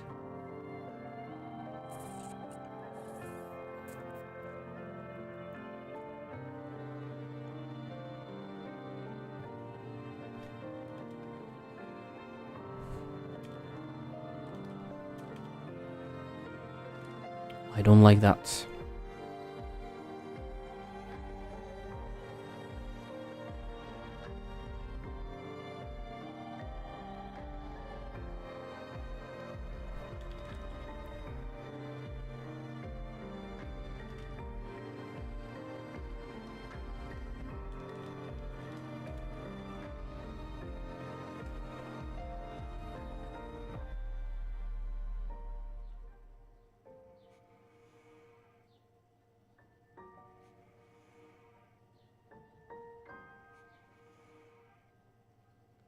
I'm stupid.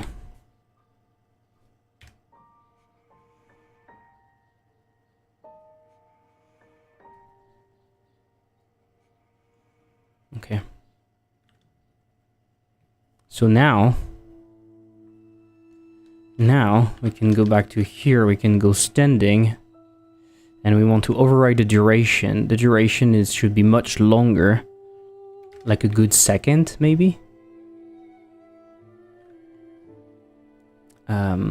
And then it's finished. It's not just camera adjustments, it's adjustments.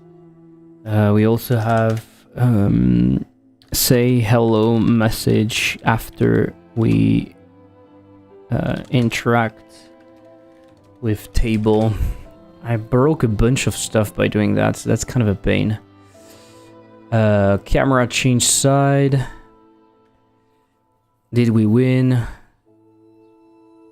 I'm awaiting. Blah blah blah. What? Allow player to get up?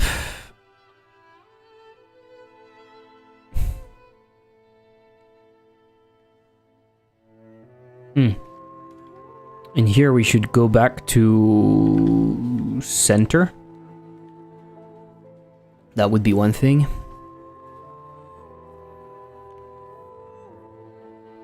Okay.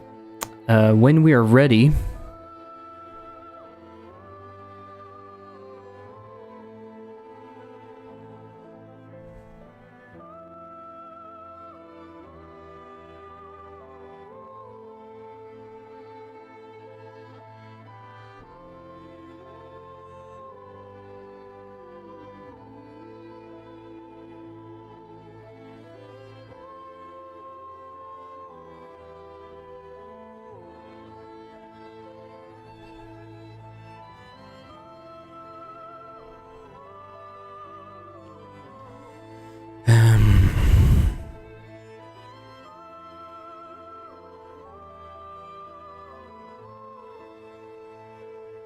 Yeah, okay, we don't want that. Message tutorial, message wake up. Right? We say that when we are here. So I do all of that. I put you in the table and then I say something. That's going to be better, right? So we are here. I am way too high, I think. There's a bug in here.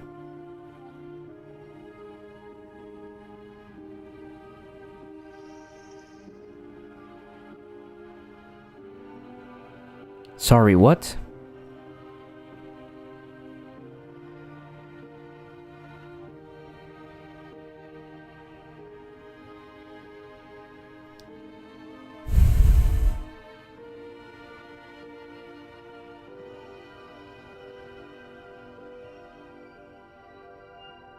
Oh yeah, I didn't even use the duration. I'm so fucking stupid.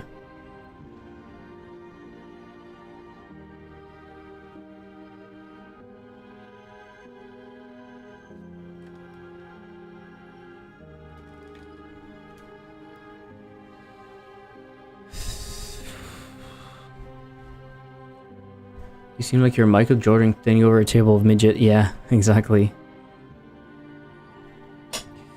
Yeah. I do agree. I diddly do agree.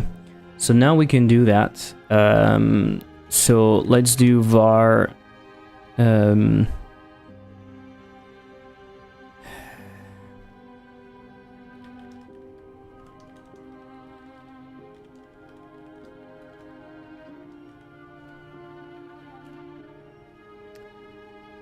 Ah, we have a switch slow. What the fuck?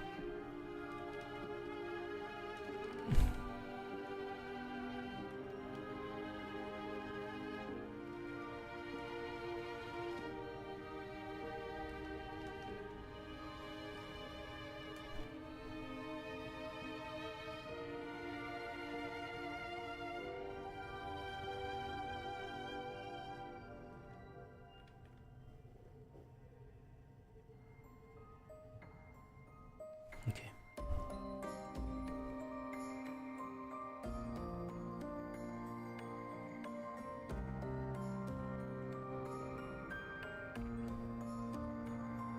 Is that a joke? It is. I forgot something.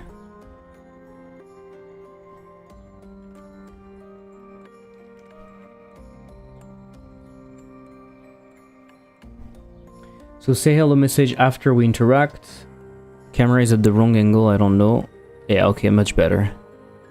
Could be even, maybe even slower. Place a bit on scroll, whatever. Okay, I didn't read what it was. It's this.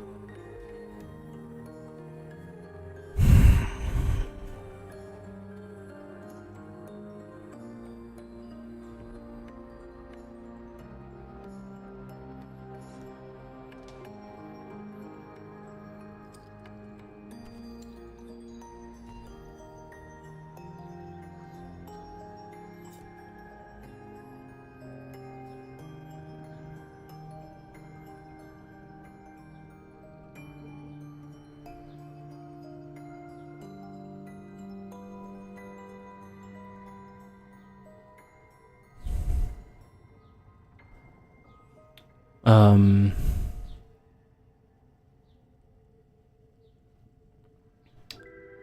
have an issue, and the issue is camera main, camera standing. Camera standing is at 2.5 meters. It should probably be a little higher, I think. Like this. What is this camera? Camera main. It starts here. Yeah, because it doesn't want to switch. So it should be... Let's copy the thing of the standing for now. On the main. And we'll change that later. Paste. Standing. -4 and 51.9. Because it doesn't want to start correctly initially. That's why it's so weird.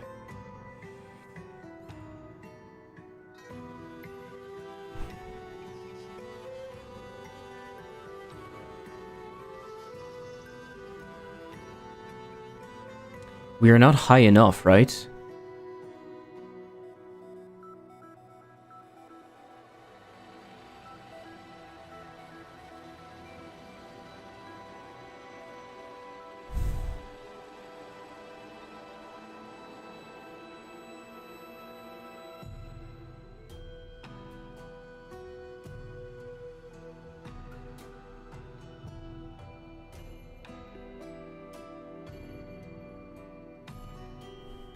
I think also theoretically we should be... How tall are we? We are super tall. We are super tall, but it makes sense, you know? If this person is sitting, it makes sense, I think. -10, 15. We'll adjust to that, okay? Main cares enhanced from the Netherlands, yeah. We'll adjust that. I need to do the quiz stuff, and then I also have doesn't continue correctly when coming back to table.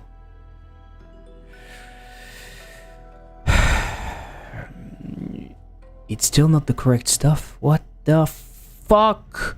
Oh, because it overrides the camera main is overridden in here. For some fucking reason it doesn't want to. In ready, it should be not at center. It should be at standing, but it doesn't want to. It says it doesn't exist even though we're using it. As a T-pose anime, you can do that and test. See? It tells me it doesn't exist. I want to fucking die. What the fuck? I am using that in the game. What is wrong with you?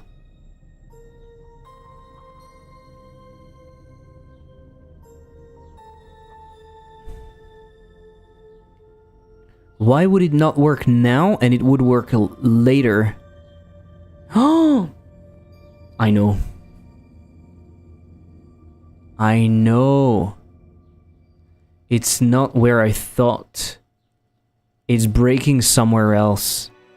It's breaking in the... It's breaking in the title's fucking screen. This fucking title screen. No? Because we have... Qu'est-ce que tu veux, chat? It's so fun. My cat actually screamed at the other one. She never screams at her. And the other one was not even doing anything. That was fun. I think they are hungry. So I know what's happening. Okay. You know what we can do?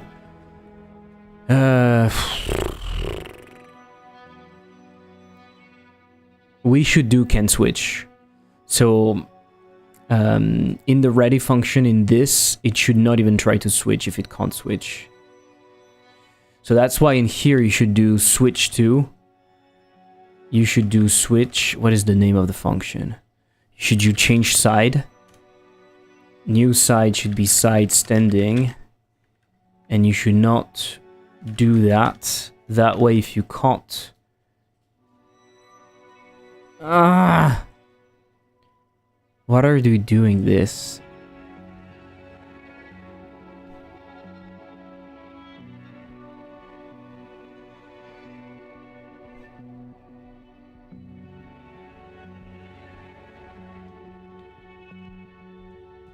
Bad fur day. I don't know what's happening. I still need the thing.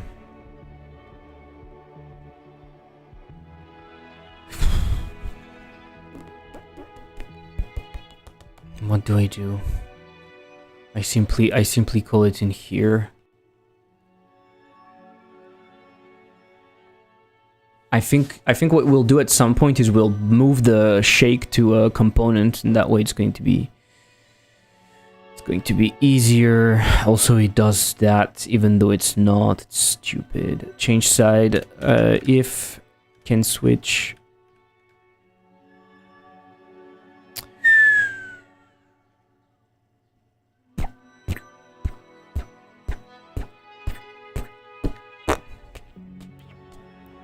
That might be a problem for this. This will be not can switch, right? Maybe not. Okay, let's see if it works.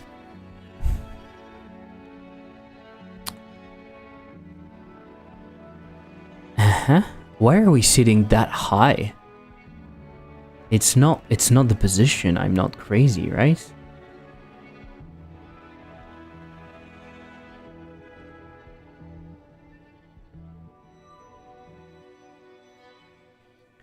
I don't understand. Hey Victor, you're experienced on this than me. So one question, if I want to use the seconds on Steam leaderboard and put the leaderboard as second and descending and upload as milliseconds, will Steam be able to rank the player automatically?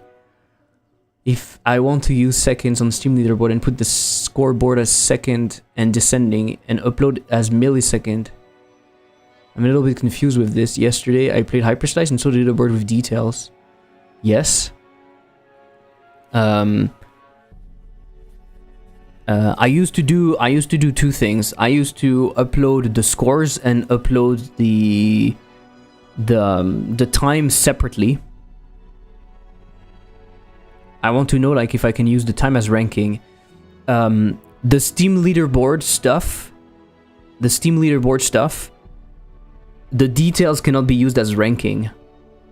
So if you upload the score, you have to decide what is the main stuff. If you want the ranking from the leaderboard, if you want the ranking from the Steam leaderboard. Otherwise, you will do some custom sorting on your end. So if you want to sort by default, the thing is you can do whatever you want, right? It's just that when you're going to grab the leaderboard from Steam, naturally it's going to give you in order. So if you ask for the 100 scores, it's going to give you the first 100 in whatever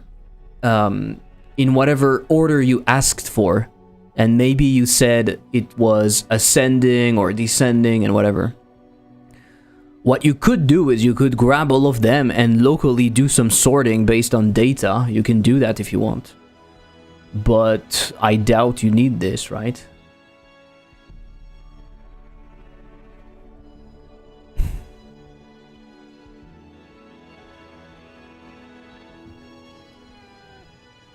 Mais oui, le chat. Why is standing so high?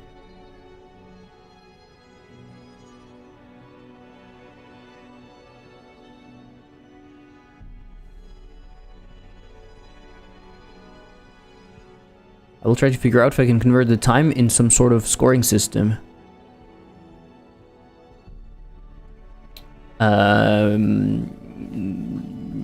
Because what do you want first? What is interesting for you? And I upload the time on details, and I use the time from the details and the order, and I use from the ranking based on the score, and the order, and I use from the time, and I use the time from details and the order I use from the ranking based on score. First, the person with less time. Okay. But if you care about the... Why are you not doing the opposite then? Why are you not ranking first? So why are you not ranking based on time? And then you upload in the details, you upload the actual score. If you want to display a score somewhere. If you want to rank everyone based on time, I guess your leaderboard should be time-based, and the details should be... Steam support that. Yeah, sure. Yeah.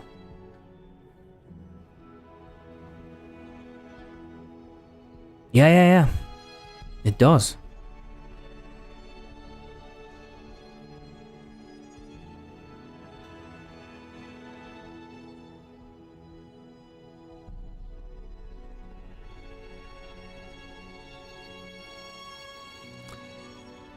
Solo time. This is what I do for my solo time. It's ascending in milliseconds. But I don't use it. Display type milliseconds. Or seconds. You do whatever you want. I usually upload milliseconds. Yeah.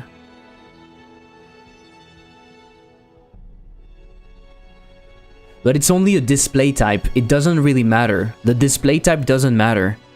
The display type doesn't matter because it's only to display on Steam, but you do whatever you want, right? You're just uploading a number, so at the end of the day, you do whatever you want. So this is descending should work. Yes. I've done ascending personally, I think. Oh yeah, but I won't. No, I don't know. I will let you try that.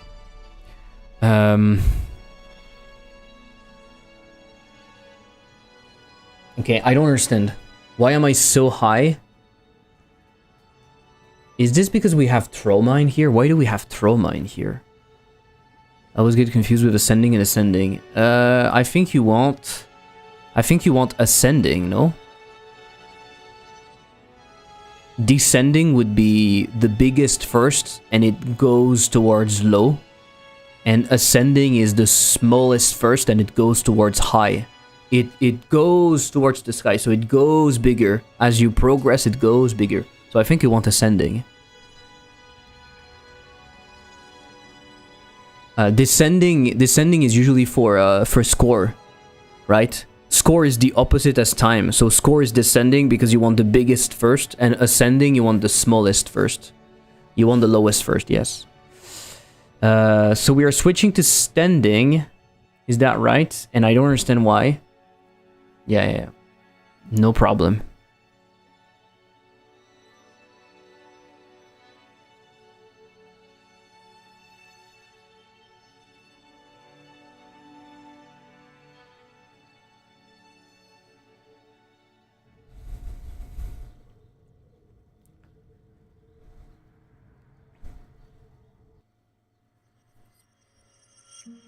I really feel like it's not changing to the height that it should.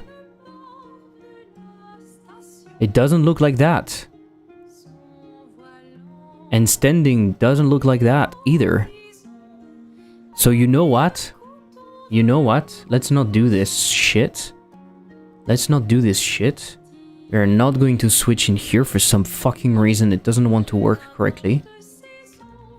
It doesn't matter. We're just... maybe making sure that we are at the right side. So the right side is standing. And that is it.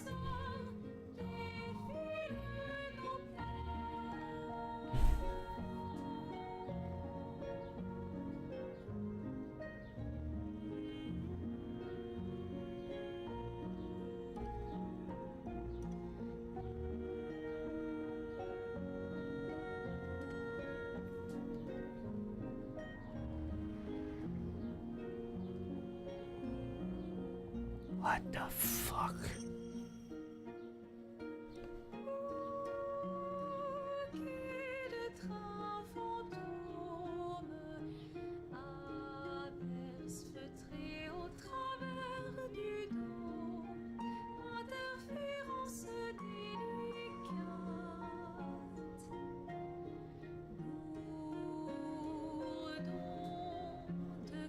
Oh. Isn't it because of the wake up? Is it because of the wake up animation that puts us at the wrong spot? But I mean, maybe we need to be far enough so we understand what is going on, right?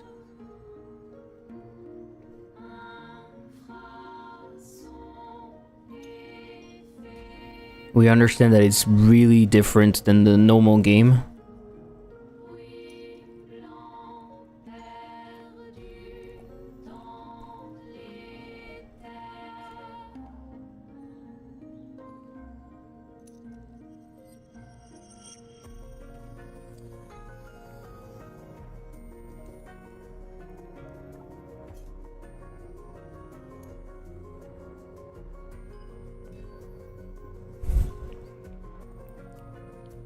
And I lost.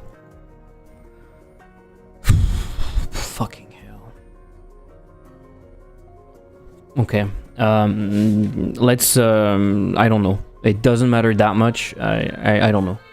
I was thinking maybe the thing we have that activates with the mouse wheel can be activated when you get up from the table. Yes.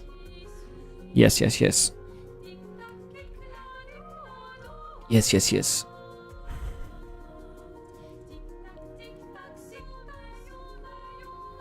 Show quiz.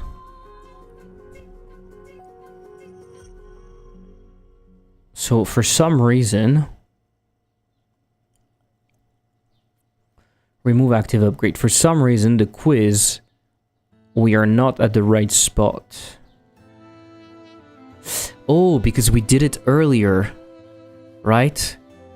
No? Maybe not.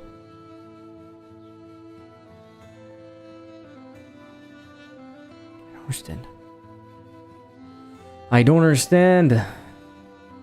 Adjustments, camera standing seems at the wrong spot when starting.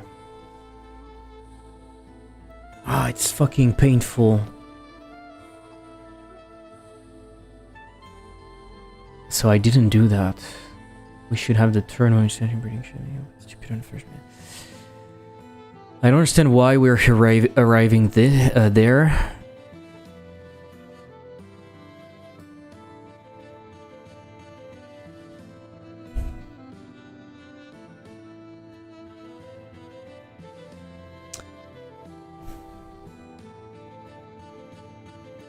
I really need an easier way. To override the max bets. Maybe set up a console command or something. Why do we start from so far away?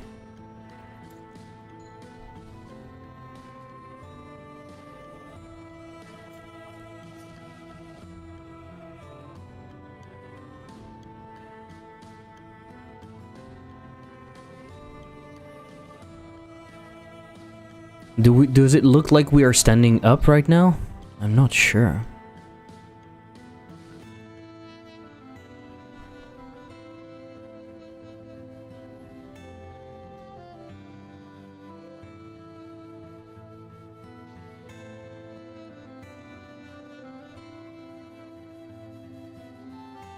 Sorry, what? Oh, this is why it bugged. Oh, this is why it bugged, because it's if we haven't started, basically. Do we know somewhere if we have started or not? Do we have something that tells us that the game has started? No. Okay, I can have a simple... I don't know what are those rounds. We can have a simple...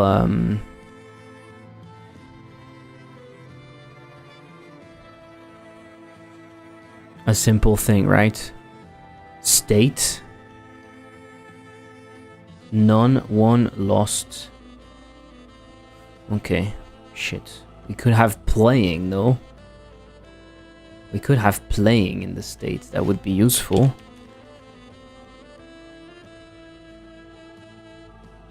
Don't you think so?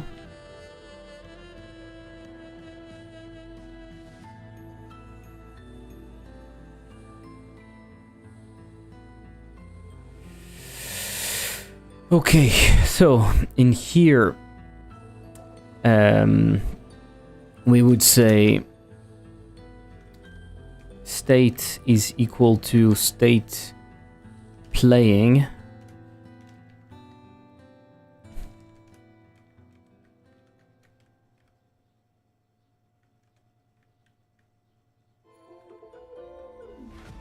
so if it's different than none, you can't interact with that. Okay.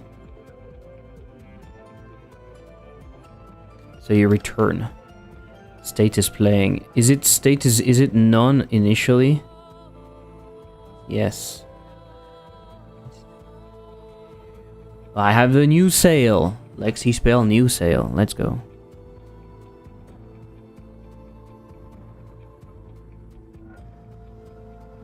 I don't understand why we are starting so far. I'm pretty sure it's the animation, but I have no way of knowing. What did he say? 0. And I win. Goodbye, motherfucker. Squink, squink, squink. It stays for too long in here. When we have 1, it stays for too long.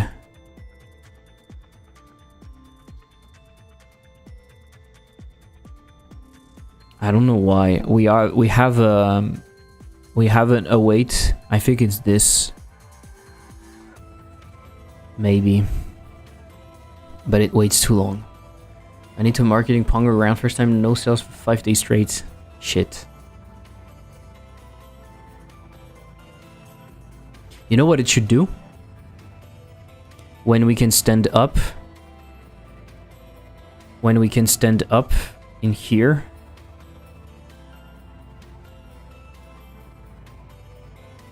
It should stand up after that.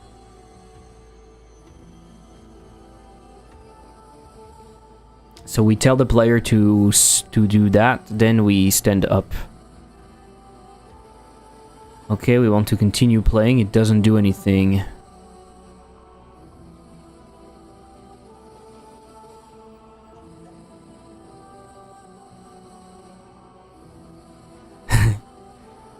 Why?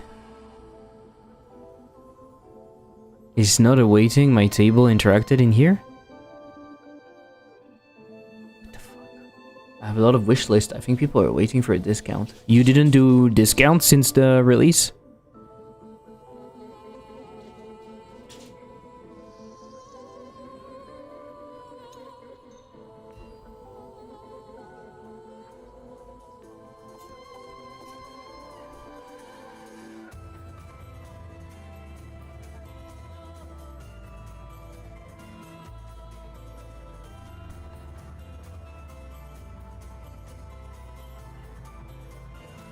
Oh.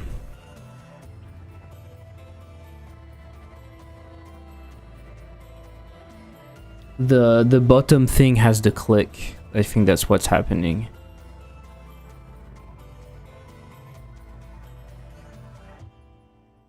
Okay. So then it's changing the camera side to quiz. Okay, I fixed the problem. I fixed the problem. Cool.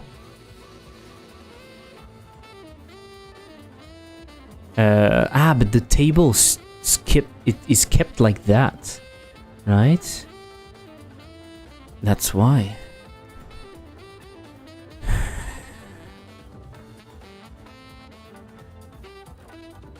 Okay.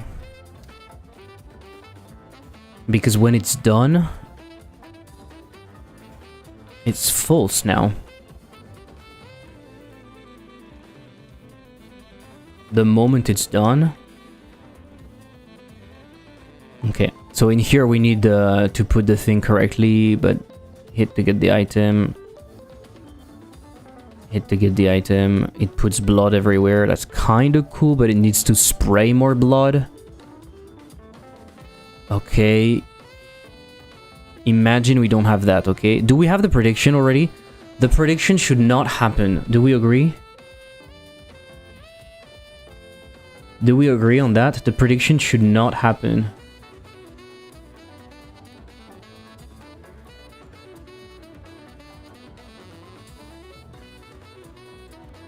The prediction should be the last thing that we see. We should get the upgrades first and then the prediction, because it's so easy to not remember them. So I have more of that, and I can't do the thing because of this. Okay. When are we doing the predictions? We are doing in here, outcome prediction.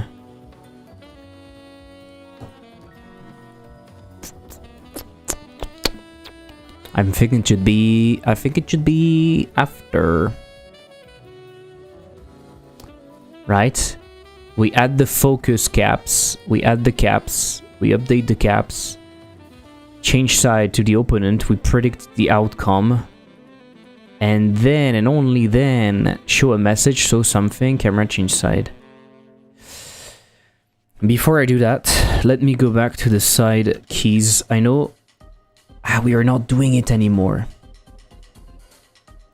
When is it then?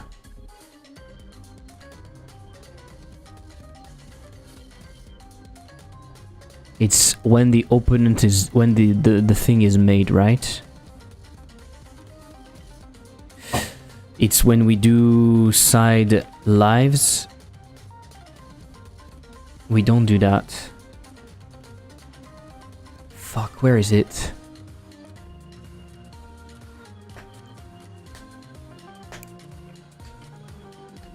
Where is it?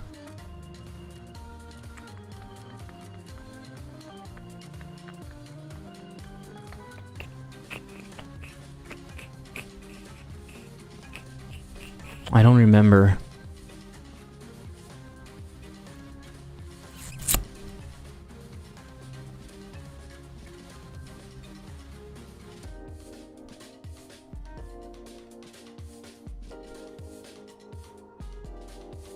It's right there, right? Before we do this. Okay. So we get the caps. We change to the center. It's before this then, so before next round. It takes too long for us to go to next round. Because we have this. This awaits, I'm pretty sure. I'm pretty sure it's this weird await.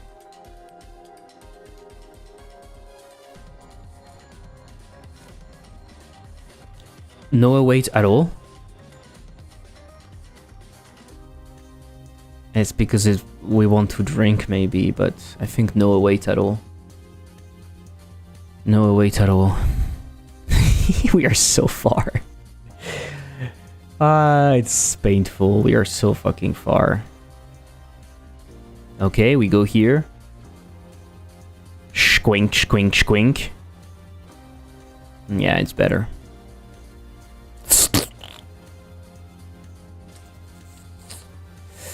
Okay. Other problem. So this is good. This is good. We don't have that. In the next round, should we go and look at the opponent? I think we should. So just before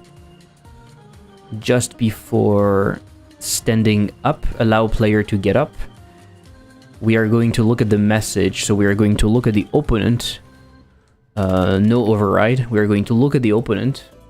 The opponent is talking to us.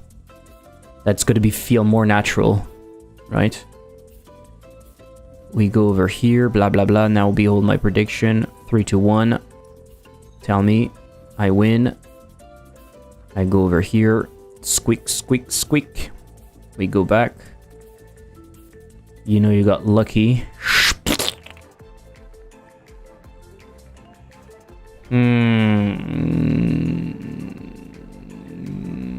Maybe just a focus center. We can decide. It's a bit... There's no lighting and everything, so it might feel weird that we are seeing him like that. Stand up, mother trucker. but he's something that he's telling you, and then you go back to here. That might feel weird. So we might do center. Okay. It still starts at the wrong position, but I think it's because of this, basically. If you look at the animation player, wake up. Let's take the animation player in here. If you look at...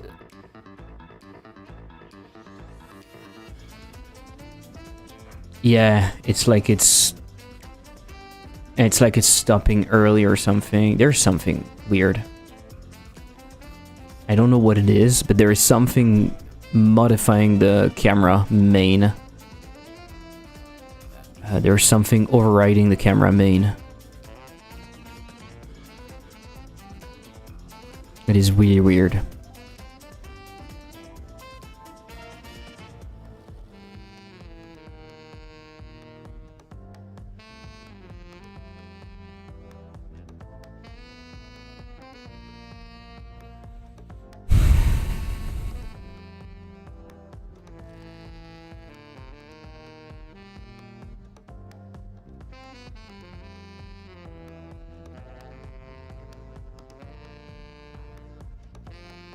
Okay.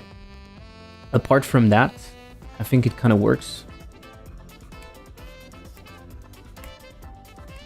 So I'll push this. Because it works. So I'll push this.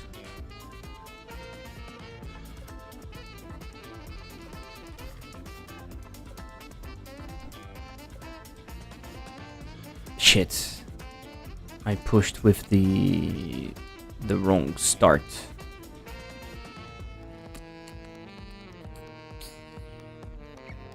Max bet cap, you have one. Okay. Max bet cap. Okay.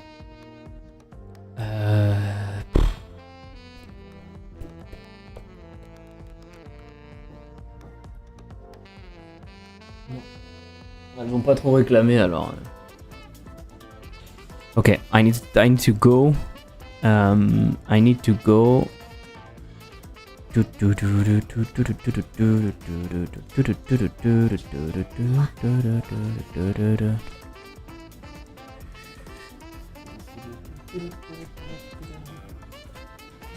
J'arrive.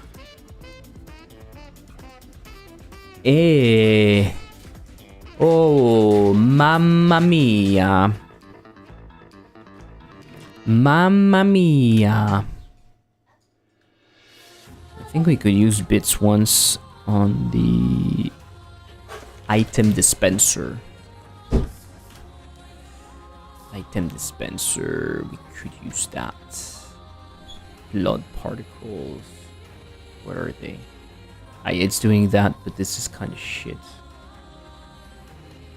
Right? Especially since the position should not be that, but a box.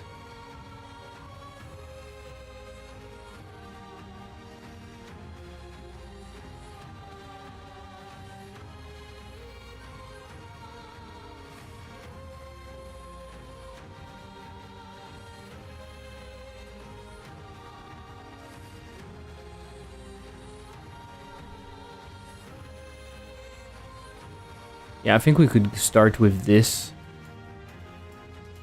You just put 31 of them, or maybe even more, like 51, because it's pretty big. And you change the particle spawn to a box.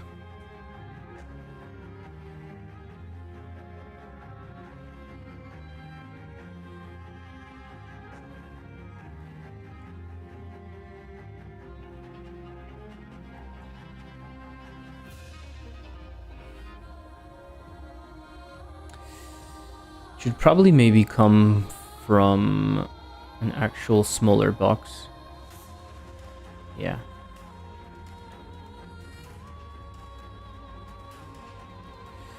Yeah.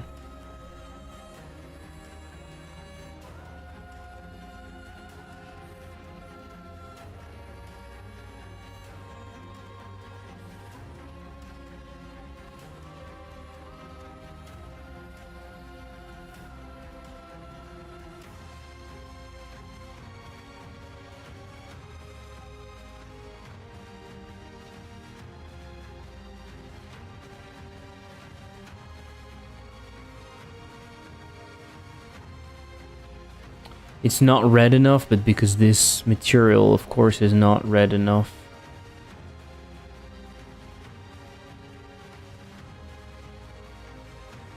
Do we have something that would look very, Wooland, if you're still here, this is something we should do.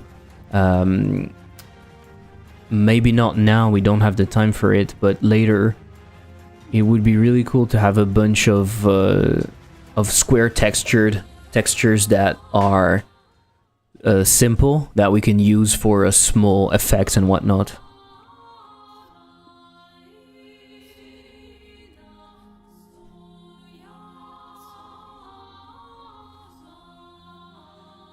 Yeah, just simple flat textures, but they're not like UV unwrapped from something. It's just a plain texture that is a bit dark or that looks bloody or whatever. No, the blood stains, it's bad. I want Gibbs. I don't want the blood stains. They don't look good because then we have a bunch of white space. But you see what I mean? I'll add some. I have a bunch of things I can add some, but I think it's useful when you want to do things in engine, like particles and whatnot. It's super useful to have this kind of stuff. A second ago, I used the hook and it looked good enough, honestly. I used the hook for now and it looked good enough for the cube particles. So like textures for the particles. Yeah, for cube or not cube, but yeah, simple textures that we can use. Or even if we want to make a simple object that is just a cube somewhere, we put a texture on it, we slap a texture on it. It's useful. Give me a sec.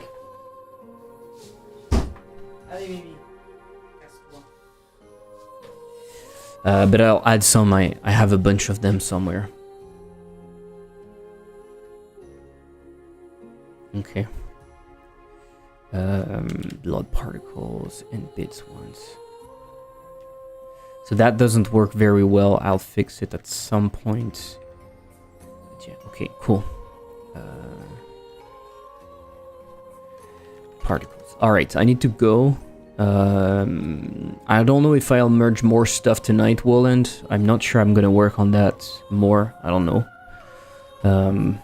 But don't hesitate to put stuff on Discord or tell me, and I'll look at it, and I'll work on that tomorrow morning, as soon as I can. Maybe a little bit tonight, but I'm not sure. I pushed everything on main. So yeah. And tomorrow we should probably, as soon as I can hang things on my branch. If you want.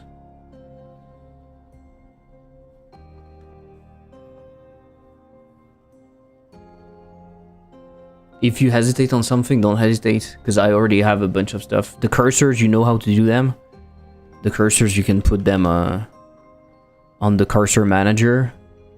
Just create a new stuff. See if I can fix some code, but no promise on that. Fix what? Be careful, please. I know it's cool, but I've seen you use Claude and it just produced like very shitty output. So it's not necessarily needed. I will finish some models and stuff. Yeah, and the cursors, if you want to implement the cursors, you can just see how it's done in the cursor manager. And then things, you don't have to set it manually. Most interactables, you can just set on the interactable what kind of cursor it should be. I don't know why it doesn't display it correctly. It's actually an enum. It should display like the actual value, but anyway. All right.